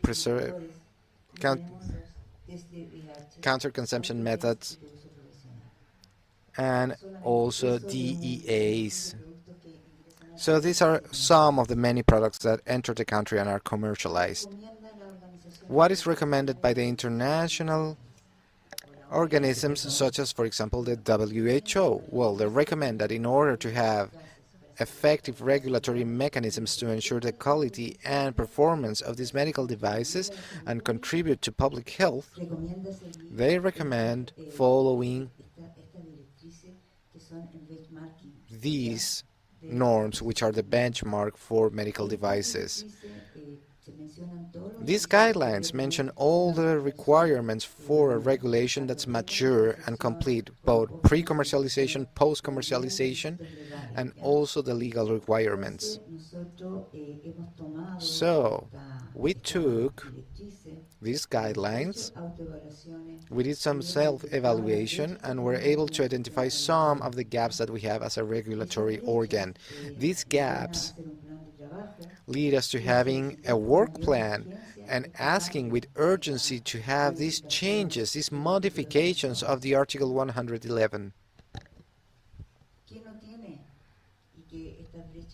What should we have as these gaps point out to us? So, for example, what do we need to have in order to have a regulation that's truly mature? For example, right now we don't have that all the products that are commercialized here must be registered, because there's a requirement to carry out a national local control for those foreign-made products who already did their controls, but we have to request to do it that again. We don't have certified organisms to carry out those controls. Since 1998 until today, we only have one certifying organism for all these 9 products, nothing more. What else do we not have? We don't have the authorization of the manufacturers, importers, and distributors. We don't have the use of an official nomenclature for the country. We don't have control of the marketing strategies. So also regarding post-commercialization, we don't have the ability of inspecting the facilities. We don't have ways to requisition the products from the market. So those are some of our flaws. And what have we done? Here we can see several problems of quality of some medical devices. So you have the pacemaker, you have intraocular glasses, dialysis solutions, fans, ventilators. Usually they come from abroad, they are imported. But why are we limited? We cannot register them, so we don't know how safe and effective they are. But we also have problem identifying where these products are. We don't have the companies that are registered.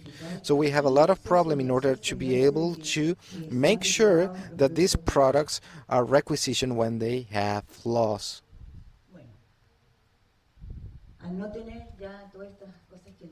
Since we don't have all those things that I already mentioned, what's happening right now is since we don't have a control of the marketing, so some products are given certain qualities, for example, Ether 5, which is basically an electrical drawer that says that it's a medical device that can cure cancer. We have found that kind of problem right here. So who's doing all of these? Well, the Public Health Institute, the National Agency of Medical Devices, which is one of the departments of our institute. It's a technical department. And so what do we do with what we have to ensure that our products are safe and that they actually do perform? We register those that have those 9 products that are within our scope, but we also have some measures for those devices that don't have a health control. So we review all the documentation that comes from abroad and we certify it. That is something that we do in the international health registries, where there's some documentation instead of requesting a national certification, because it's impossible to certify all of these products. They come from different areas. There are electrical devices, we have reagents, so it's an endless amount of different types of technologies and products. What else do we do? Well, we register those companies willingly, in a voluntary way. We have over 800 companies that are already registered. My time is running short, so let me continue. We also participate in international harmonization working groups. Here are some of our tasks in order to reinforce regulation. We can see the norms. We learn about those guidelines. We participate in the sanitary agencies. We do what other sanitary agencies are doing in order to reinforce our own regulation. And so we have participated, for example, and carried out 2 different projects in order to strengthen our regulation with the help of Corfo and Viti, and where we have generated projects and work plans in order to overcome all of these limitations, and always expecting a modification of the Article 111 to be able to carry out all of those functions that a mature regulatory agency should have, as mentioned by the WHO. That's all. Thank you. Thank you very much, Maria Graciela. And also thank you all our speakers. We have to recognize all the progress that we have had, especially in legal terms, in regulation. All 3 of you mentioned that, but we also have to recognize that there are some pending challenges, and for this reason, there's a call from our speakers to take heed of these recommendations. Do not be ashamed to recognize our flaws and to continue working on behalf of the consumers and the workers. Thank you very much.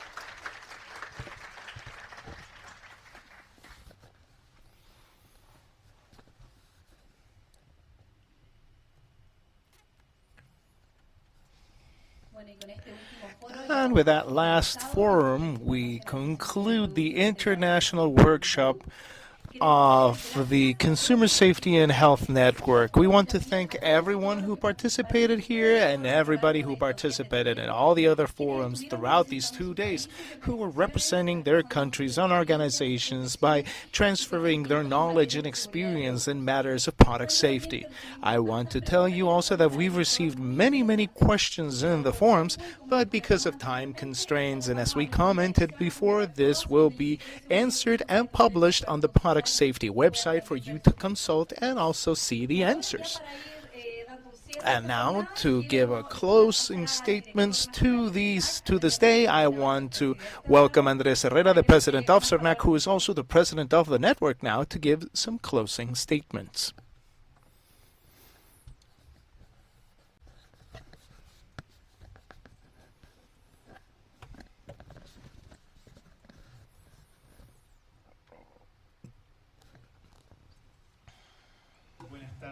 Good afternoon, first of all.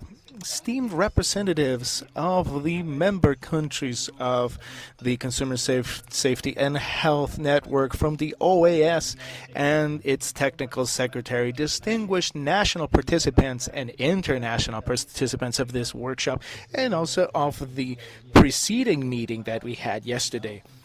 Esteemed officials of CERNAC and dearest guests, colleagues, and friends. Today, we are concluding these 2 days of intense and fruitful labor, in which we've had the opportunity of not just work and also reflect, dream, and build together a safer future for our fellow citizens. This international workshop about safe consumption and product safety has been an invaluable experience. And also the 11th meeting of consumer safety and health was as well. I also want to express my deepest thanks to all of you for your commitment and active participation. First of all, I want to thank the representatives of the countries of the region that have visited us: Antigua and Barbuda, Brazil, Colombia, El Salvador, Panama, Paraguay, from Dominican Republic and Uruguay, and of course the OAS for joining us here with their presence in Santiago de Chile. Each one of you have been an essential pillar to make this an enriching and significant experience. I sincerely hope that you felt welcome, felt at home, and that what you've experienced has been as valuable to you as it has been for us. Thank you also to the people that have followed this event online from Chile and also beyond our borders. To the officials of CERNAC, to the representatives of the consumer protection agencies of the region that are also part of this network, the members of civil society, guilds, companies, businesses, etc. Your presence and commitment has been a sample of what we can achieve when we work together for a common cause.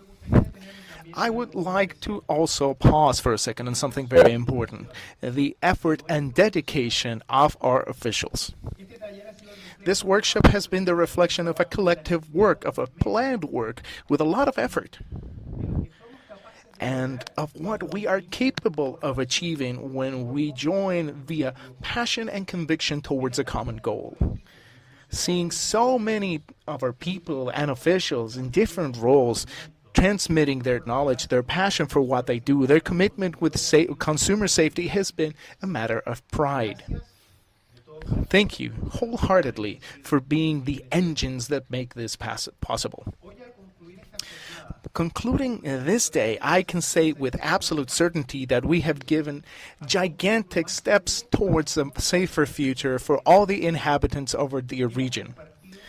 We've shared our experiences, we have learned from one another, and most importantly, we've established the baselines to continue with the changes that we need in these matters.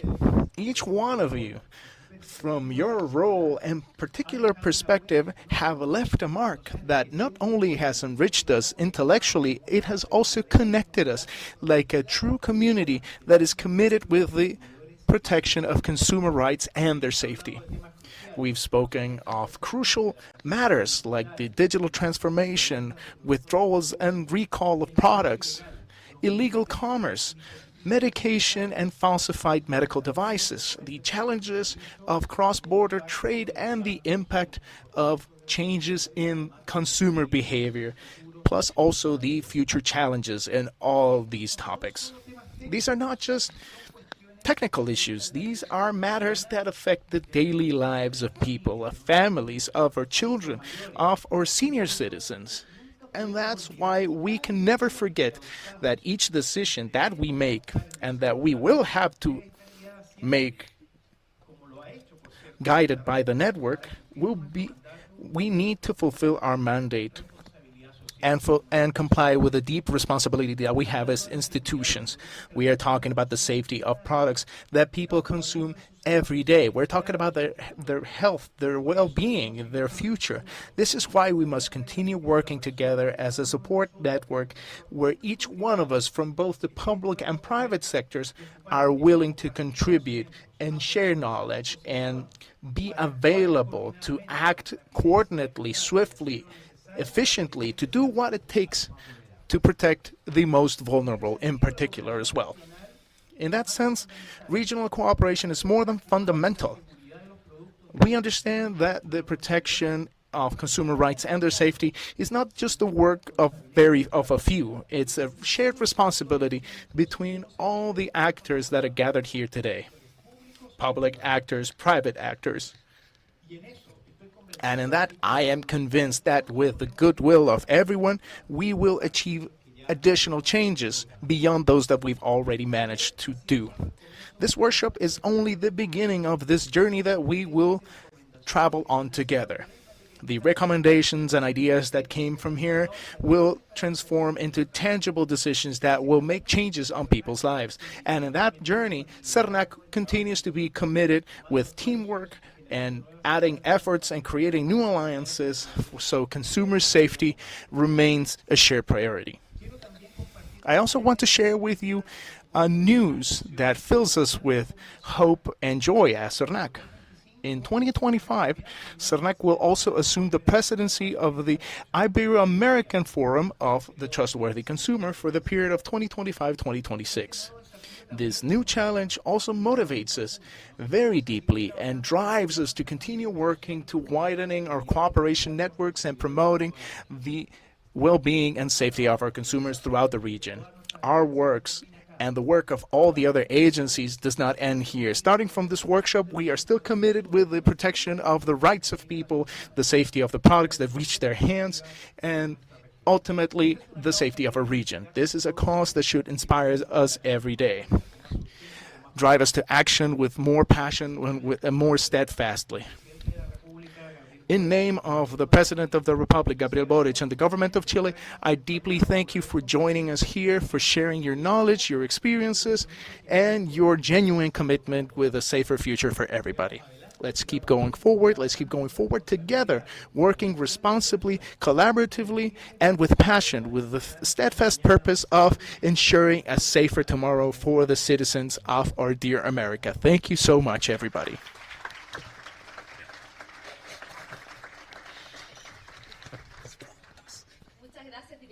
Thank you very much, Mr. Director, for your words. Before closing, wrapping up this activity, we would like to invite all the representatives of the different countries to give you a certificate of acknowledgement. So please come forward, representatives of all the countries that were invited.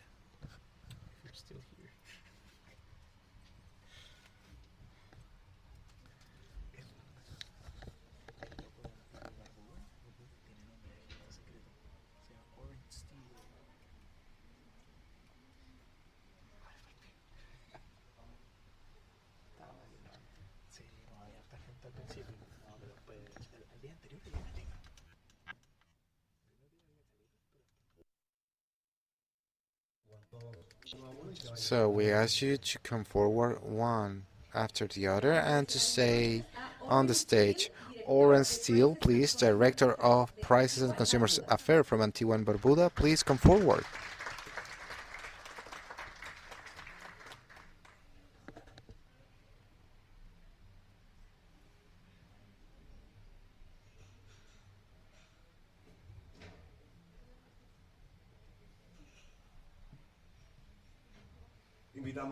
We now invite Mr. Valneix Marcaro de Cunha from the Division of Market Supervision from Brazil.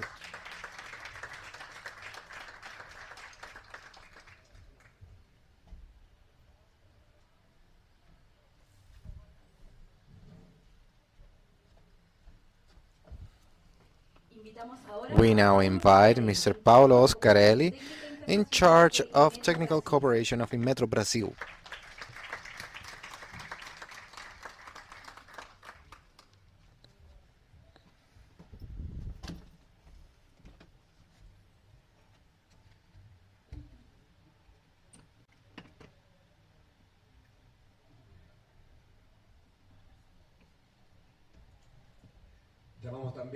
We also invite Mr. Gustavo Gomes Rocha from the Senacon, Brazil.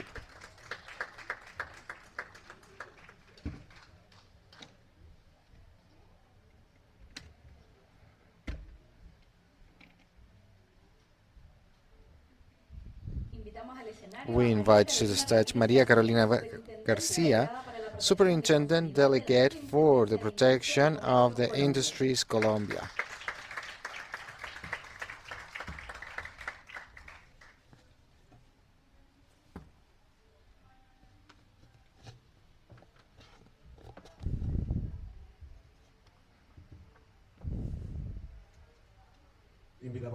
We now invite Ms. Níqueres Briceño, Director of Research of Protection of the Consumer of the Delegation of the Superintendents of Commerce, Colombia.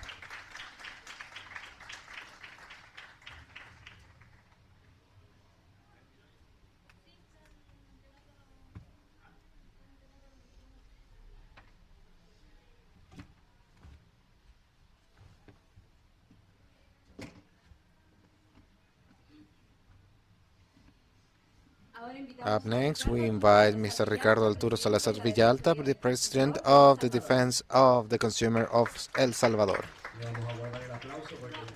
Hold your applause, it's a symbolic applause. We now invite Mr. Diana Burgos, Director of Financial Mercado of the Consumer of Salvador.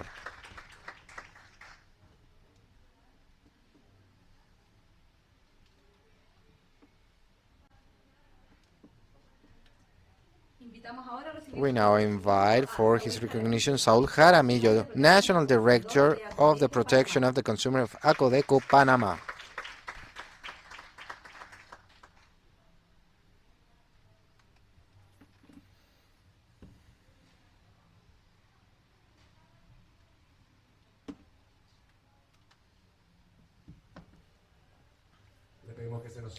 Up next, Ms. Saria Delia Mercedes Souza, Minister and Executive Director of the Defense of the Consumer of Paraguay.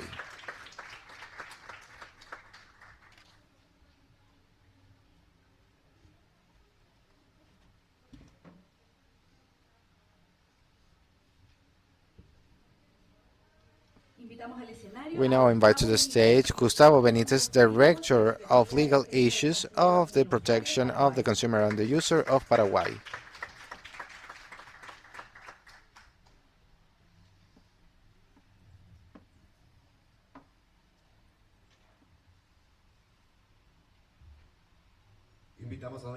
We invite Olga Elizabeth Matos Rodriguez, in charge of projects and plans for the protection of the rights of the consumer from Dominican Republic.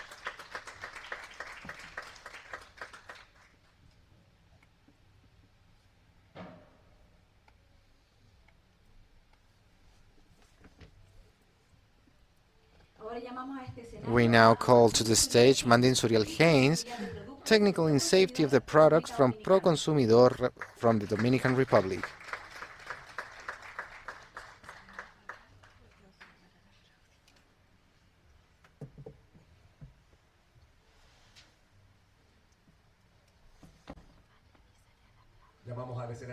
We call to the stage Don Álvaro Fuentes Domingua from the Unit of Defense of the Consumer from Uruguay.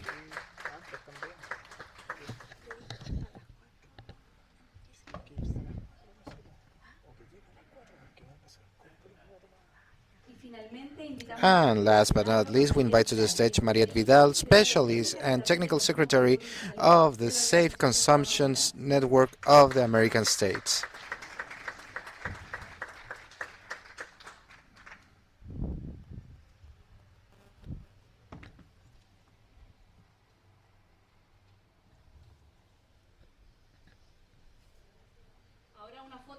Now let's take a photo all together. Group photo, we are going to request the National Director to join the photo and also the head of the organization, Daniela Parra. So let's take a group photo, everybody.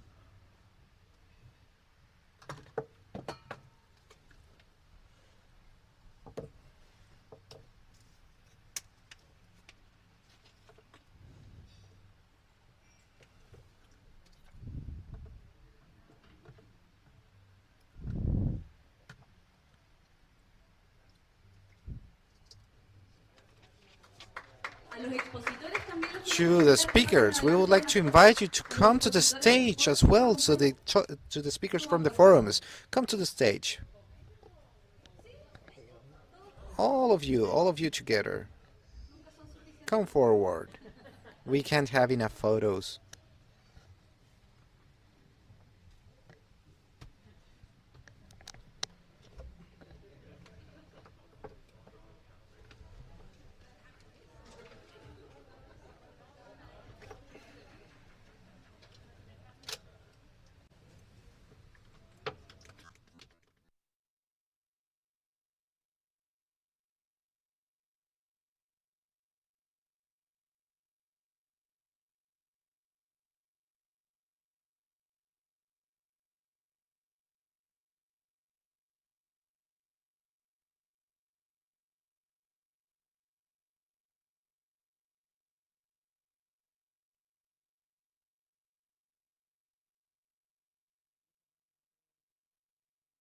Thank you all very much. Thank you for honoring us with your presence. And now one last round of applause for Daniela Parra, head of the organization. Without her, this wouldn't have been possible. Thank you all very much. Thank you, and goodbye.